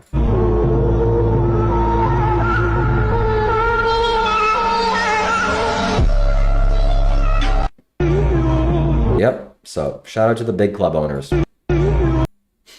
And this is something I saved for myself. Starbucks, beat up in the street. Okay, I don't know why you're doing And I that. want to be clear. Right now, this is your 660 grand. And if there's anything left once you leave, that is your choice. Oh, gosh. Oh, I'm nervous to ask. What's the number? All right, Mr. Beast, 666667. Go. It's all of it. Really? Oh, whatever. I don't know why I say this either. fucking All right. Oh, shout out to the, again, big club, and we're on it. This is a little sneak peek or behind the scenes of what happened. As NBC News, it was some distance from Ground Zero that a civilian found a passport lying on the street belonging to one of the suspected hijackers. Sir, we found the passport belonging to one of the hijackers, blocks away from the attacker. Excellent work, Special Agent. Free the 5 dancers at once. Anyways. Okay. This is just some anti whatever. That's it, my friends. That is the conclusion. There are some other videos that I saved. I don't know why it's not being shown, but Hi there. Thank you so much for considering me for the scholarship. okay. Okay, this is Men in Black. This was obviously hidden in plain sight. So look right here, you're gonna see a plane. That's a plane. There's the Twin Towers.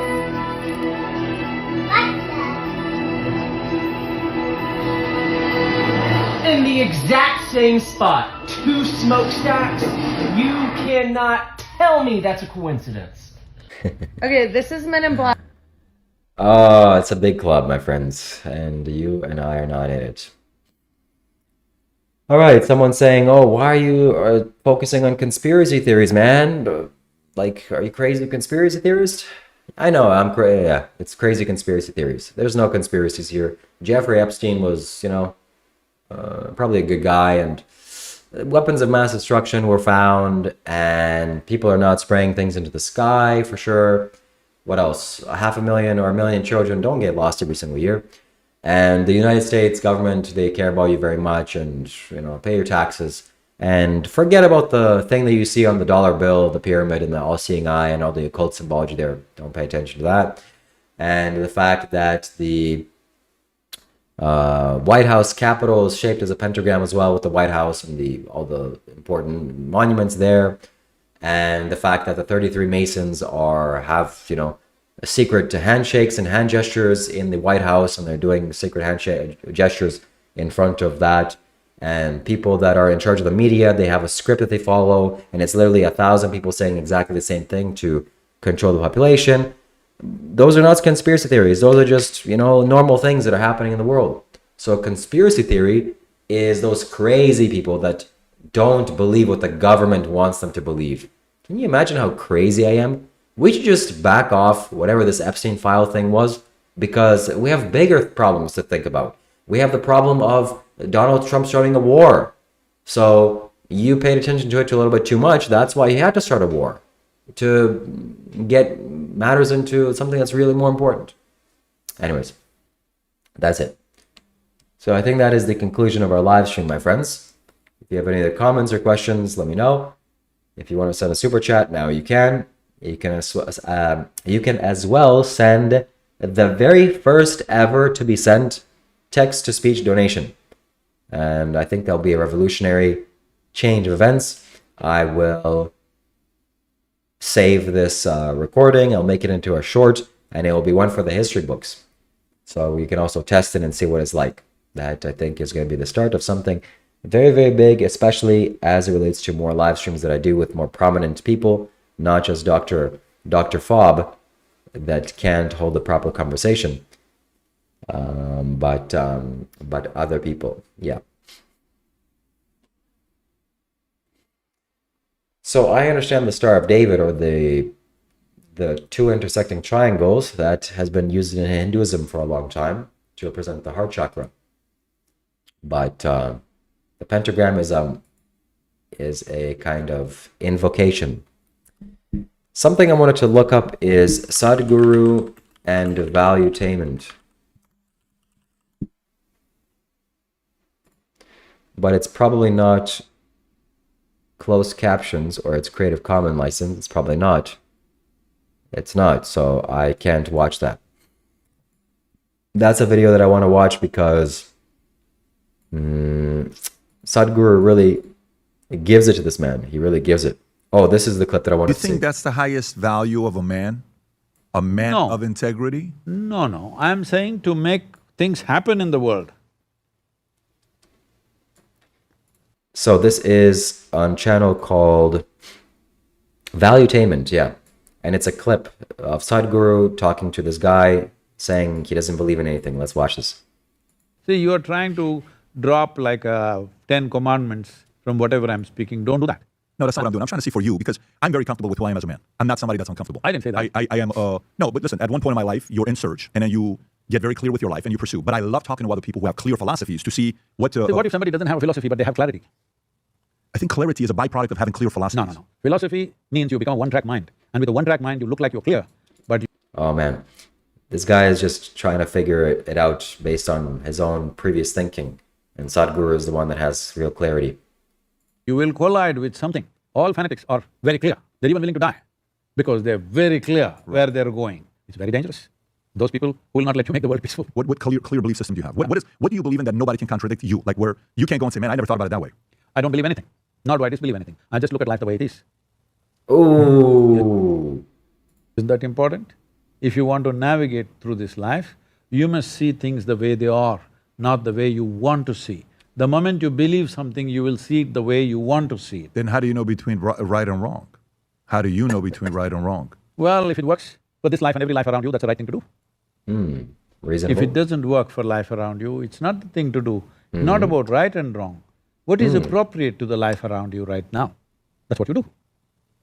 What is appropriate for the life around you right now? That's what you do. So you're saying what may be right today could have been wrong 100 years. Yeah, this is something that I've learned from Sadhguru as well. Years The ago? fact Oh, yes, that of course. Tell me more. Right now, in doing what's needed. And my friends, life is about making life better for you and for everybody else.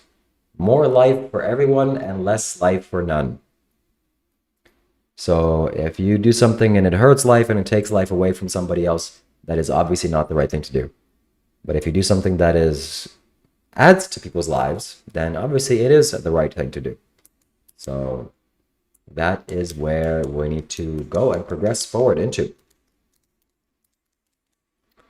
All right, let's see if I can call my friend Adi if he wants to do a conversation with me.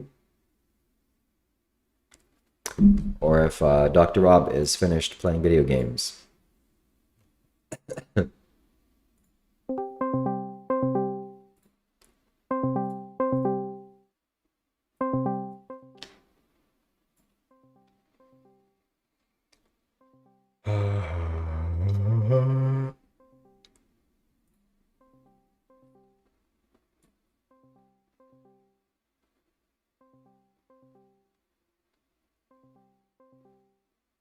Yeah. Shout out to Sadhguru.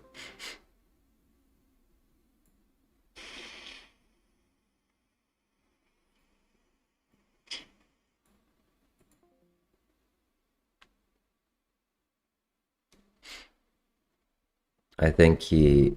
We will get you 1 million views or you don't pay. If you give me 15 seconds, I'll explain exactly how this works. Okay, Dr. Rob finished live streaming. He's not live streaming anymore. He went to sleep.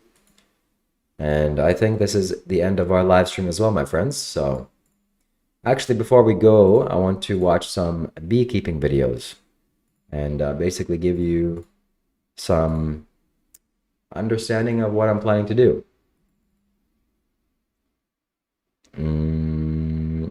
Yeah. Let's see, I saved it as a playlist of this. I'll make sure that I'm still here. Yep. This is a good YouTuber, or this is the first video that I found, and this is the kind of box that I want to build. Hey YouTube, how's it going? Well, it's December. December is the beekeeping time of year for me, anyway, where I catch up on my wooden work. Like what we're gonna do today. I'm just gonna show you where I have ended up on building swarm traps. I've been swarm trapping. So this is what's called a swarm trap. You can see this box, and there's a little hole there. It's 40 liters of size. There's a roof, and you build a few of these, and you hang them up on your property.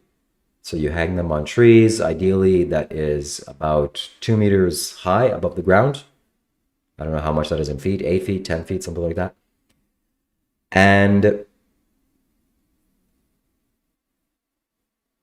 in the swarming season, the bees go and search for a new hive. After the winter is over, they go and look where is the next place that we can go and expand our reach, so to speak.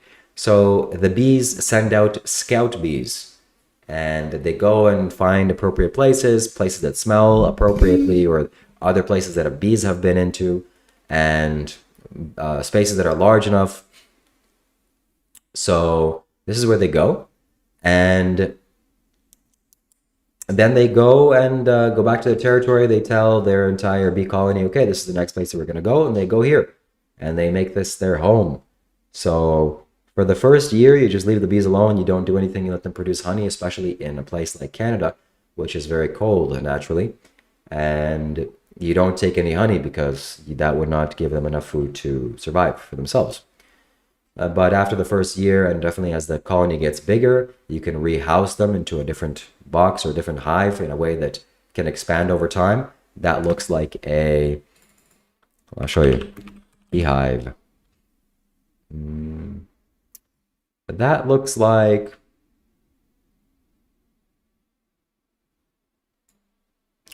I guess one of these. Not this hive, but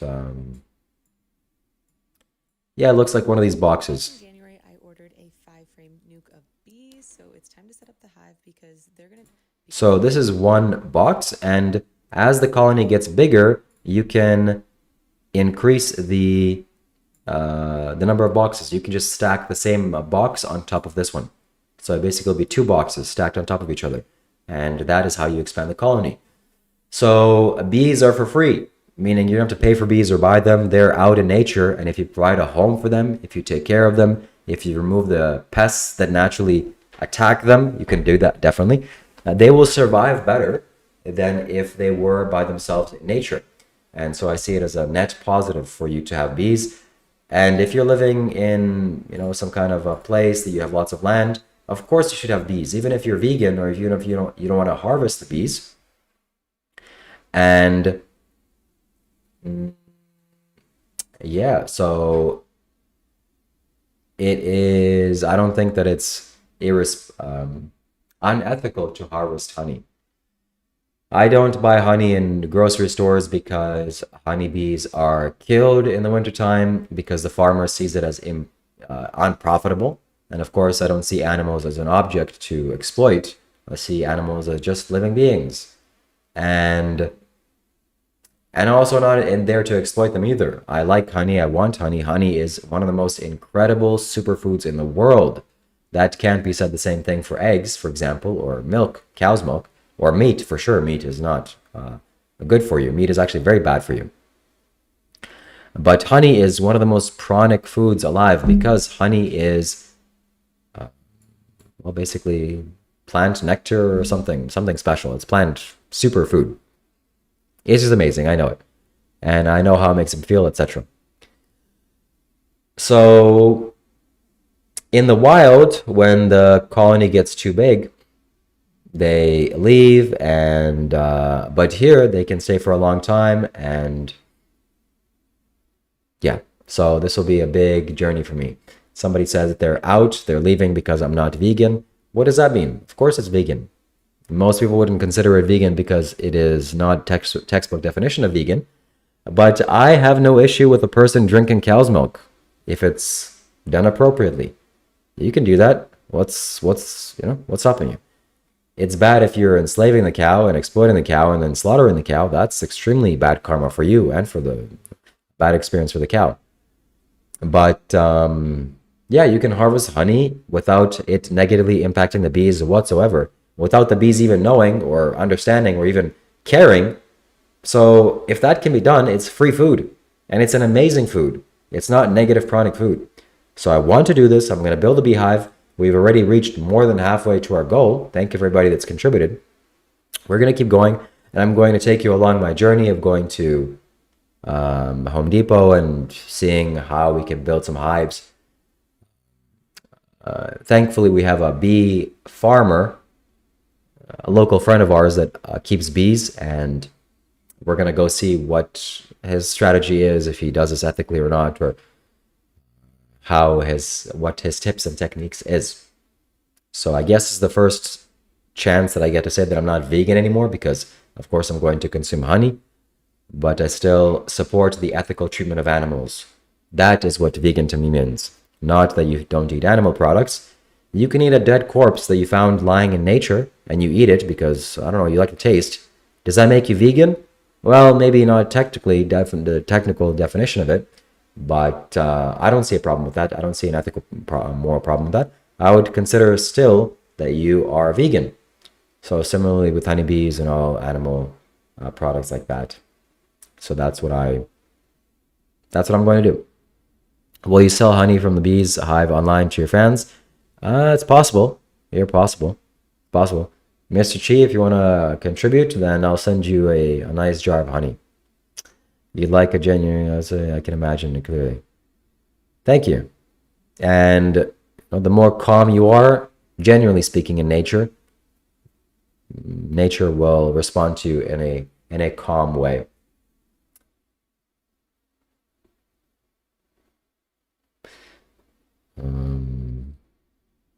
So that's it. That is the end of our live stream, my friends. Thank you very much for tuning in. If you have any further questions, save money on a suit. I don't think I'm going to buy a suit. I think I'm just going to put on some baggy clothes. Maybe I'll just get the hat. I don't really need a suit. You have a good night, Shiva. I wish you all the best. Thank you for your journey. Thank you, Ghost. Thank you for being here. Thank you for your encouragement. And whoa, unethical bro light striker. You're yeah, this guy is a crazy Christian guy, so I understand that. And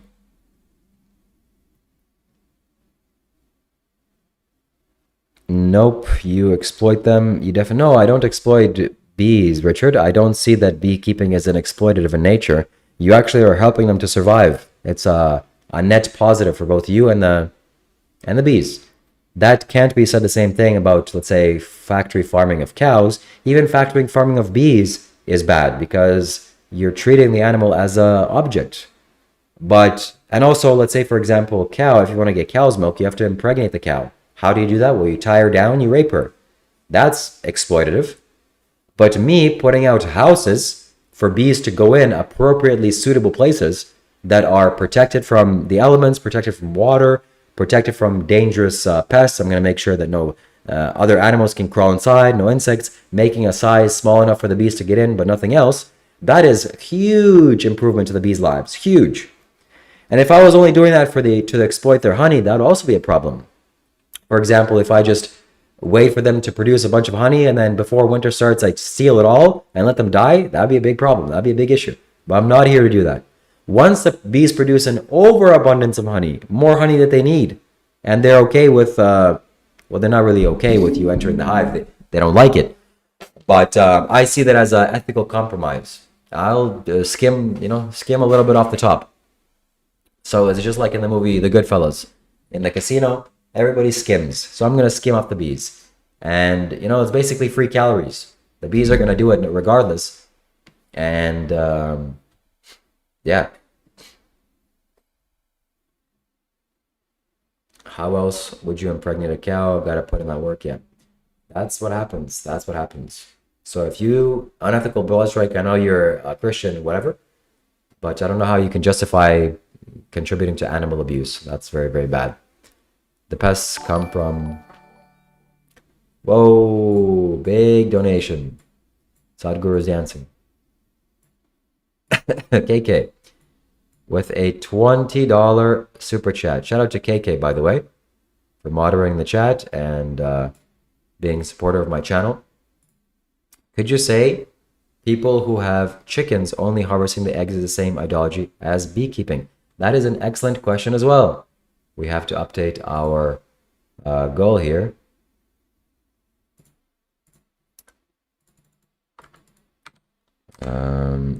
I will answer in just a moment. The answer is it's a little bit different. Why is it a little bit different? Because, let me go back to the beehive. That's the kind of hive that I want to make as well.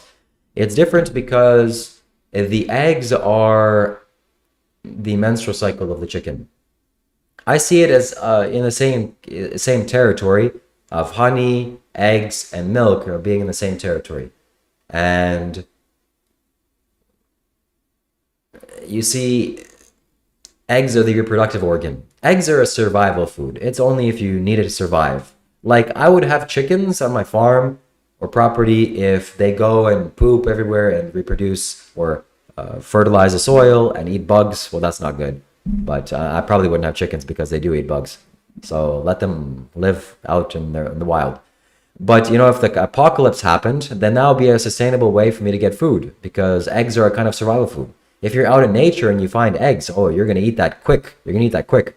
And, of course, honey as well. And maybe if you find a pregnant cow, you would suck its tit. But that's really, really going out there. So it's the menstrual cycle of the chicken. It's an unborn fetus. It's not fertilized. But still, the chicken doesn't want you to take it. Same thing can be said with bees. The bees don't really want you to take their honey. But when the bees are producing, it's food. The bees are producing food. Eggs are not food. Eggs are the unborn fetus. So milk is food. Milk and honey are more similar than eggs. But I understand eggs are delicious. I used to eat eggs a lot when I was not a vegan. And the cholesterol or the fat that they have or something that they have, it really hits the spot, especially if it's an omelet. But, you know, I can live without that and I can make vegan omelets. And I will, maybe on a live stream. So, although that being said, I've seen a video of a man reaching for a chicken's egg that the chicken is nesting on. And the chicken instantly bites the hand. No, this is mine. This is my property. This is, you know, my baby, potentially. And then the farmer goes and presents food to the chicken, hands the little grains of rice or whatever it was. The chicken ate it, and then the hand goes towards the chicken, egg is again, and the chicken allows it.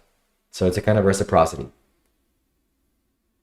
So it's up to you. I don't think it's that big of a deal if you have a chicken and it lays eggs and it's a healthy chicken and you help it to survive and you take its eggs and eat it. Okay, it's not the best thing in the world, but it's doable. It's definitely doable. It's just not something that I'm going to personally do, most likely. But I will have bees. Bees are, you know, plant friendly. They're friendly to plants. They're friendly to you. They produce food. And I will work with them. I will work with them. So, yeah. Also in nature, I've learned, like I was really struggling with the fact that, okay, well, I'm still gonna steal their food. It basically is stealing. I'm gonna open their hive. Even if they have an abundance of food, they still don't want me to take it, probably. How do I justify that? Well, I don't really justify that, except the fact that if they have an overabundance of food, then I don't see an issue with taking some of the honey. As well as sometimes, especially in nature, when they produce an overabundance of food, that means their colony is big, maybe even too big for the place they're living. When that happens, they split or they leave. They go to find another place. They leave everything behind, or at least half of them stay and half of them go. That's how they do it. So it's not a big deal. It's food. It's not their bodies. I'm not eating their bodies. I'm eating food. Shiva, looking forward to our interview conversation for streaming regarding all this. That's fantastic, KK. I would love to introduce you to more to my YouTube channel. And now I have a proper way of doing that. You as well as some other people here and doing more interviews. That is what we're going to do. And remind me, KK, it sounds to me like you have a farm or you're living on this kind of place, or do you have any kind of farm animals, or do you raise chickens or have honeybees? You're familiar with these things. Can I eat bee at least? No bees.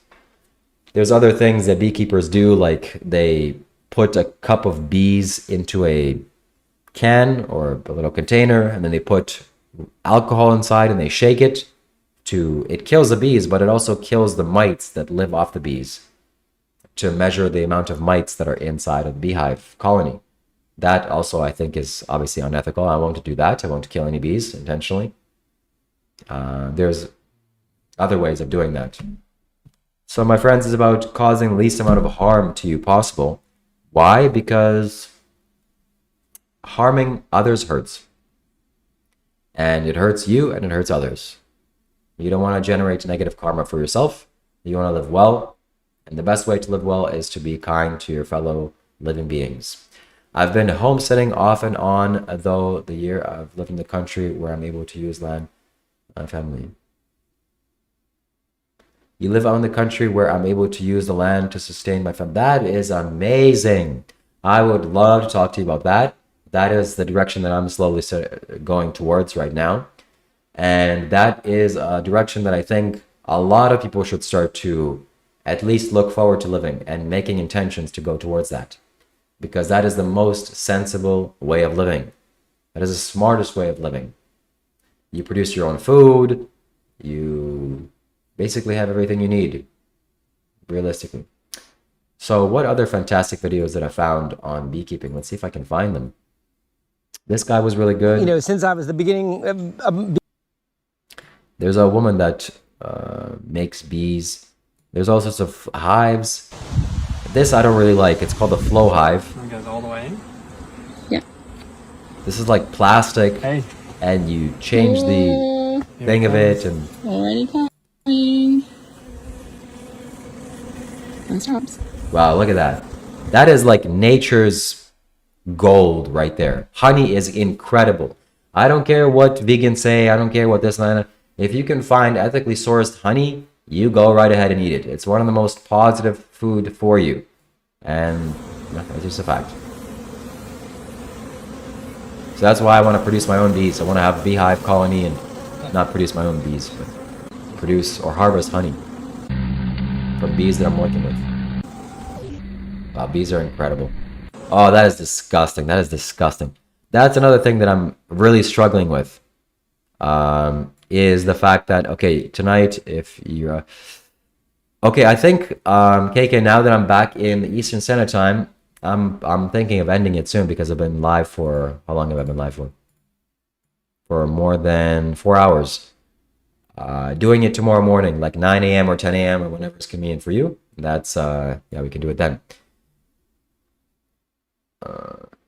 So, oh, that is disgusting. That is the bee's tongue, and this is how honey is produced. This little insect spits the bee, whatever, into the mouths of other bees, and it reduces the water content until honey.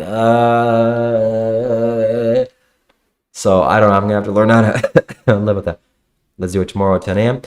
I'll be free.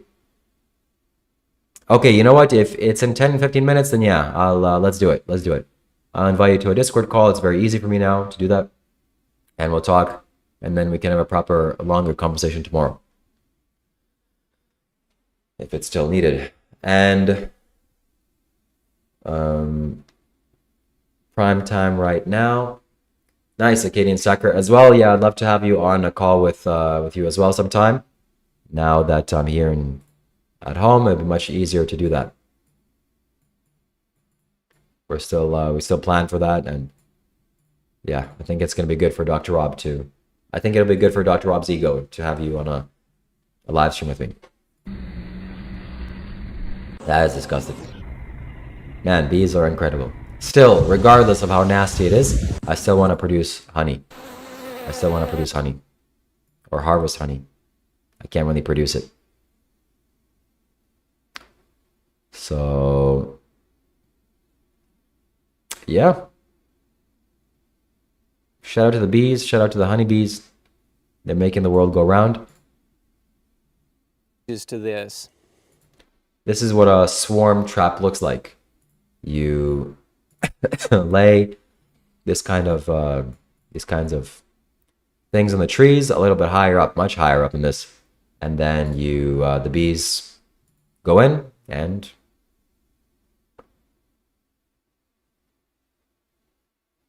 okay. Yeah, let's do it on let's do it in 15 minutes. Sounds good? Absolutely, yep.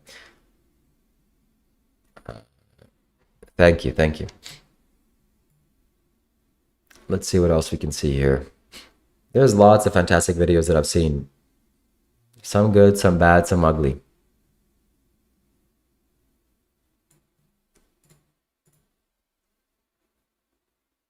Yes, I want to be a beekeeper. Oh, that's not what you were asking me. This is a flow hive. This is the kind of hive that I want to get. This one. They're stacks. They stack. And this is the best one. Because you can expand the honey, you can expand the bee colony. And the bees continue to produce honey. But it's expensive. One of these beehives is like $300 to $400. That's why I want to go to Home Depot and build my own. Just a couple of, I don't know, 50 to 100 bucks buying all the things that I need and building it. It'd be much more fun to do that. This beehives are This old workbench was full of bees, and I was called to give the bees a new home. So I started to carefully take apart the workbench to access the bees. And on one of the very first pieces that I removed, I found the queen. I could hardly believe my luck. So I put the queen in a clip and I put her into the new hive. But as soon as I removed the queen from the colony, these bees... This is another thing about smoking the bees. Smoking the bees. Smoking the bees, I think people also have a bad understanding of smoking the bees. Like, you wouldn't want to have smoke shoved in your face either. And yeah, it's probably a problem for them. They don't like it, I'm sure. But it's not the intention of harming them. It's the intention of calming them down. Or the idea behind it is smoke prevents the bees from communicating with each other. So when the hive gets opened up, they're a little bit nervous. And then they send that pheromones to others to communicate, oh, maybe this is a bear, maybe this is a pest that's going to start stealing our honey or killing us. So the smoke is just a way to block those signals or to disperse those chemicals that they're communicating with. And the bees just become very calm. So I would have to really see if the smoke has a negative impact on them. Like, if you smoke the hive, do the bees run away? That would be a problem. But yeah, I'm sure bees have experienced forest fires and smoke in nature. Honey is not technically vegan, but you can produce honey ethically, and I don't see any issue with that. I like getting smoked out. It's efficient. Yeah. Well, not that kind of smoke, corpse mankind, but pine smoke. Pine smoke. Not the kind you're thinking about. But this lady is awesome. This lady is called Texas Bee Works on YouTube. One of the best videos in the world, actually. I don't know how I'm not subscribed to her. I swear I was subscribed to her. So I resubscribed to her. She makes incredible bee videos. And she works with bees with no equipment, which is also very remarkable. Let's see. Mark, this is shocking. How not to keep bees. This is what happens. This is what happens, my friend. This is why it's okay to harvest honey. So people are saying, oh, honey is not vegan, blah, blah. Look, if it's ethically sourced, I don't see any issue with it. And this is why it's okay to take honey. Let's watch this. My bee mentor Peter checking our beehive when I was away on vacation for 4 weeks. I didn't harvest any honey before we left, so our bees swarmed and the queen, Dottie, flew away to establish a new colony because the hive was full of honey and there wasn't any room left in the box. Peter tried to save the hive by adding an extra box or super with 9 more frames, in the hope that the remaining bees would use this extra space instead of leaving. 2 weeks later, I returned home from holidays and we were shocked to find that those extra 9 frames were almost full. That's about 40 kilograms or 88 pounds of honey in just over 2 weeks. The bees hatched out a new queen called Beatrice and the hive was saved. Wow. What a buzz. What a buzz indeed. And my friends, this is it. This was the video that really changed my way of thinking about bees and harvesting honey, etc., etc. Not being afraid. Oh, what are the vegans going to think? Are they going to call me a hypocrite? People are going to call me a hypocrite. No, again, there's nothing immoral, unethical about this. Because in nature, when the hive produces more than what they need, bees like to be busy. Okay, this is the key motto. This is why it's okay to eat bees as a vegan. Or I'm sorry, it's okay to eat honey ethically sourced as a vegan. Because bees like to be busy. That is the motto. Bees like to be busy. They produce bee honey all year round. They don't take breaks. They're not like human beings. They don't get lazy. They don't go lay down the couch and watch TV and eat potato chips. They just work, and they like to do that. That's their nature. And if they work too much and they produce too much honey, then they're like, oh, well, there's no place for us to grow here. Let's just get out of here. But we have 60 kilograms of honey here. Who cares? We'll make more. That's why it's not a big deal to harvest honey. Honey lasts a long time. You can use honey. You can use honey to feed yourself. And again, the primary reason why honeybees make honey is for their food. You don't want to steal their food. You want to steal, the excess, the things they're not going to use, or take some for yourself in an ethically sourced way. God, I cannot explain this in an ethical way. It sounds so bad. Yeah, just steal the bees' honey, guys. I'm gonna understand this. So, yes, if I get a quality suit, I won't need to smoke them. That's very good. That's a very good idea. I didn't even think of that. That's true. There's no need to smoke the bees. I'm gonna have to do a lot more research. I've already watched a lot of videos about this, but this was the first video that made me understand that it's okay to harvest honey because sometimes they produce way more than they need. What's wrong with that? Thousands of bees in a chimney. Let's look at this. All right. Do we see the queen? Jesus. And again, most of the bees are females, and there's only one queen, and the queen is the most important part of beehive colony. If the queen leaves, they all leave. If the queen stays, they all stay.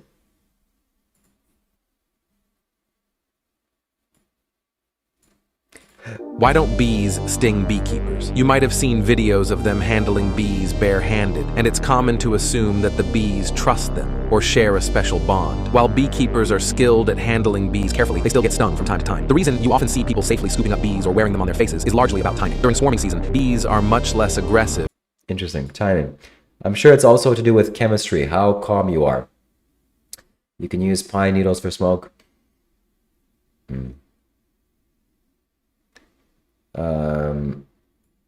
No smoking bees. All right, let's see what we got here.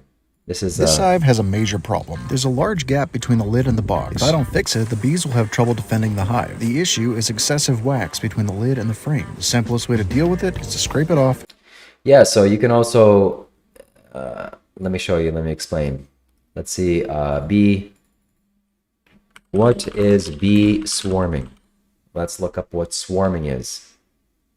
Why do bees swarm? This is a natural thing that bees do, of course, just to reproduce and take over the environment. They got their tummies full of honey and they've got some legs full of pollen. Not all of them have pollen, but they're all ready to go to make a new home.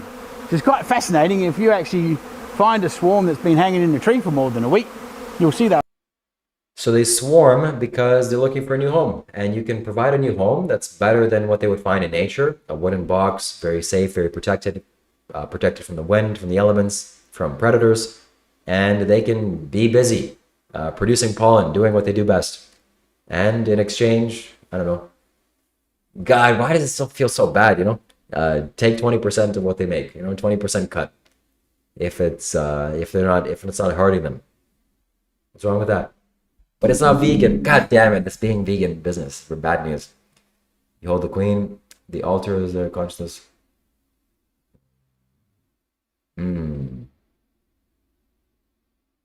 Yeah, okay, let's see what else we got here.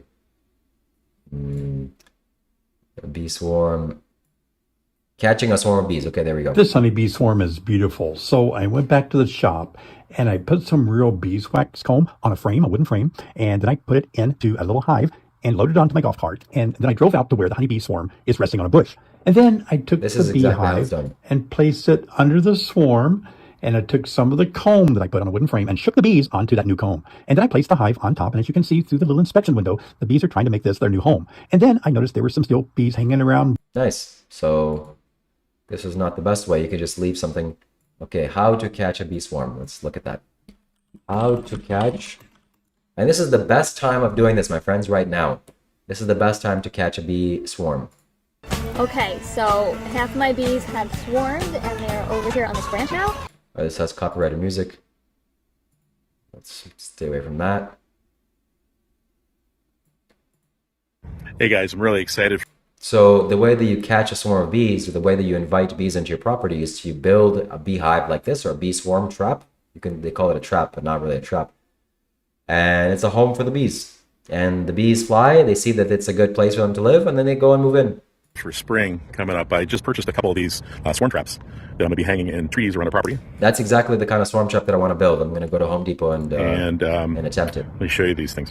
So what's great about these swarm traps is they're just made out of plywood. I still have yet to paint them yet. Either paint or stain them. They've got this entry hole in the front, which you can spin the style and actually change it to a vent once the bees are in there. But this allows them to kind of come and go as they please. The roof lifts off really easy. The lid, I've got a couple. Okay, KK. Let's do that. Let me take a minute of a break, and then I'll invite you in a second. So be right back, guys. 1 second. Let me just go to something that I can watch.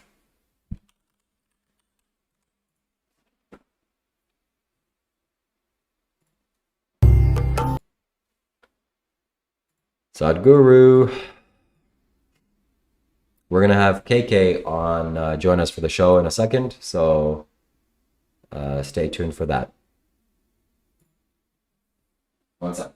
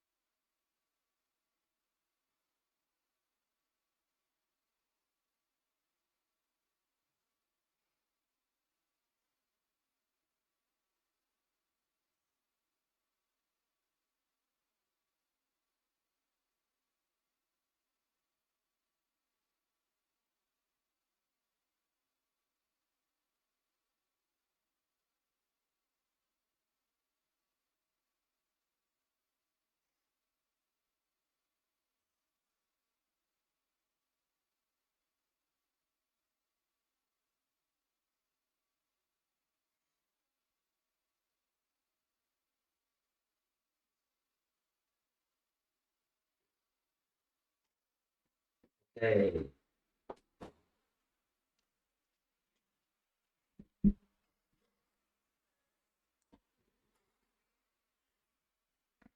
Let's see. We are going to do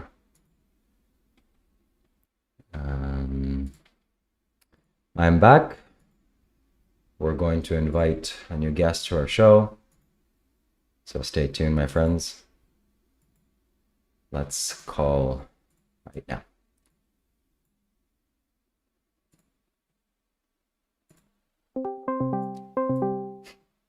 I cannot have my video on.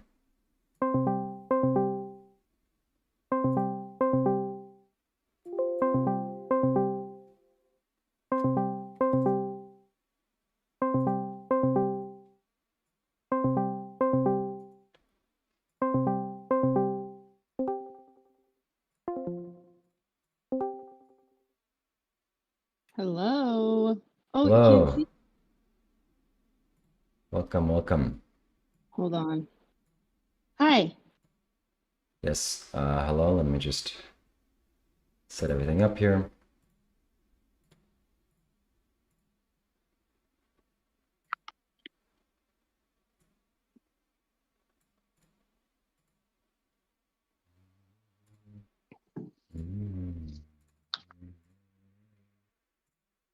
Pickles.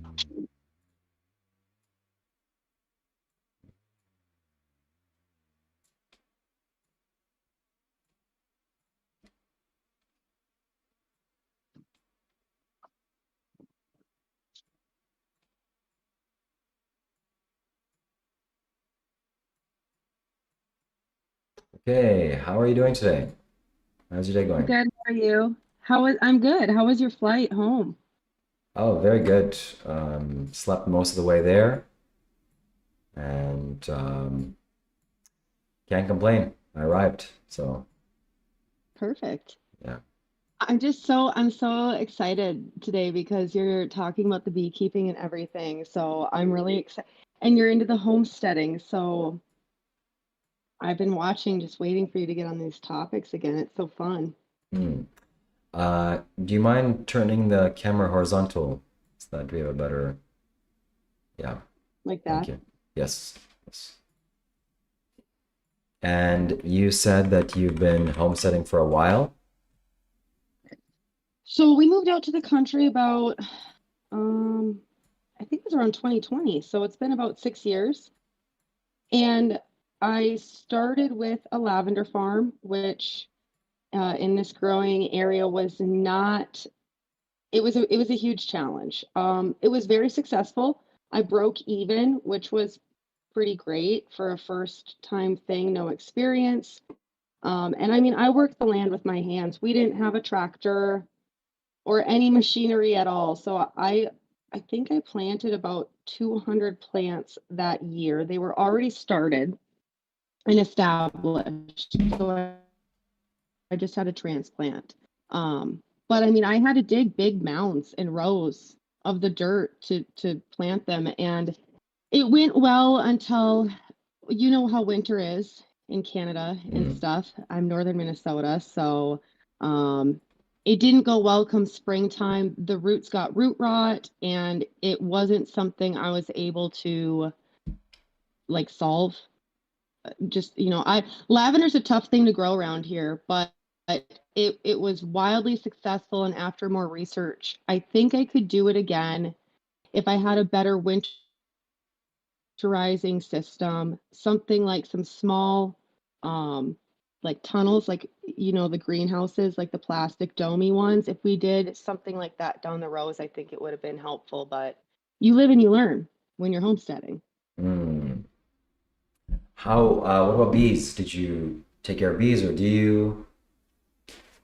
So I was on the track for beekeeping. I was really, I love the bees. I've always been into them, but I really got turned off by them because when I started learning, which I think I mentioned in chat before, that honey bees aren't native here in like the US and Canada. They're, Europe, Asia, Africa. And so I got nervous because there's just so much of the native bees environment and habitat that's being overtaken by invasive species like honeybees when they go rogue, like what which it's an interesting concept what you're trying to do with the hives by like collecting a rove colony of bees. That's something I haven't heard before. So I think that's intriguing. And I kind of want to get into that. But I was turned off from beekeeping specifically because I did not want to disturb the native bees in the area. Also, there is a lot of people already doing beekeeping in this area. So I think there's certain regulations around where you can have a hive in regards to the distance of where another hive already is. So I just I got discouraged from the beekeeping on that note. Hold on one second. Huck, hold on. Huck. No, yeah, I'll be right out. Sorry, hold on. That's great, buddy. I'll be right out, okay? Sorry. But we do a lot of other things. There's a lot of other like conservation stuff around here.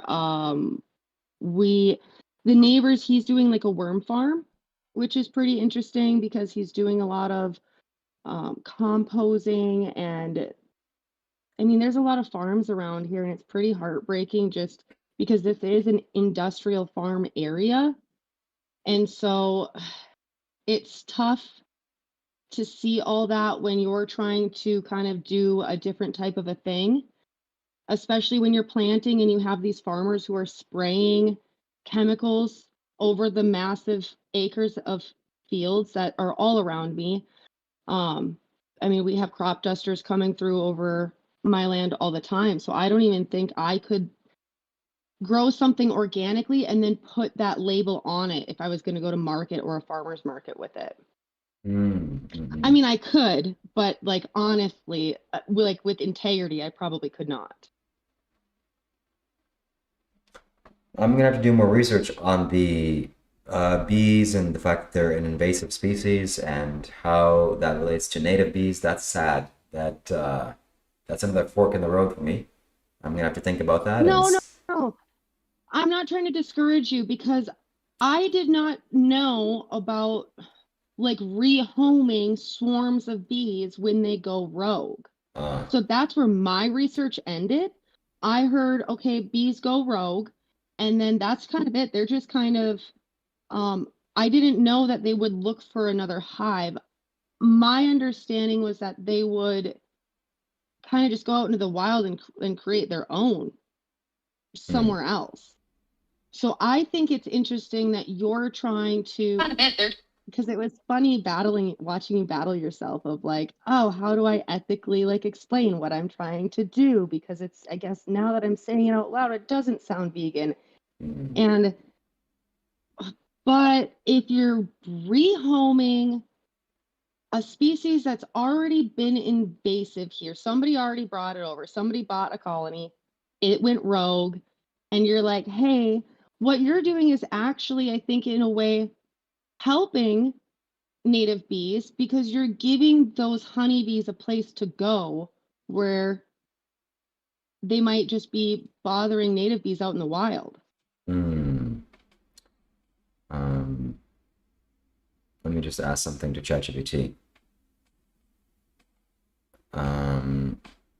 So the only issue here is that, yes, they are invasive. They've been brought here from a long time ago, but they've very well integrated with the environment. The real issue is that their competition for food with native bees, it's almost impossible for native bees to compete with bees that clump together.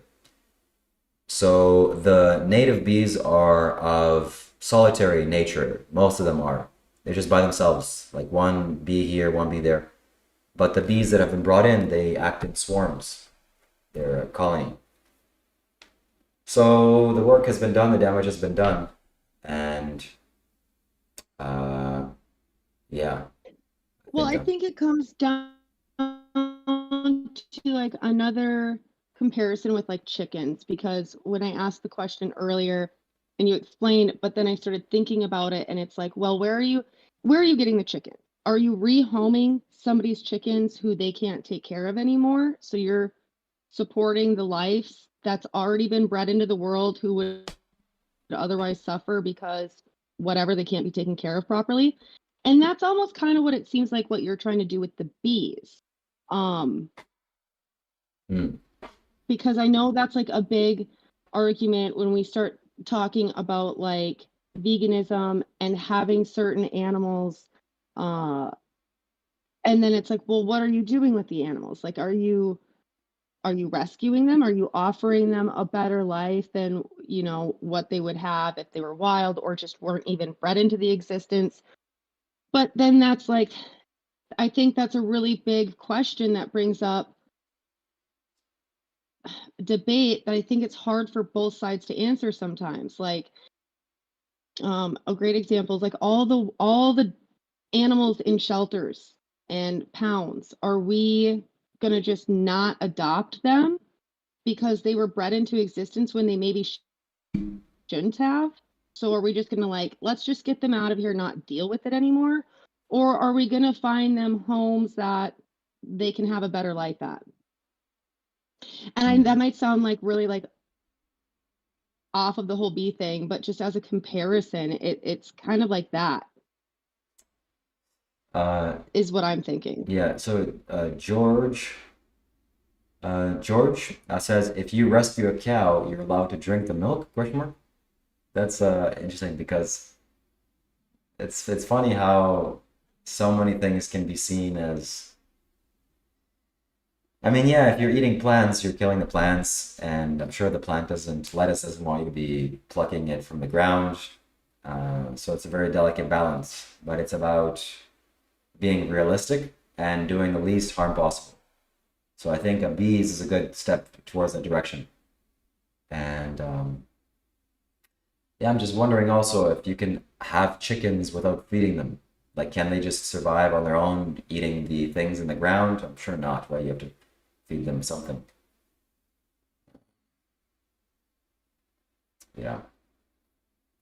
Well, okay, so in my experience, I've had a lot of conversations with vegans and just trying to find the middle ground because I do think that there's a middle ground. And some would like to argue that I guess maybe vegetarianism would be kind of like that middle ground, but it's difficult to have these types of conversations with people who are extremists with being vegan because to them there is no middle ground. To them there is no understanding that there are anomalies with people who really just can't live by a plant-based diet. There's lots of reasons. I think there's lots of excuses out there. But just when you do the research and you actually take the time to listen to both sides, there's plenty who really cannot thrive on a plant-based diet. And so what do you do for those who can't? Do we then ex-nay them from the human population because they're not able to survive on the more ethical system? I don't have an answer to that, honestly, and I'd love for someone to explain it so that I can at least rationally, or I'm looking for the answer myself. And I want to move on from this topic and ask about the homesteading journey, and can you provide food for yourself and for your family now? Are you providing enough that you can eat sustainably? Yeah, so we've done a lot of gardening. Obviously, living here, it's not a very long growing season, so we've put efforts towards building a 4-season greenhouse, and still working out the kinks of that to get the temperature and exhaust right to be able to grow there. It's a lot of trial and error. I don't think the people who built it knew much about greenhouses, and I don't think I was taken very seriously when I was trying to plan it all. But yeah, we grow lots of things. And then having it something like a 3-season greenhouse or any greenhouse that you can access at any time where you can grow something outside of your limits, like where you're at, we're probably in a similar growing season or growing whatever you call it, area. And it's limited. I mean, you've got, oh, sorry, I'm distracted. There's a bunch of deer running out in the field. Wow. And that's just it. I mean, this is a lot of people hunt around here and they fish. And most people living where I live, that is the ultimate goal, to be able to be self-sufficient completely off the land. And that's a part of it, is having the community to work together, to ask help from a neighbor if you need it. And it's really great to be able to have found that community. Wow. Because it is hard to do it without the community. Yeah.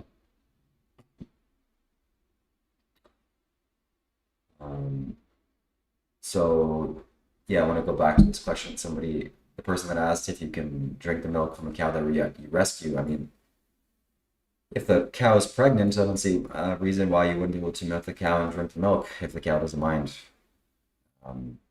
Well, I think here's a good answer. Can I try to answer it? Yeah.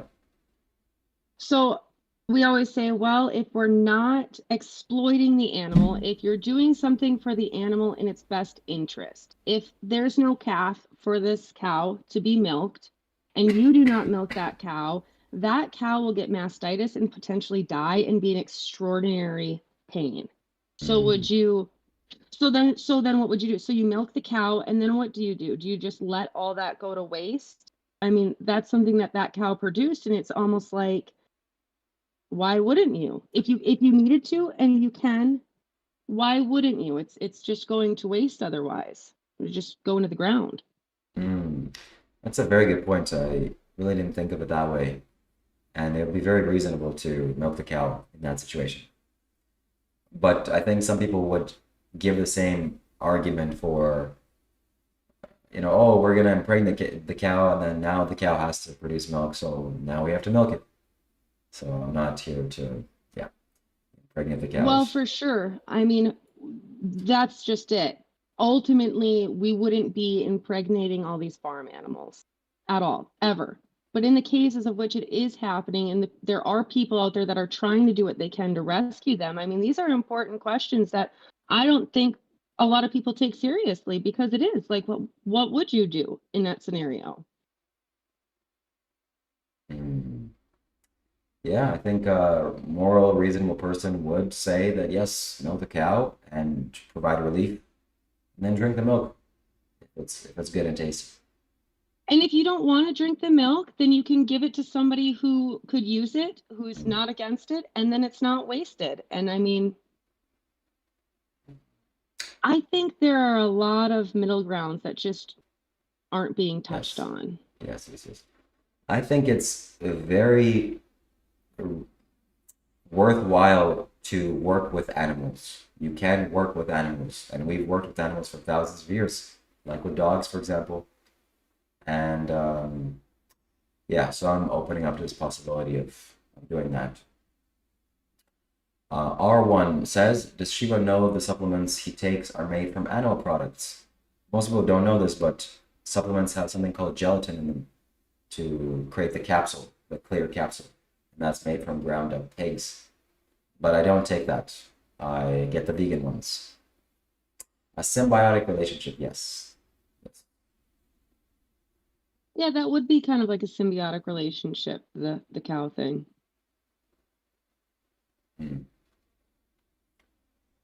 So what else can you share about your homestead journey and living on a farm?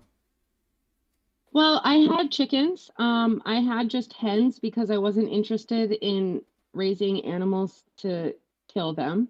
Um, I've hunted. I was born and raised to hunt and fish, so I'm quite skilled in that. It's something I've kind of been leaning out of throughout the years. It was heavily influenced as a child. We were really poor, so I mean, it's just how we were. What my dad had to do to feed us. Um, so when I had chickens, it was really great because the chickens were just so great for your blood pressure. I mean, anybody who was having a bad day and they would come around and watch the chickens, it was just a good time. And they were very happy, very loved chickens. The neighbor came and he put a rooster in the hen house one night without asking. He had asked, and I had said, no, that's not something I'm interested in. And he did it anyway. And it completely disrupted everything. And then my hens started having fertile eggs and having babies, and it got to be a lot to handle.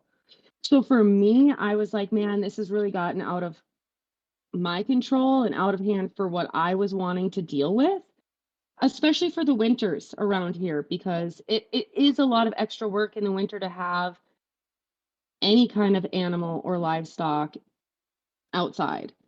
And so I ended up rehoming them back to the neighbor who brought the rooster over, and they're still over there and alive and well. And I can still see them, so that's really, really great because um, anybody who is like interested in chickens and you live in a not so warm area and you're trying to rehome some, Buff Orpingtons are really hardy for the winter. And we did explore the idea of having other livestock animals for harvesting fibers, but again, not the meat. And it comes down to infrastructure and having the resources, because we could plant the field and they could just live off the land mostly. But it takes a lot to get these things going. And you're dealing with a lot of different types of people around here in the agriculture business. So like, where do you, again, if you want to get those animals, like you're getting bred animals, and it's dicey, it's tough when you go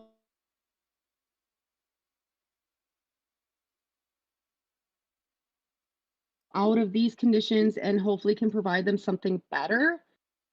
But it's tough because I have definitely seen some things on people's farms that was disturbing to me, even just dairy farms. I mean, the cows that were happy and fed well, but they're on like the lactating machines, it's disturbing. It really is. I don't care who you are. If you are, you know, eating meats and stuff like that, if you're not disturbed by it a little bit, then there is something maybe you need to go talk to somebody or something. Interesting. But homesteading is what you make it, because when I had the chickens, I didn't have anything set up. So I just created my own chicken coop out of an old shed and my kids' old nursery furniture for their nesting boxes. It worked really well. And it was great, and it was something to be really proud of. And I guess at this point, it's just kind of deciding where we want to go with it, because the crops we've chosen weren't right. So it's pivoting. Homesteading is a lot of pivoting, trying things, failing, reworking it or rethinking it, and trying new things. So I want to ask about the chickens.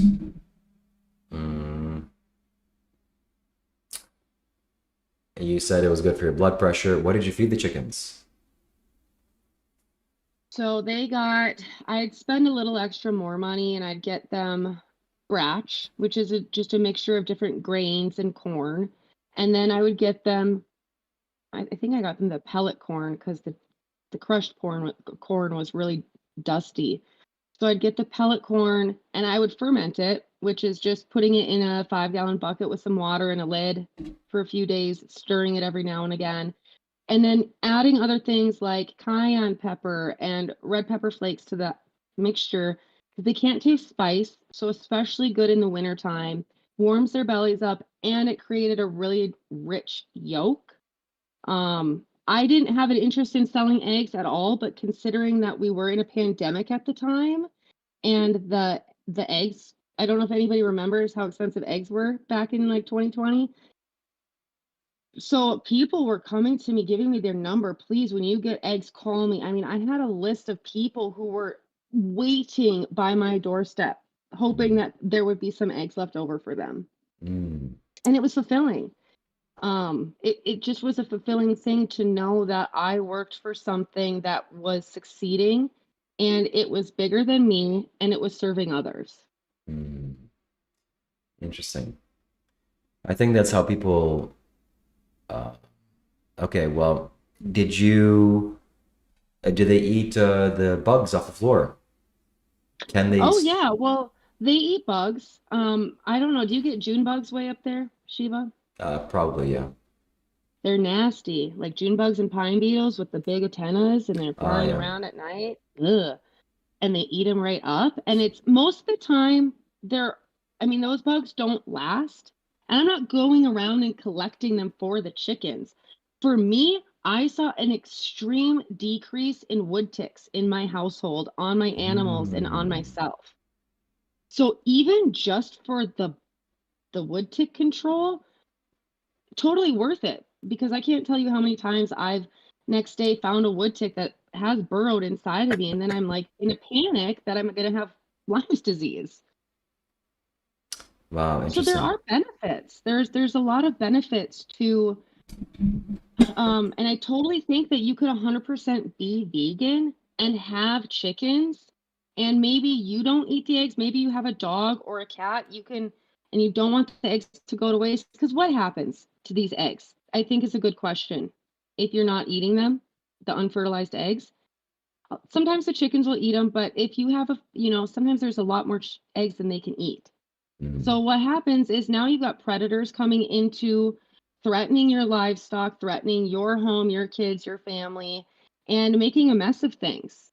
And then, I get it, circle of life and everything, but if you do have other animals that could benefit from eating the eggs of the chicken, if you didn't want to, I highly recommend it. I mean, it was great for my kid to learn a lot of just lessons about hard work. I had a friend with an autistic son, and when he would come around and see the chickens, he was very like a non-functioning autistic. He would come around and he was a totally different kid, smiling, happy, laughing, which is not something he would do in his daily life. And she stood by that. She ended up getting chickens herself because of it. Wow. That's very interesting. So do you think that the chickens could survive without grain, just eating off the land. In the summertime, in the springtime, in the fall, absolutely. But in places like this, I don't think that they could do it without the grain. It would be near impossible for them to do that without the grain in the wintertime. I see. Maybe like wintertime somewhere like Florida where it's like, there's is bugs year round. It's different. But where I live, it wouldn't be sustainable for them. Interesting. Well, who But knows? now this is where homesteading gets creative, because if you have people within the community of homesteading and you're like, oh my God, grain is expensive, I don't want to deal with it. You can always make trade deals with other people that are trying to do the same thing as you.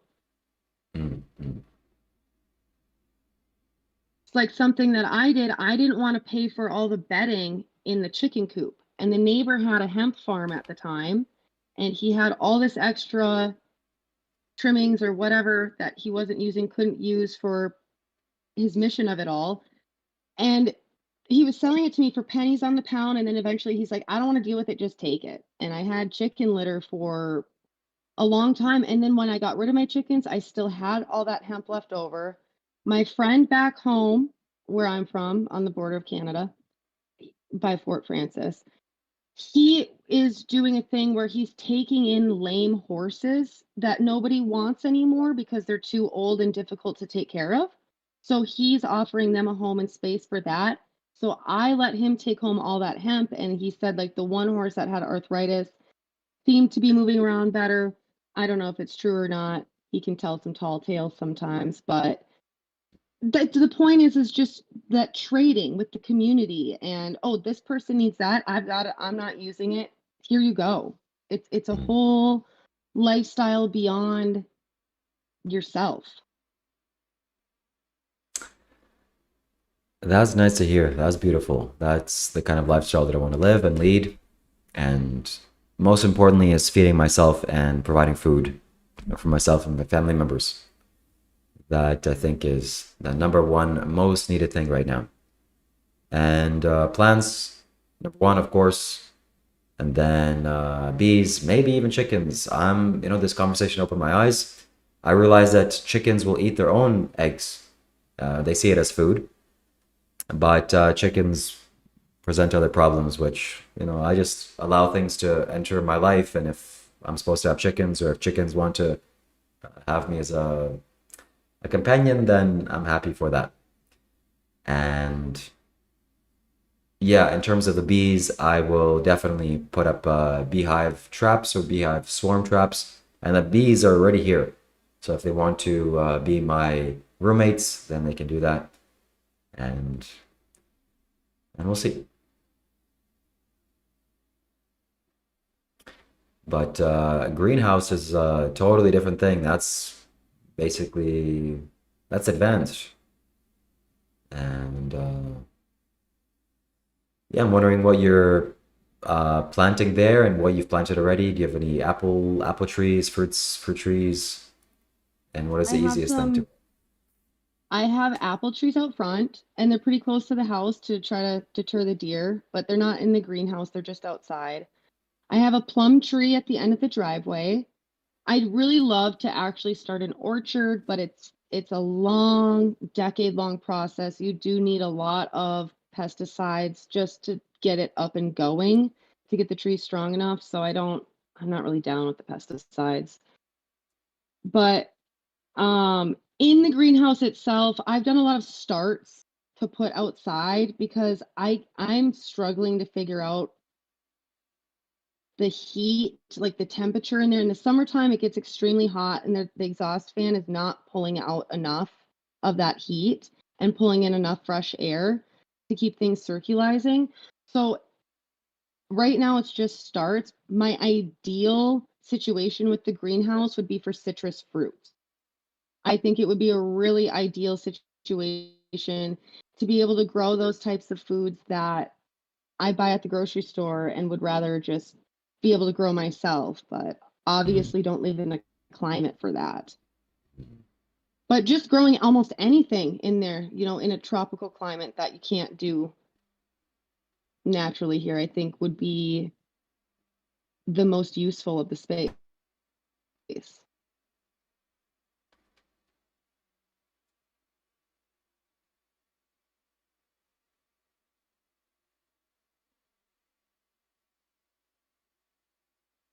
There's a lot of directions you can go with homesteading, especially if you want to get into crops. A really great thing um, is garlic. It's the first to kind of come into the farmers markets, first to go out on the shelves. I mean,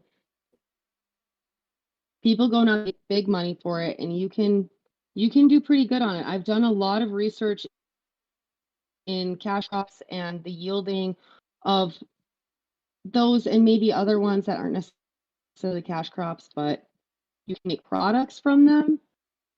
So then you start getting into like the conversation about farmers market stuff when you're homesteading. And I think that's a big drive for people because you're going to need to make income some way.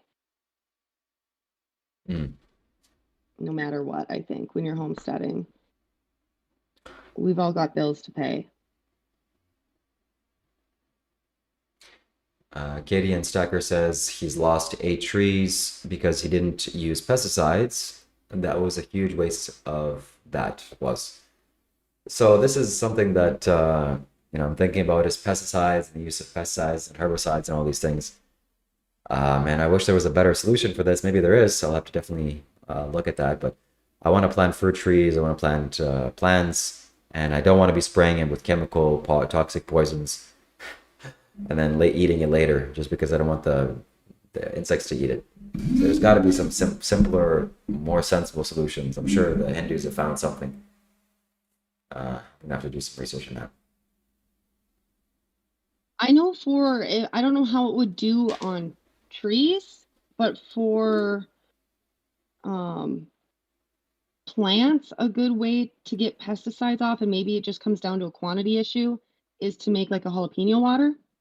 And you just infuse jalapenos into water and it doesn't harm the plant. And you spray that and it keeps the bugs off of all kinds. But I'm not sure how sustainable that would be for trees. I think you'd need a lot for that.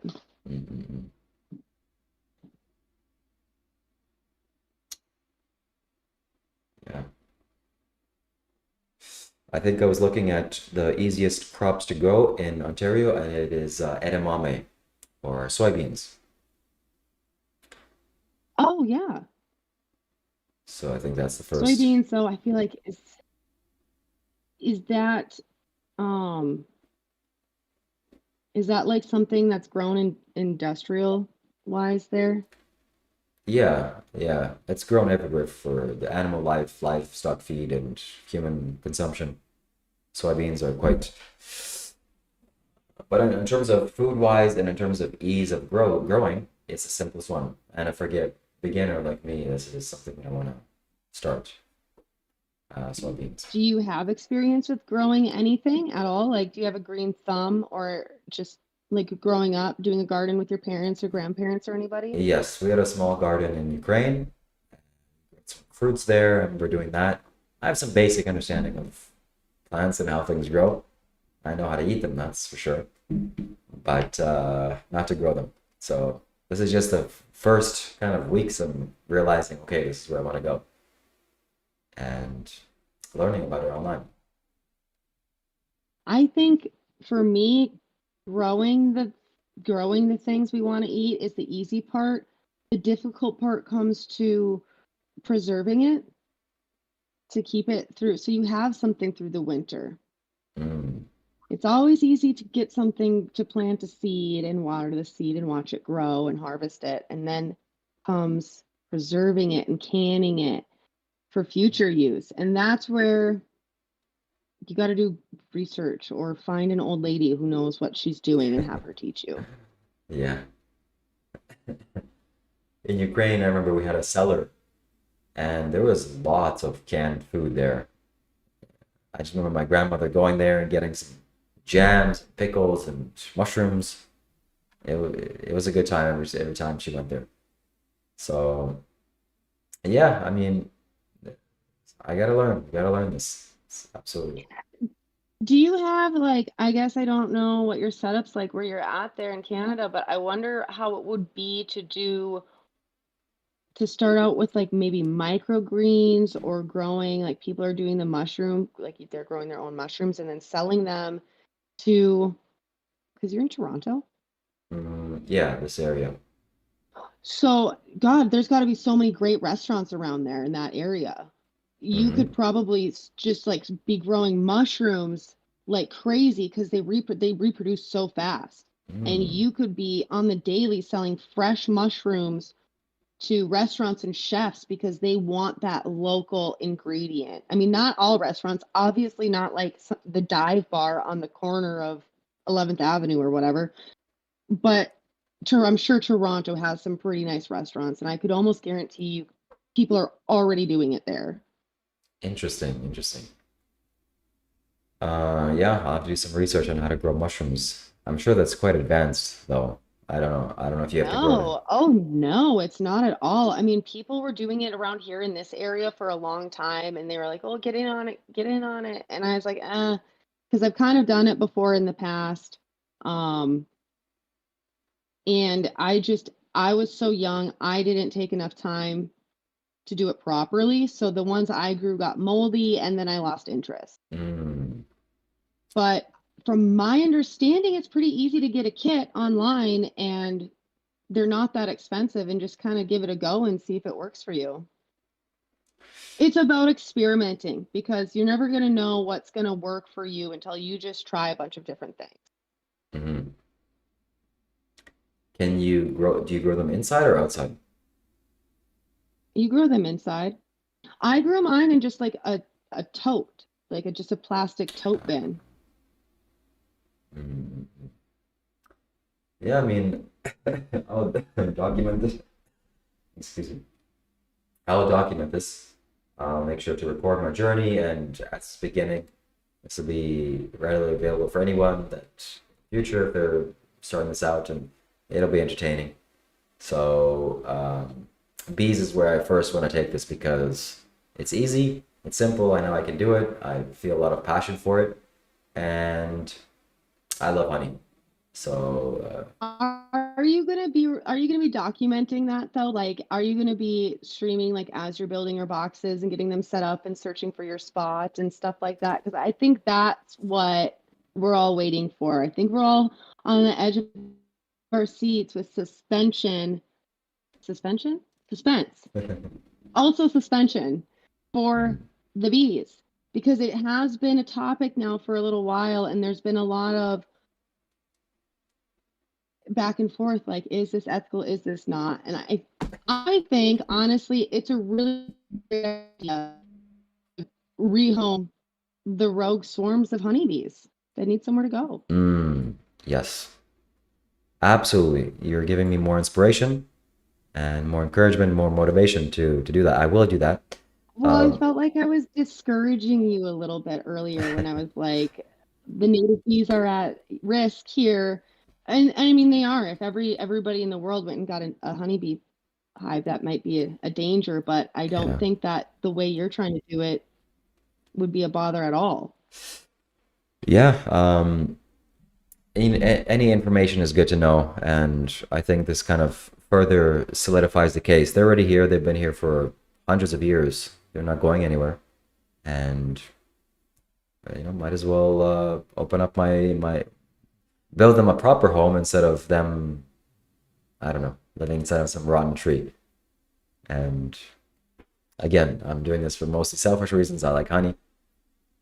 And so yeah, I'll document it. I'll build it. I'll document where it goes. I'll document the whole journey for, again, future reference, anybody that wants to do this. And bees are an important animal, an important insect, very important. And it seems like now they're becoming more extinct, or not extinct, but more scarce, and there's lots of weird things going with the bees. So we need to make sure that they stay alive for a long time because they're keeping us alive. And yeah, I'll document it. I'll make it more of like a movie style video, and it won't be a live stream. It'll be a video. I'll make sure to record that. Oh, cool. In my progress. Yeah. Well, You're absolutely right. I mean, at the end of the day, no matter what kind of bee they are keeping us alive. If it weren't for the bees, our agriculture system around the world globally would completely collapse. I mean, I know there's other pollinators out there before everybody in the chat is like butterflies and other bugs pollinate too.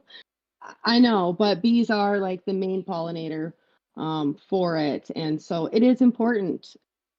It is important to have them around of all kinds.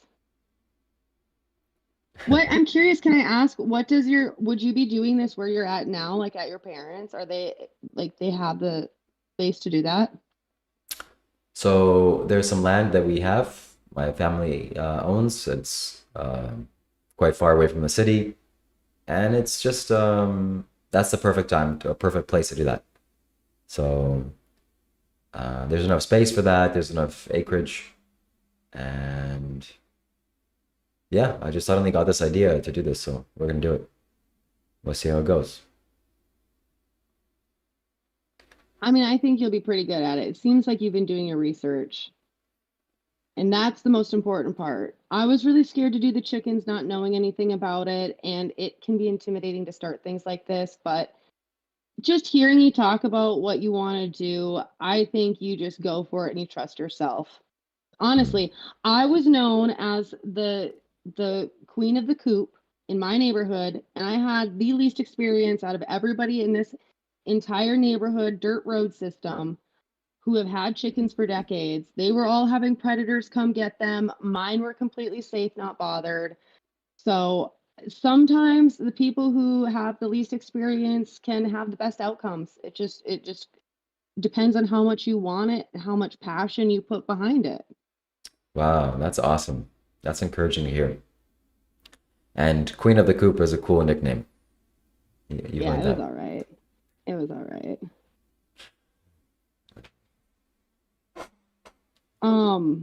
I don't know, I guess what else I can say about homesteading, because I just think the other aspect to that is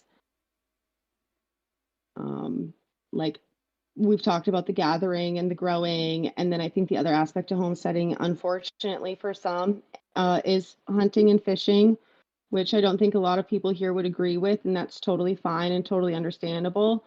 But so we don't like need to talk about it or anything. But I mean, that's the scope. I think it gets hard though too when I think we're educating ourselves so much using the internet because there is so much information and it's like overload and you're trying to process and it's like one source says this, the other source counters it. So then you're like, well, damn, now what do I do? And if you don't have that community, trying to build that community, yeah, there's going to be hurdles and there's going to be points when you think you can't do it. But if I can straight up transplant 200 fully grown lavender plants in the dirt, like building these, I dug probably about like a quarter of an acre of dirt to do that with a shovel, just a shovel. I mean, if little old me can do that, then you can handle some bees. It ain't no big thing. Somebody's asking, what's your YouTube channel name? Oh, I think it's like it's just whatever YouTube gave me. It's like KK, here I'll comment and then they can see it. It's KK-C8I, I think.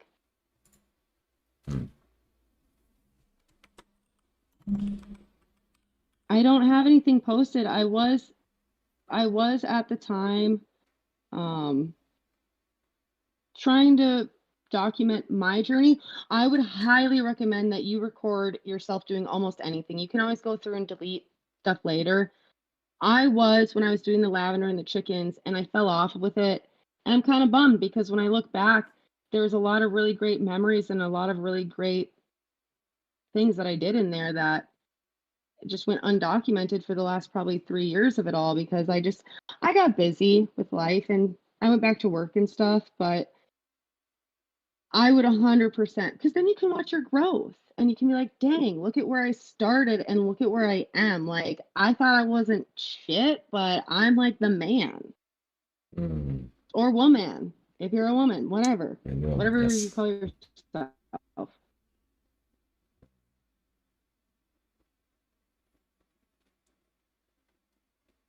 the beekeeping anything that your family wants to like participate in with you and like help you, or would that be, oh, I commented on the Discord, or would that be something like solely on your own? That's something they didn't want to participate in. They do. Yeah. Oh, that would be great. Yeah, I think my mom says that it's a lot of work. She's been to the friend that he's a beekeeper, and she's seen how much work goes into it. She's saying that you're underestimating the amount of work that goes into it. Yeah, the bees do most of the work. They produce the honey, but there's still a lot that goes into that. So we'll see. We'll see how it goes. And so there's KK's YouTube channel. You can go subscribe. We'll see how it goes. I'll make sure to document it, and we'll see how it goes. That's all I can say. Well, I wish you all the luck. And if you're battling yourself about like veganism with it all and stuff, just, I don't know, don't go too hard on yourself. We're all figuring it out. Yeah, You're really not doing a whole lot of harm. So absolutely. Well, thank you for that, and thank you for joining me. yeah, thanks for having me. It's always nice to come on and chat. If you have anything else you wish to say or share about homesteading or farming or anything else in general, spirituality, let me know. And yeah. I think I'll end things with just saying real quick on the homesteading side of things, if people who live in town, you can still, on a level, do your own type of sustainable living. And there's lots of urban ways, also, if you're in like a very urban area, to do these things and to just do what you can. You don't have to have a lot of land, and you don't have to live in the middle of nowhere to make these types of changes in your life. So, I mean, just do a little research. There's a lot out there, composting, all sorts of things, just growing inside of your house in a window. I mean, there's ways. There's lots of excuses, but there's also lots of solutions. So it just, again, comes down to how bad somebody wants it.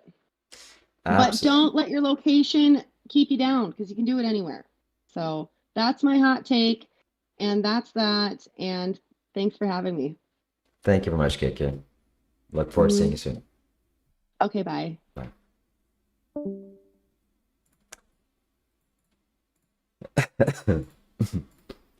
What a nice lady. All right, we're gonna turn this off. We're gonna create a new device. And yes, my friends, it is about,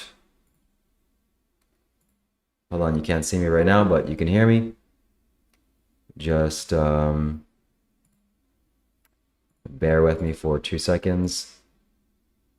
Don't bear with me, but yeah, bear with me. You still can't see me. This is not good. This is about living more with nature and hopefully having more plants that you are living with. And even inside the home, as KK was saying, you don't have to live on a huge farm or be some huge farmer. You can buy some plants and live next to plants right in your room. That's what I want to do. Don't you want to be in plants all the time or beside plants? So when I came back to Canada, I noticed that our peace lily is still alive. I bought this peace lily years ago, 2-3 years ago, something like that. And I bought this because I was just, actually, the reason why I bought this peace lily was because, and there's KK's name again if you want to go subscribe. 2 or 3 years ago, I had some intuition to go to this greenhouse right next to our house. And I just went there spontaneously. And when I went there, I saw this plant and I just had a strong energy feeling like it was giving me light. And I knew I needed to buy it. So I bought it. And if it wasn't for my mom, this plant would have definitely been dead because I kept it in my room. And there was no light. I was giving it too much water. I didn't know that you can give a plant too much water. And my mom was like, okay, just give it to me and I'll take care of it. I'm like, okay. So then, you know, up to this day, it's still alive. And that's fantastic. So if you want to know what a peace lily looks like, This is what it looks like, and it could survive a long time. It survived winters. It's in our house every single day. It is just a fantastic, fantastic little plant. And it produces Peace lily. It produces the most amount of oxygen, I think, or one of the most strongest oxygen producing plants in the world. And it just looks beautiful. This is what it looks like. So if you have the option to invest in a peace lily, that's what you should do. And start with something small like a plant. So I definitely want to get more plants in my life as well. Owning just one plant isn't enough. I want to have like 10 plants per room, or a lot of plants, or enough plants that there's so much oxygen that's being produced inside my house. I don't have to open up the window to get more oxygen, which I know I need to do. It's been a while since I've opened up the window, and especially in the wintertime, it's very important to open up the windows just to let fresh air in. It doesn't matter how cold it is, because your brain needs oxygen to survive. So we're doing it, my friends. We are gonna raise this money to buy a Jesus, to buy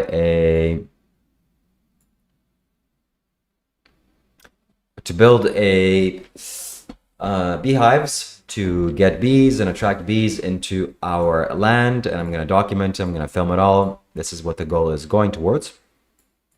So you're welcome to contribute towards that if you want to. And what else? So peace lilies, and as well as the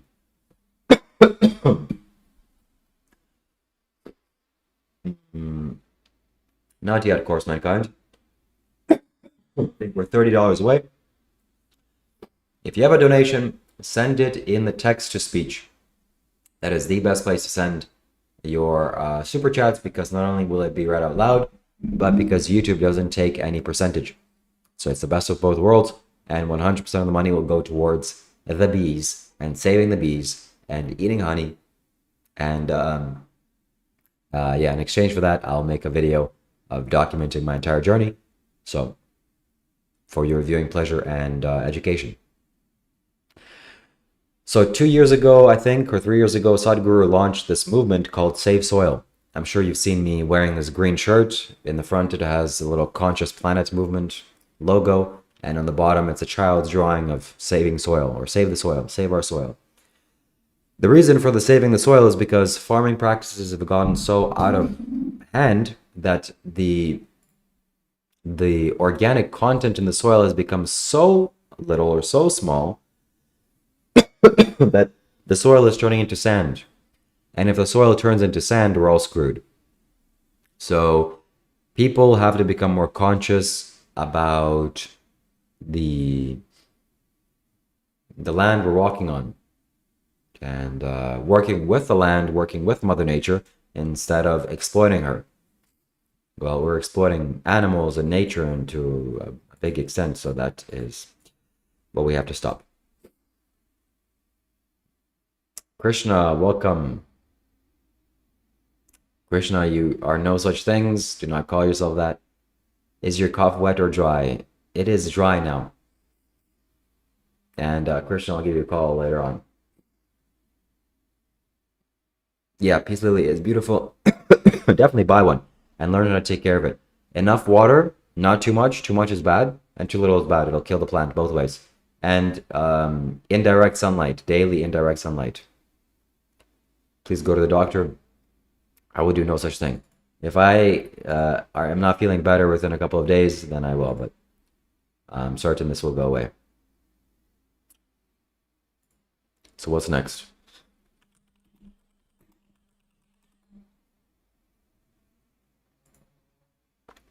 So Sadhguru drove many, many kilometers.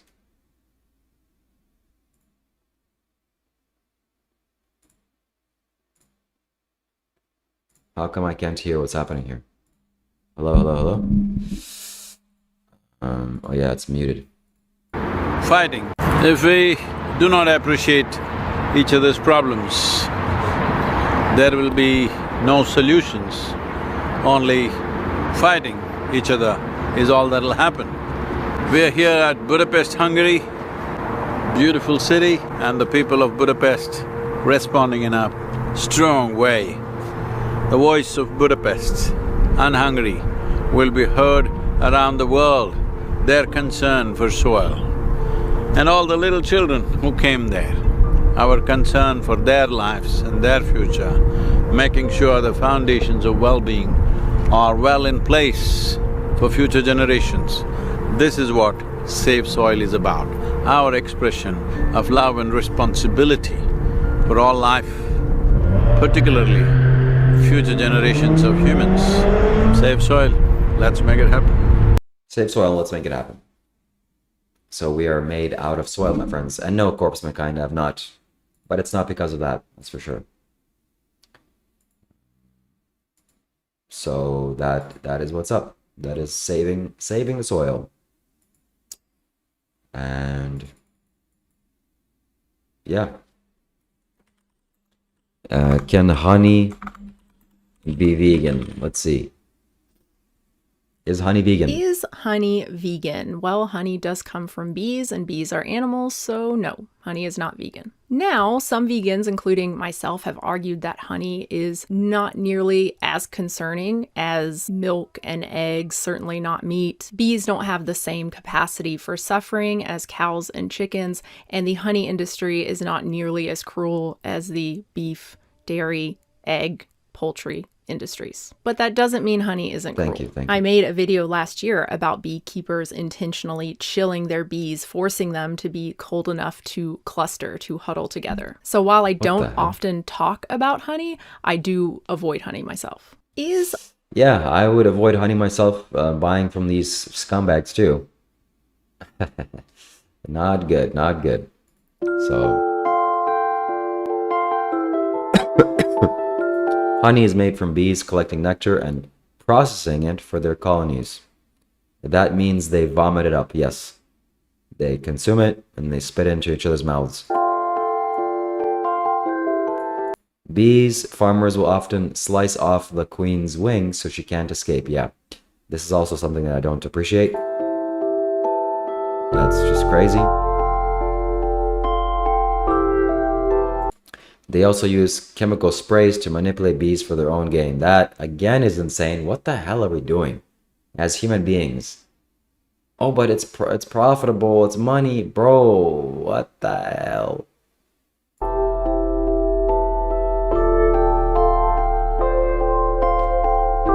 Thousands of bees are killed during this entire process. Yeah. Stealing, what about stealing from bees? Morgan Man says. Yeah, stealing from bees is also bad. I'll get into that. It's complicated.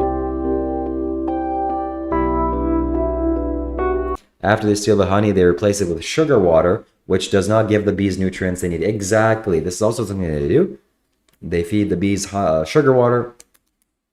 So stealing honey from the bees is like, when I hear that, I assume that you mean they need food to survive, but you steal it because you want to make a profit, and then you feed them honey water. That's not what I'm for.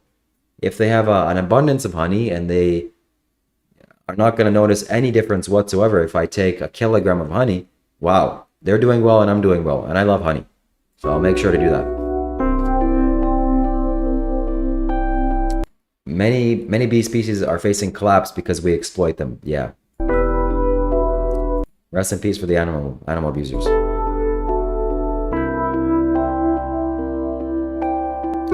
Bees need honey, you don't. Honey is never vegan. That's true. Honey is never vegan. What the hell are you talking about? Well, PETA takes a strong stance. But it's true that we don't need honey. But honey is awesome. Wow, I sound like a meat eater now. I don't need meat, but it's awesome, bro. It tastes good.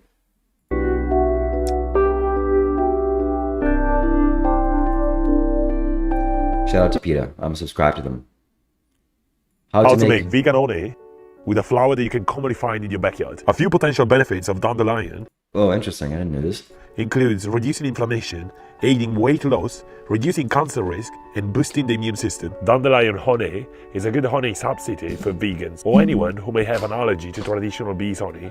with a surprisingly similar flavor. You can either pick them up from your backyard or forage them from the local park. I use 2 cups of dandelion flowers without stalks. Soak petals in cold water for 5 minutes, then drain with a strainer. Place petals in a saucepan along with 1.5 cups of water and 2 organic lemon slices. Bring to a boil over high heat, then reduce heat and simmer for 15 minutes. Remove the pan from heat and let it infuse overnight. Strain dandelion tea through a cheese cloth. Weigh the liquid and weigh the same amount of sugar. Put the liquid back in the pan. Oh, come on. And add the sugar. Then bring it up to God. gentle boil for approximately 50 minutes. Store dandelion's honey in a sealed sterilized jar at room temperature. You should keep for several months and you can enjoy it at any time. How to make vegan or... I mean, okay. Yeah, honey will help my cough. Yeah, you lost me when you dumped a freaking half a cup of sugar in there. That's crazy. Is honey vegan? Just like the white window, sing songs and like... Another great topic, vegan and honey. Is honey still considered vegan? I personally know vegans who do consume honey. At the end of the day, they're not eating animals, and who knows where they are in their journey. But honey is not vegan. Bees are being exploited. This is what makes it not vegan. Queen bees are the ones that mostly get exploited. They do forced impregnation with the queen bees, and then they sell them to other bee farmers so they can be able to create a colony and be able to produce more honey at a faster rate. That's what makes it not vegan. What's your thoughts down below? What do you think? Do you think honey is vegan? Do you think it's not vegan? Do you think people should be corrected if they're consuming honey and they're vegan? They should be called vegetarian and they should stop labeling themselves as a vegan? What's your thoughts? Let me know in the comments. So, shout out for the vegans. Newsflash, honey is sugar. It's sugar paste. I know honey is sugar too, but I don't know. Should vegans eat honey and use other bee products? Yeah. My answer to that is probably not. If you don't want to, then don't do whatever you don't want to do. But if your reason for not doing it is that you think the bees are being treated unfairly, or you think they're being abused, or, you know, any of those things, that is not the case. Yeah. Check the video in the pinned comments for more information on that. But basically, I treat the bees very well. They couldn't survive without me. They would not survive in the wild, especially not these days. So yeah, I don't know what to tell you. If you don't want to eat honey because you think it's wrong, then, you know, don't do anything you don't want to do. But don't think that I'm abusing my bees, because that's not the case. Why do I get to... Yep. Honey doesn't taste good to me, but it uses sugar substitute is good, yeah? Cows are vegan, sheep are vegan, it all comes from the sun at the end of the day. Yeah. This crazy guy. Honey, bullshit or not bullshit? This is raw honey. This is not pasteurized. This is local. Honey is great food for humans. It is sought, is treasured by hunter gatherers across the globe, including the Hadza, who I visited last year in Tanzania. Honey is definitely not bullshit. Do not fear fructose in the food matrix. There's clear evidence from medical literature. Yeah, honey is awesome. Honey is awesome, and it's been... Oh man, I'm starting to... It's starting to sound like a meat eater. Honey is cruel. Okay, this guy is really good. People who have watched my videos usually have one question in mind. They ask me, hey Arvind, you say that we should not consume anything that comes from animals because it involves animal cruelty, but why do vegans choose not to consume honey? What's the cruelty in that? Well, before we dive headfirst into learning how honey is actually manufactured, let us first learn a bit about honeybees themselves. Now, in a bee colony, there's actually 3 different kinds of bees. There is one... Alright, this is too much information. I just need quick, simple doses of vertical goodness in me, nothing else. If you also want to eat honey directly from the honeycomb, then don't make the mistake of doing so, because you must have seen many people who eat the whole honeycomb, but doing so can be very dangerous, because the honeycomb does not only contain honey, but it also contains wax and larvae. If you eat too much of it, your health may deteriorate. If you also want... Alright, that's it. I think this is the conclusion of our live stream, unless anybody has any other topics we can discuss.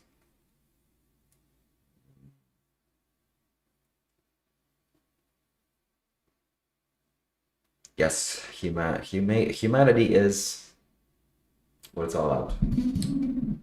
Ethical treatment of animals. That is, oh Jesus. Want to eat honey directly from the... I don't know why I stopped it on this. But yeah, my friends, this is it. This is the conclusion of our live stream.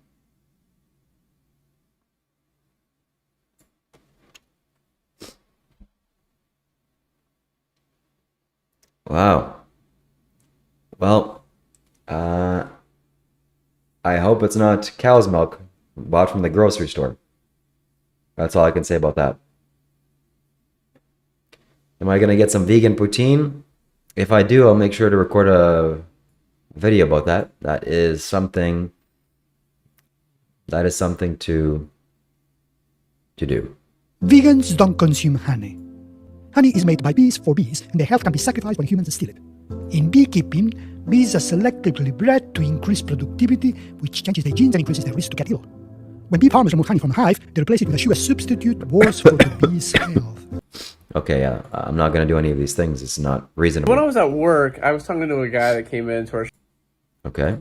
Bro, man, do any of you even know how honey is made? Hundreds of drones flying flower to flower. Okay. That's it, my friends. That's it. I hope to see.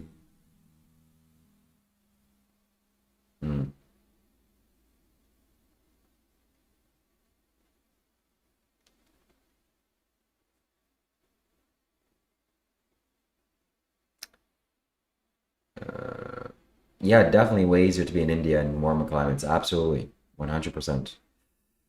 This is very good because I'm in East Coast and it's 10 p.m. for me. It's 1 minute away from 10 p.m. So most of you are in the East Coast as well. So it feels good to connect with you on the same time zone and not some weird time zone of being halfway across the world. And it's morning for you, but night for me. It's weird. And thank you very much, my friends, for being here. Thank you for being part of this live stream.